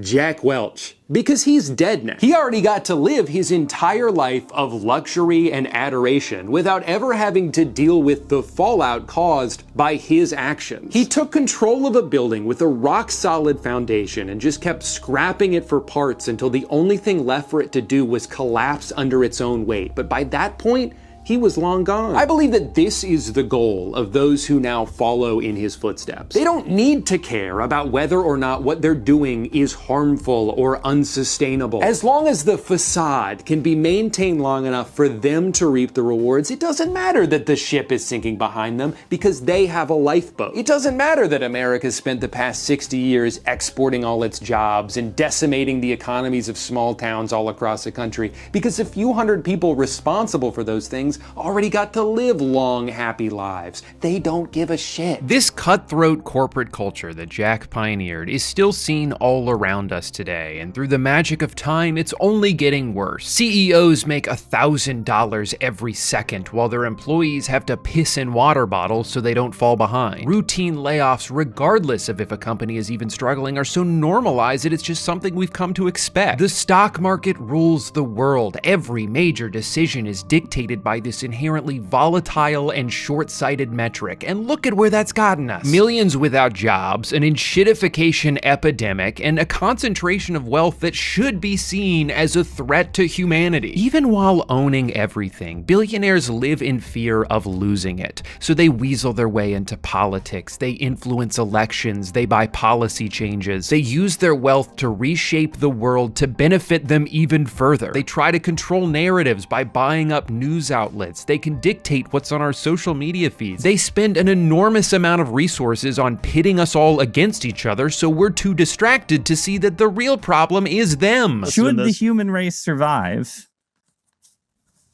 Everything kind of sucks right now, and as a result, most people are justifiably pretty angry. But for media outlets and politicians, that anger is their single most powerful tool because they can tell you where to direct it. And they don't even really care who it is, so long as it's not them. That's why it changes all the time. Sometimes it's trans people, sometimes it's immigrants. Most recently, it's been poor people. There's been this whole war going on over food stamps because when the government shut down, 42 million Americans lost access to SNAP benefits. Now that's an objective piece of information, an inarguable statistic, but depending on how it's presented to you, it may lead you to draw a drastically different conclusion than somebody else. For some, it might put into perspective how dire the situation has gotten. Like surely there's underlying issues with a system that's allowed 12% of its population to be unable to afford food. Alternatively, you might hear that and think, wait a minute, my tax dollars are paying for these greedy freeloaders? I'm busting my ass over here to barely make ends meet, and these leeches are using my money to buy cookies?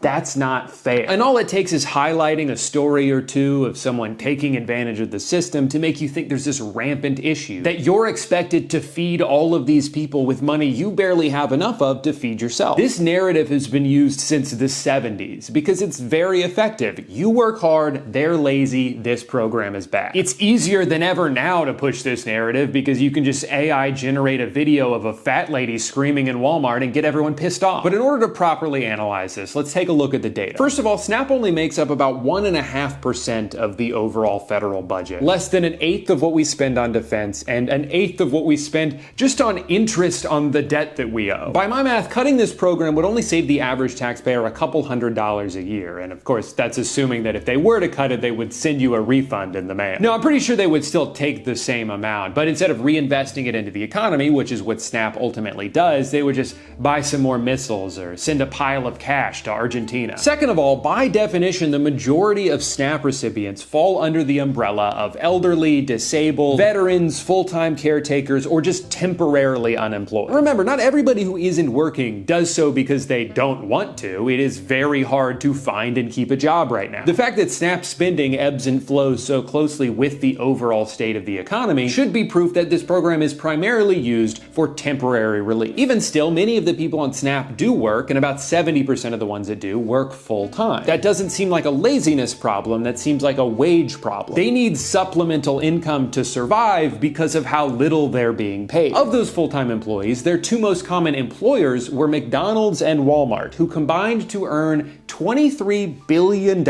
in profits last year. $23 billion, and you're telling me they can't afford to pay their employees enough so that they don't need government assistance? See, what that means is you wouldn't have to help pay for these people's food if their employer, a nearly $1 trillion corporation, just paid them a livable wage. You're more upset at the people using the program than the companies who have put them in a position where they even need it in the first place. Also, Walmart double dips here. The majority of food stamps are redeemed at Walmart. So not only do they save money by underpaying their staff, but their revenue then gets subsidized by this program because that's where people tend to use it. Final statistic, about a third of SNAP recipients, over 12 million of them, are children. What's the argument there? Are they not working hard enough? What, you don't want to get a job just because you're 7? Like, can we stop for 1 second to think about what you're saying here? You have let somebody convince you that in this situation, the only way to make your life better is if 12 million children starve. So I want to ask, who is more to blame here? A bunch of kids who got born into poverty, or CEOs with more money than anybody could spend in 1,000 lifetimes who expect you to solve the problem that they helped create? For some people, it doesn't matter what you say about capitalism, they will still go to war for it, even if it's not working for them. Statistically speaking, it's probably not. You'll try to criticize a multi-billionaire who's not paying enough taxes, and people will defend them like, hey, it's not their fault. They're just taking advantage of loopholes like any smart business person would. And you're like, okay, so then we agree there's a problem with the rules, right? If they're just exploiting the system, then maybe the system shouldn't be so easy to exploit. We've reached a point where a lot of the core principles of a free market no longer apply. Like the idea that you can vote with your dollar. I get to pick which businesses I support, therefore the best ones will succeed and the worst ones will fail. Yeah, except when one company is allowed to corner the market and price out all their competition, suddenly there isn't any. And we would have small businesses tell us if they walked into a Walmart or a Costco, the retail price at those stores, the price on the shelves at those stores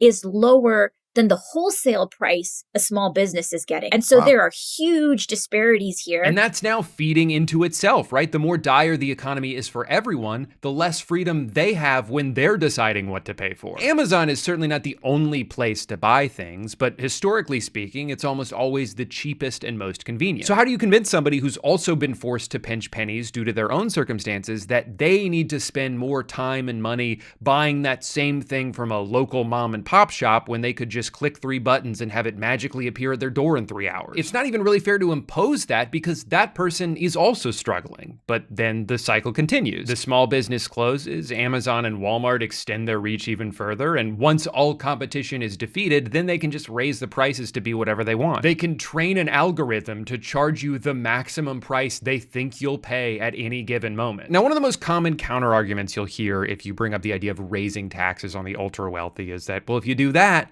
they're just gonna leave. First of all, no, they're not. That's a bluff they've been using for years, perpetuated by media networks owned by, you guessed it, rich people who don't want their taxes to go up. Sure, a few of them might leave, but the kinds of people who are willing to go to the trouble of moving their entire business from New York City to like Kissimmee, Florida, are probably already doing everything they can to avoid paying any taxes at all. It doesn't seem like a very productive mindset to cater to this parasitic minority at the expense of everybody else. Second of all, oh my God, can we grow some fucking balls here? You don't understand. They're not gonna like it if we raise their taxes. Do you hear yourself? Do you hear how pathetic you sound? Okay, so what, we can't do anything then? That's it? It's over, they won? Your plan is that we should just give up and let the billionaires have whatever they want. Buddy, we've already tried that, and that's not working either. Third of all, this criticism is predicated on an idea that taxation essentially has a bell curve to it, where after a certain rate, your overall revenue actually decreases because people will lose the incentive to work as hard or, like you're saying, move away. With this in mind, there have been studies done by economists who believe that every country has its own ideal rate for maximum efficiency. However, the implication that raising taxes would cause the overall revenue to go down would only be true if we were on the tail end of this bell curve,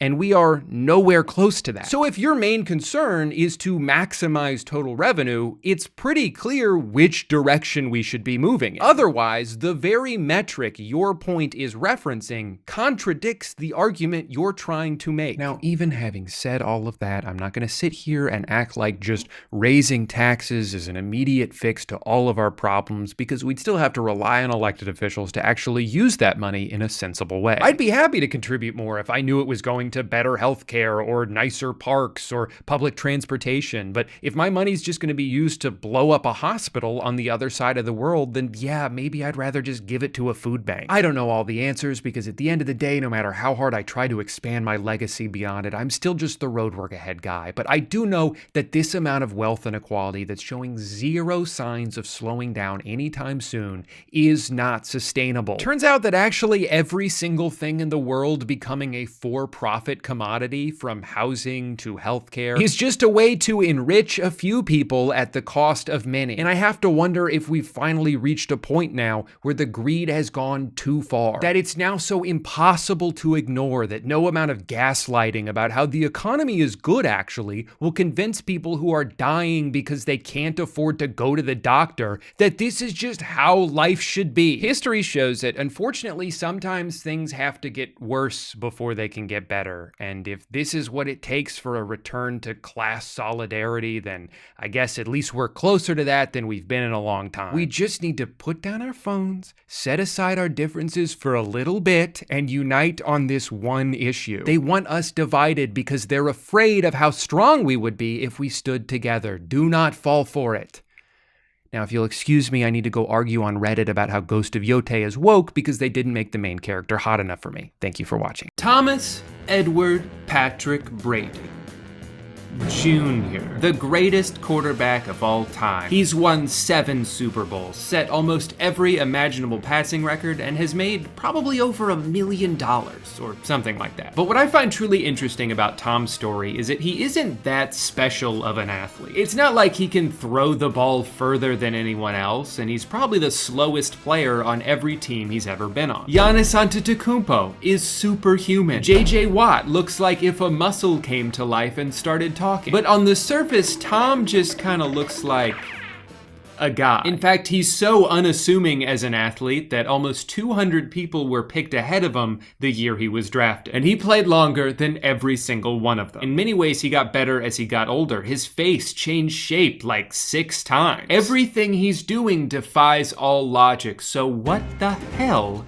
is his secret? Is he a cyborg? A time traveler? Was he an experiment created in some kind of football laboratory? Or is all of his success attributed to his famously specific diet? This dude hasn't had sugar in like 14 years. No wonder he's able to pull off the impossible. I had a toaster strudel for breakfast and now my tummy hurts. But why am I making this video? Well, because a few days ago on February 1st, Tom Brady finally retired from the NFL, which means someone has to take his place.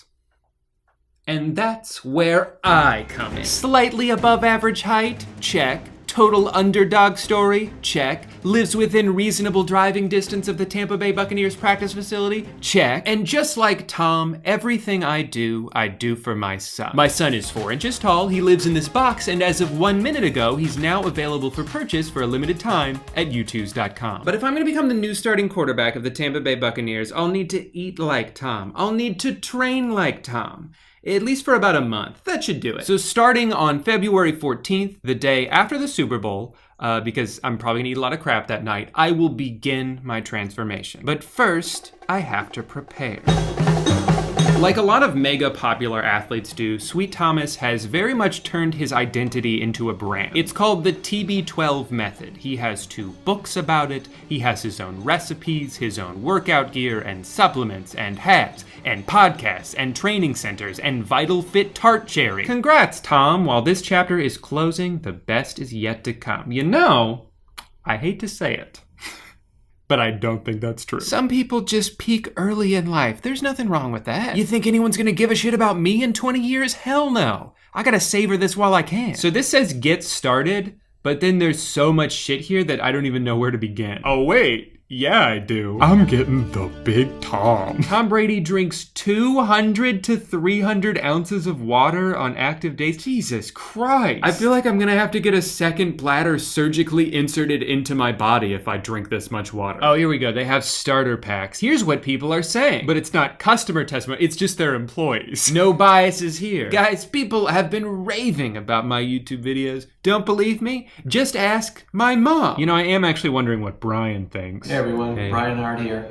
body coach down in Tampa Bay. By far my favorite product that TB12 has is the TB12 electrolytes. Helps me stay hydrated, gives me energy, prevents muscle cramping, tastes great. Does it? I saw that eye roll. Believe me, this stuff is awesome. TB12 plant-based protein. Right. TB12 omega. Okay. One of the products that I really have loved recently is the TB12 sleep. And I don't really struggle to sleep or go to sleep. This stuff is amazing. I don't need it, and I've never actually taken it before, but Tom said I had to throw in a fourth thing, and so I just picked one randomly. I wake up every morning feeling awesome after I take that TB12 sleep. Yeah, I can tell. You're like a ball of energy. Feel free to go to tb12sports.com. What a coincidence. That's a website I was already on. Oh, I guess I should probably just get the Tom pack. Sorry, Brian. In his honor, I will at least get his favorite flavor of electrolytes, and I will think about you every time I drink them. Okay.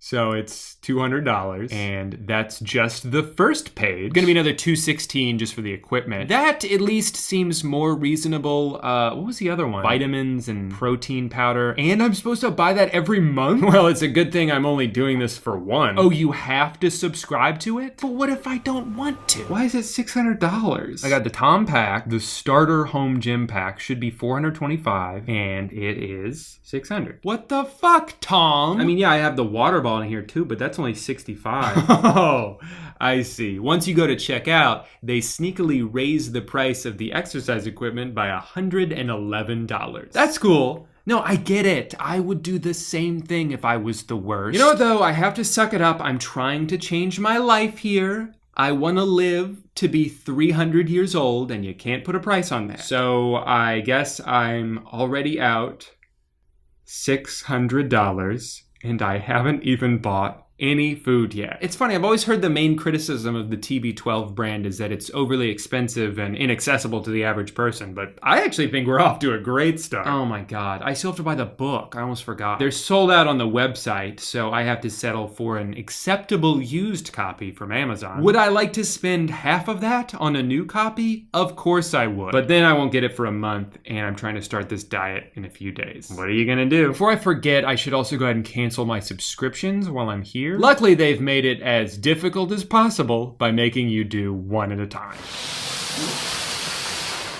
Hello.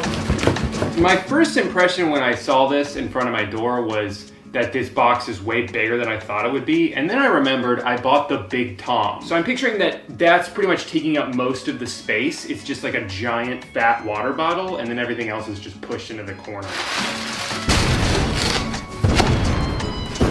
Forgot my box cutter. I'll be right back.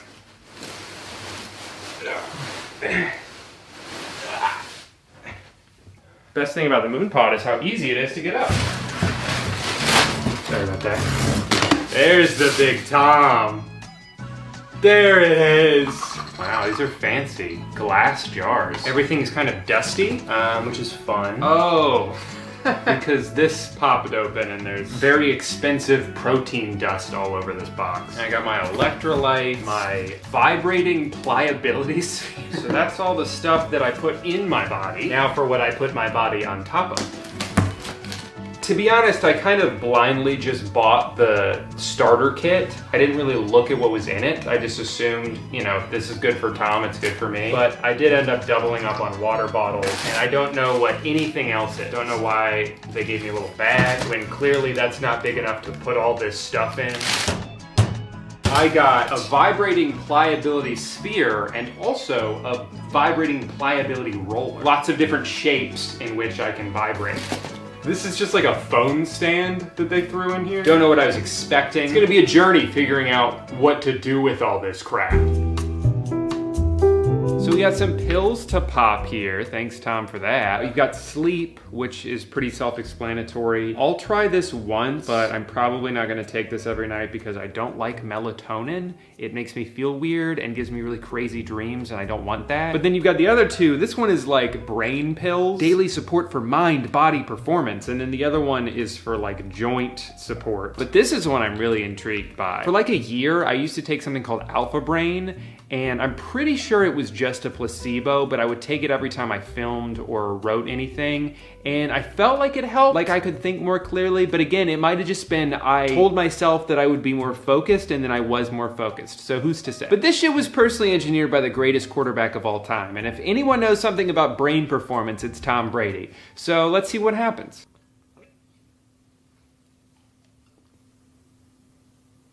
I don't know, I didn't really, whoa! What's going on? I have so many thoughts. I think I'm finally using 100% of my brain, just like Bradley Cooper in that Limitless movie. Oh my God, the ideas. I can't stop them.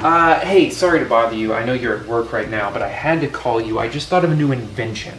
Silent ice. It's just like regular ice, but it doesn't make any noise. I did it. I finally finished my book. Wow, what a productive day. I even managed to move my couch into the middle of the room like I've been meaning to. Well, I guess I'll go ahead and hit the hay. Never mind, it has been 4 minutes. I don't really know what to say about the supplements because I've taken them a bunch now and I kind of feel the same. But I've also been taking multivitamins every day for several years and those don't make me feel any different. So does that mean I should stop taking them? It's hard to judge something that is supposed to have this like silent effect on your body. So they may not actually do anything, but at least they're very expensive. The best thing about them though is that they don't taste like anything because you're also supposed to drink these electrolytes every day, multiple times a day, first thing you do when you wake up. I excitedly tried the lemon one first, and let me just tell you, it is one of the grossest things I've ever tasted in my life. Tastes great. It doesn't taste so much like lemonade as it does lemon pledge. I did actually just notice today that they also sent me the same thing but in packet form. So I'm pretty sure there's like a powder instead of something that's already a liquid. Maybe that'll make it taste better?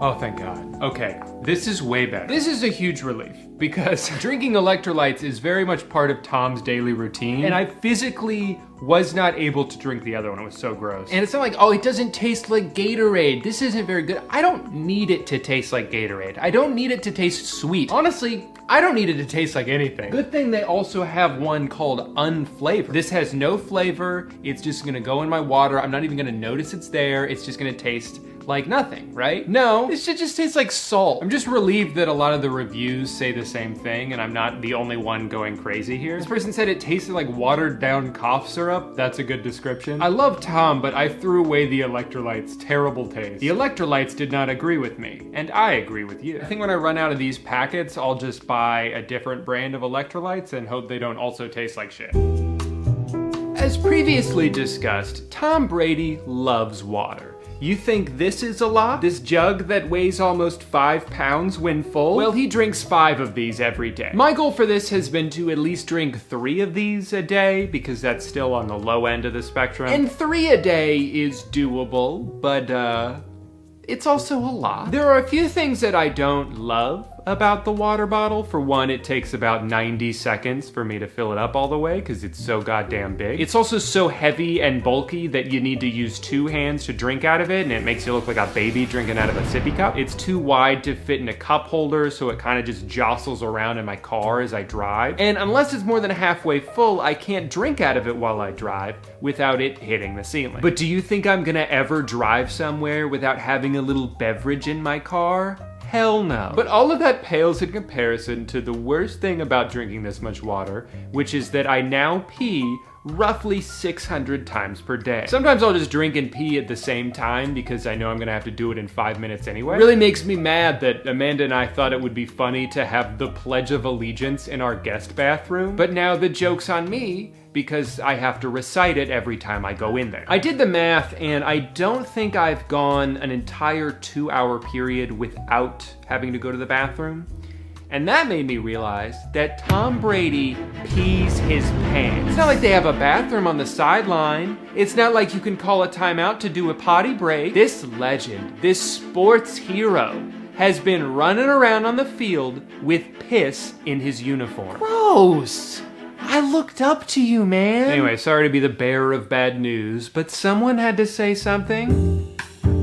This book's not too crazy. A lot of the stuff I had heard before, like how he was born on a spaceship and came out the womb holding a football. But the thing that's weird about this is like, this is supposed to be the Tom Brady Bible. But there are things I've read online about him that contradict some of the stuff I've read in here. Like apparently he doesn't eat nightshades, peppers, tomatoes, but then there's recipes in here that include those things. He's famously on a plant-based diet, but almost all of the recipes have meat in them. So maybe this book is not as all-encompassing all-encompassing as I hoped. It might be because they didn't want to include every restriction here, so as to not scare people off. Or maybe it's that some of the things Tom Brady believes in aren't actually backed up by science, so they're like, hey, just because Tom does that doesn't mean you have to too. You know, I've read a bunch of books like this before. A bunch. I've read like 2 books like this before. And the funny thing is, I feel like I always agree with almost everything they say.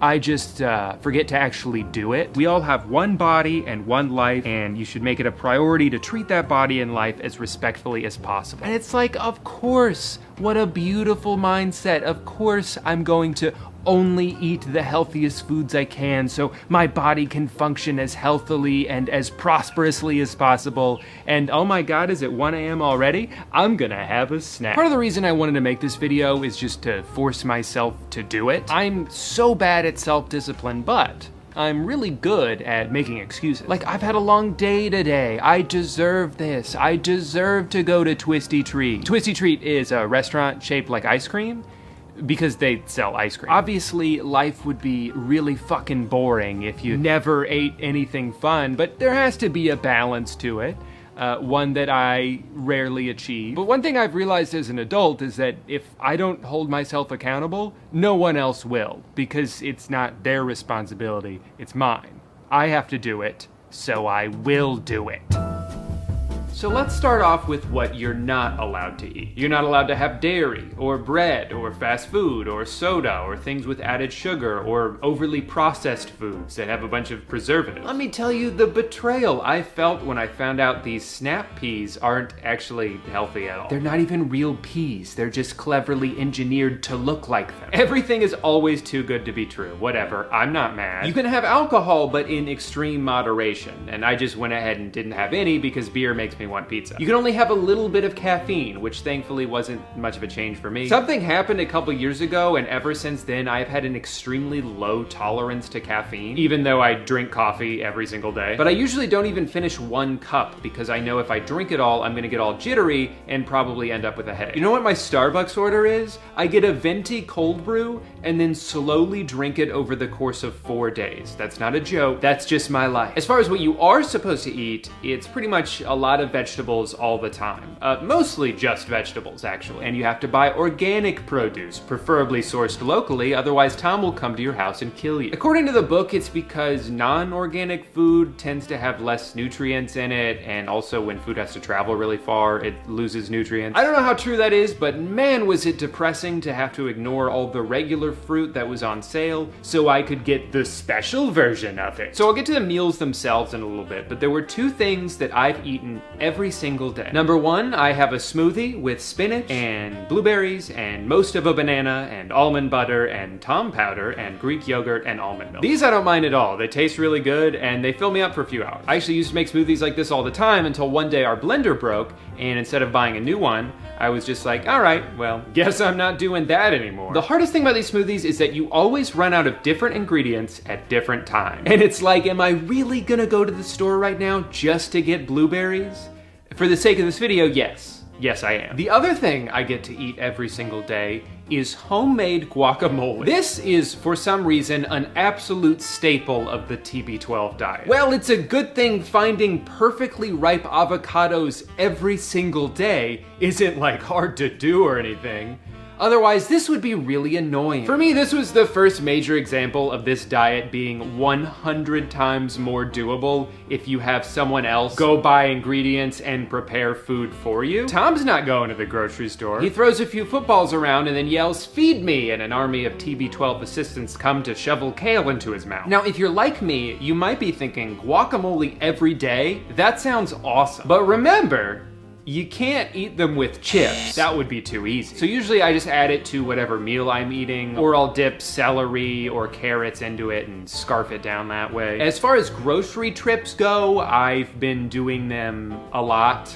Basically every 2 to 4 days. I probably could have consolidated some of these trips, but I get overwhelmed when my grocery list is way too long, so I would split it up into smaller trips and only get like 1 or 2 meals at a time. And I will say, the meals in this book are all pretty good. This salad is stupidly easy to make, so that's been a go-to for me. The cauliflower you make with this salmon is fucking great, so I don't even mind the fact that you have to eat like 12 pounds of it every time. And the chicken and lentils recipe is really good too, although the Dijon mustard flavor can be a little bit much when you're having leftovers, and at that point, it has soaked into every single ingredient. I even got to make my own hummus. That was pretty fun. So really, I have almost nothing but good things to say about all of these recipes, except there is the one. I tried making one of Tom's famous fish taco bowls, and everything went wrong. The cod completely fell apart as I was trying to cook it, so it was basically ground fish.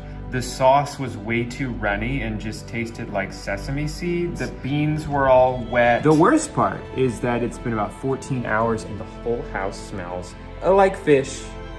Still. To make my life a little bit easier, I have been ordering the same meal prep service that I've used for a while now. Only where before I was mostly doing it out of convenience, now I have to make sure I'm pretty much only eating chicken and vegetables or fish and vegetables. This takes care of 5 lunches a week, so I only have to worry about breakfast and dinner and then what I'm gonna eat on the weekends. I would say my biggest takeaway so far is that what you do eat is a lot more important than what you don't eat. I've had a couple of 2 or 3 day stretches in here where I don't really have the energy to cook, so then I don't eat enough, so then I don't have any energy, so then I don't cook any food. It's not enough to just not eat sugar. Just because I'm not eating McDonald's doesn't mean I'm doing a good job or being healthy. I need to have like a checklist of things that I do eat every single day, otherwise it's inevitable that I end up going crazy one night and eating half a block of cheese at 1 a.m. Am I saying that because that's what I did last night?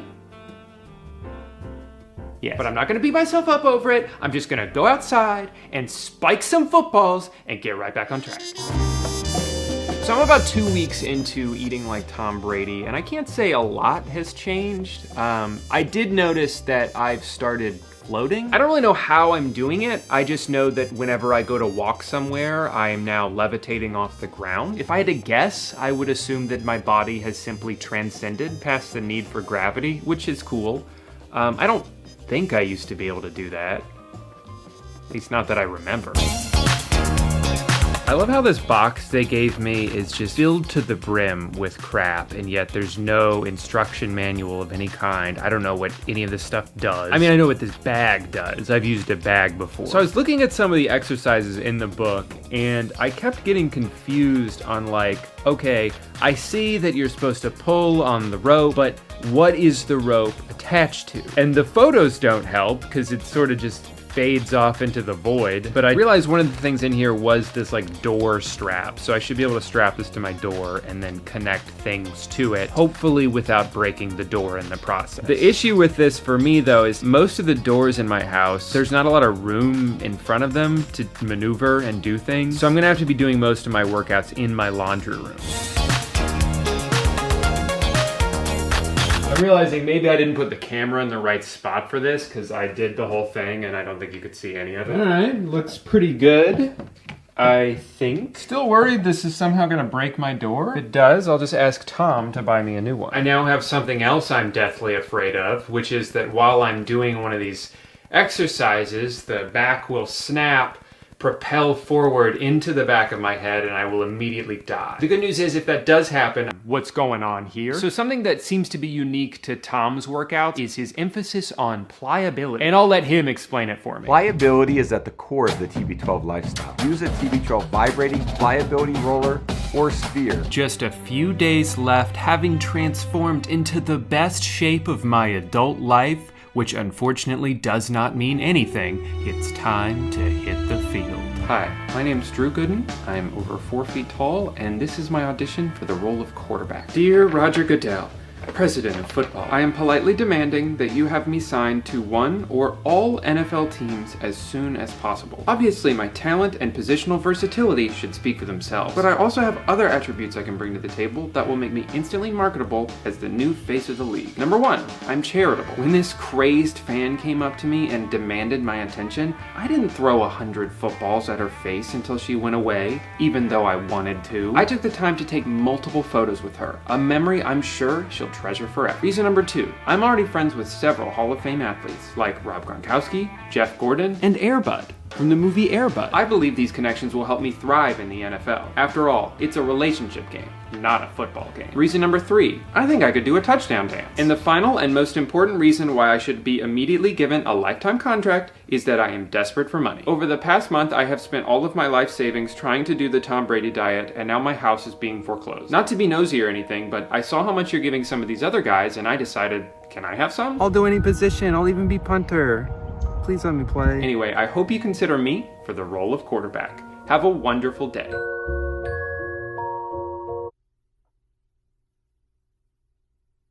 What the fuck? You're telling me I lost 5 pounds and felt great for a month and I have nothing to show for it because I can't even play professional football? I'll get you, Tom. Ooh, I just know for a fact that I am the person most negatively affected by this. Okay, so maybe I am the person second most negatively affected by this. So I'm gonna break down my final thoughts on this by answering 2 questions. Number 1, is the TB12 diet good? Yeah. With the exception of the one disaster, all the meals were tasty and they got easier to prepare the more I made them. And a lot of the restrictions are easier to pull off than it seemed at first, as long as you don't think about what you're missing out on. Like, it's really daunting when you start off and you think, oh man, I can't have this or this or this. But then you get going and you're just focusing on the food that you are making and you realize it's been 2 weeks since you thought about pizza. I'm proud to say I only cracked twice. There was the cheese incident, and I also went to Taco Bell one day because I was kind of going through it. But I think it's good to at least have one meal every once in a while that you can look forward to. Otherwise, you're gonna lose motivation pretty fast. In hindsight, yeah, maybe I should have swung for something better than a 5-layer burrito, but at the time, it's all I could think about. Other than that, the meals were all just good enough to keep me from daydreaming about junk food. But the other question is, given the financial and time investment necessary to pull this diet off, how feasible is it? And that's a little bit trickier. It would be dumb of me to ignore the obvious advantage that I had while doing this, which is that I was able to put my job on hold for a while by turning the diet into my job. And even still, there were days where I'm like, fuck, it's 5 o'clock already? I don't wanna cook. I just made food yesterday and now I gotta do it again? When will it end? And I tried to imagine what it would have been like to try to do this back when I had a 45-minute commute to my carpentry job, where I'd be lucky to get home before 6 o'clock and I'm tired and I'm sore and now I have to prepare this complicated ass meal. And whoops, our broccoli went bad. Should I go to Publix? No, I'm gonna go to Chipotle for the 3rd day in a row. You know what would be nice? If there were more convenient, healthy food options. The best I could find around me is a place called Fresh Kitchen, and it's pretty good, don't get me wrong, but the bowls are like $15. Also, I don't even know if that place is healthy. Did you know that restaurants aren't required to provide nutritional information unless they have over 20 locations? I didn't know that till I tried to look it up. And yeah, you can always drive through somewhere to get a fast food salad, but not only do I not want to eat salad every day, but a lot of the time, the salads have more calories than the regular food that they sell. Without a doubt, the best way to follow the TB12 diet is to have multiple fresh cooked meals every single day. And the easiest way to do that is to pay someone to cook them for you.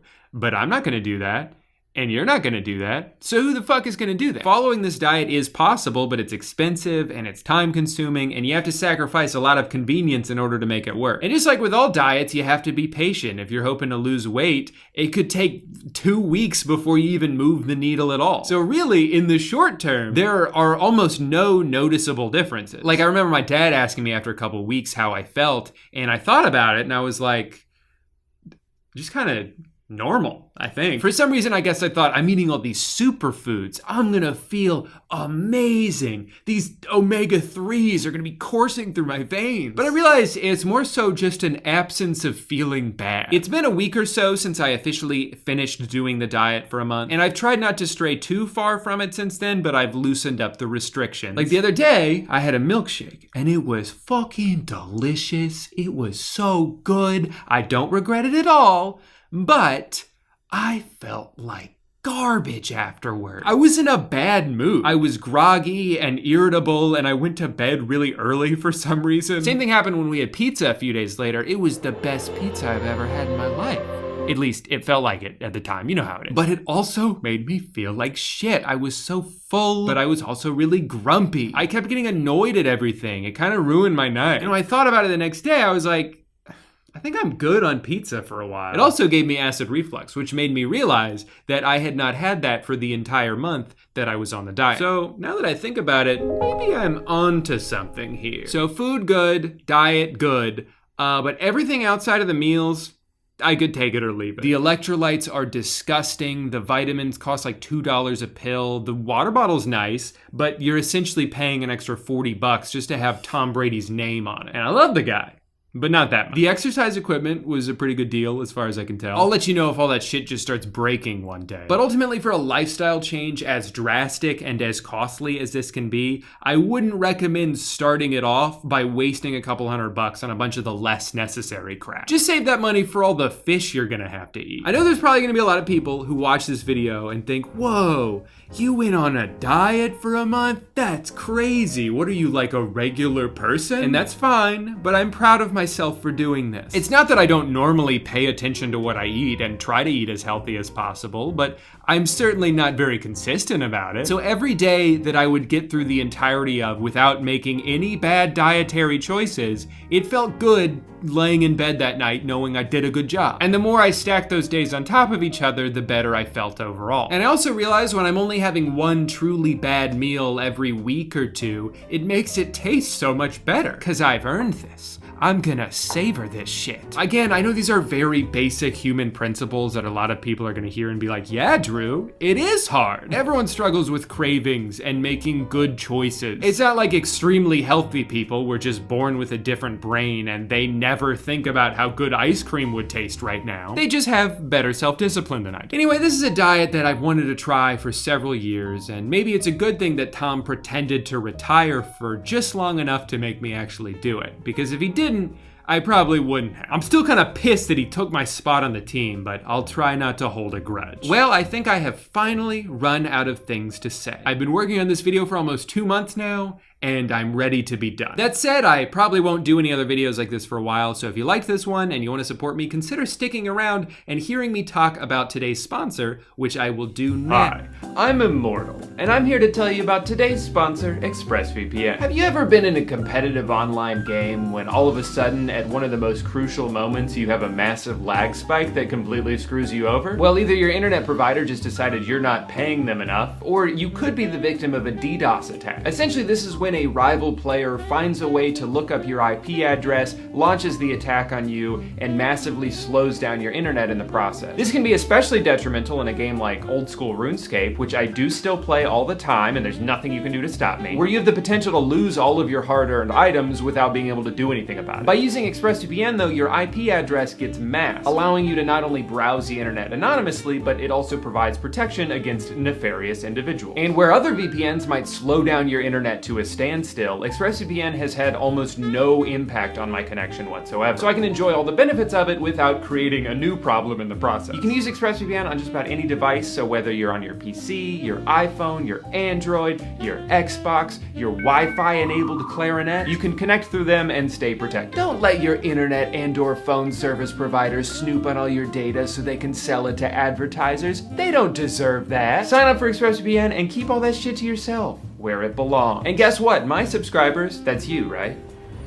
You did subscribe, right? My subscribers, or anyone viewing this video really, can get 3 months free of ExpressVPN by clicking the link in the description. That's also the link that's on the screen and the link that's coming out of my mouth. ExpressVPN.com/Drew. Thank you so much for watching today's video, and thank you again to ExpressVPN for sponsoring it. I know you guys are all probably pretty impressed right now by how well I'm able to hold my composure, despite the fact that I can very clearly see the dryer that held me captive for 2 weeks. But I'm a new man. I have no fears.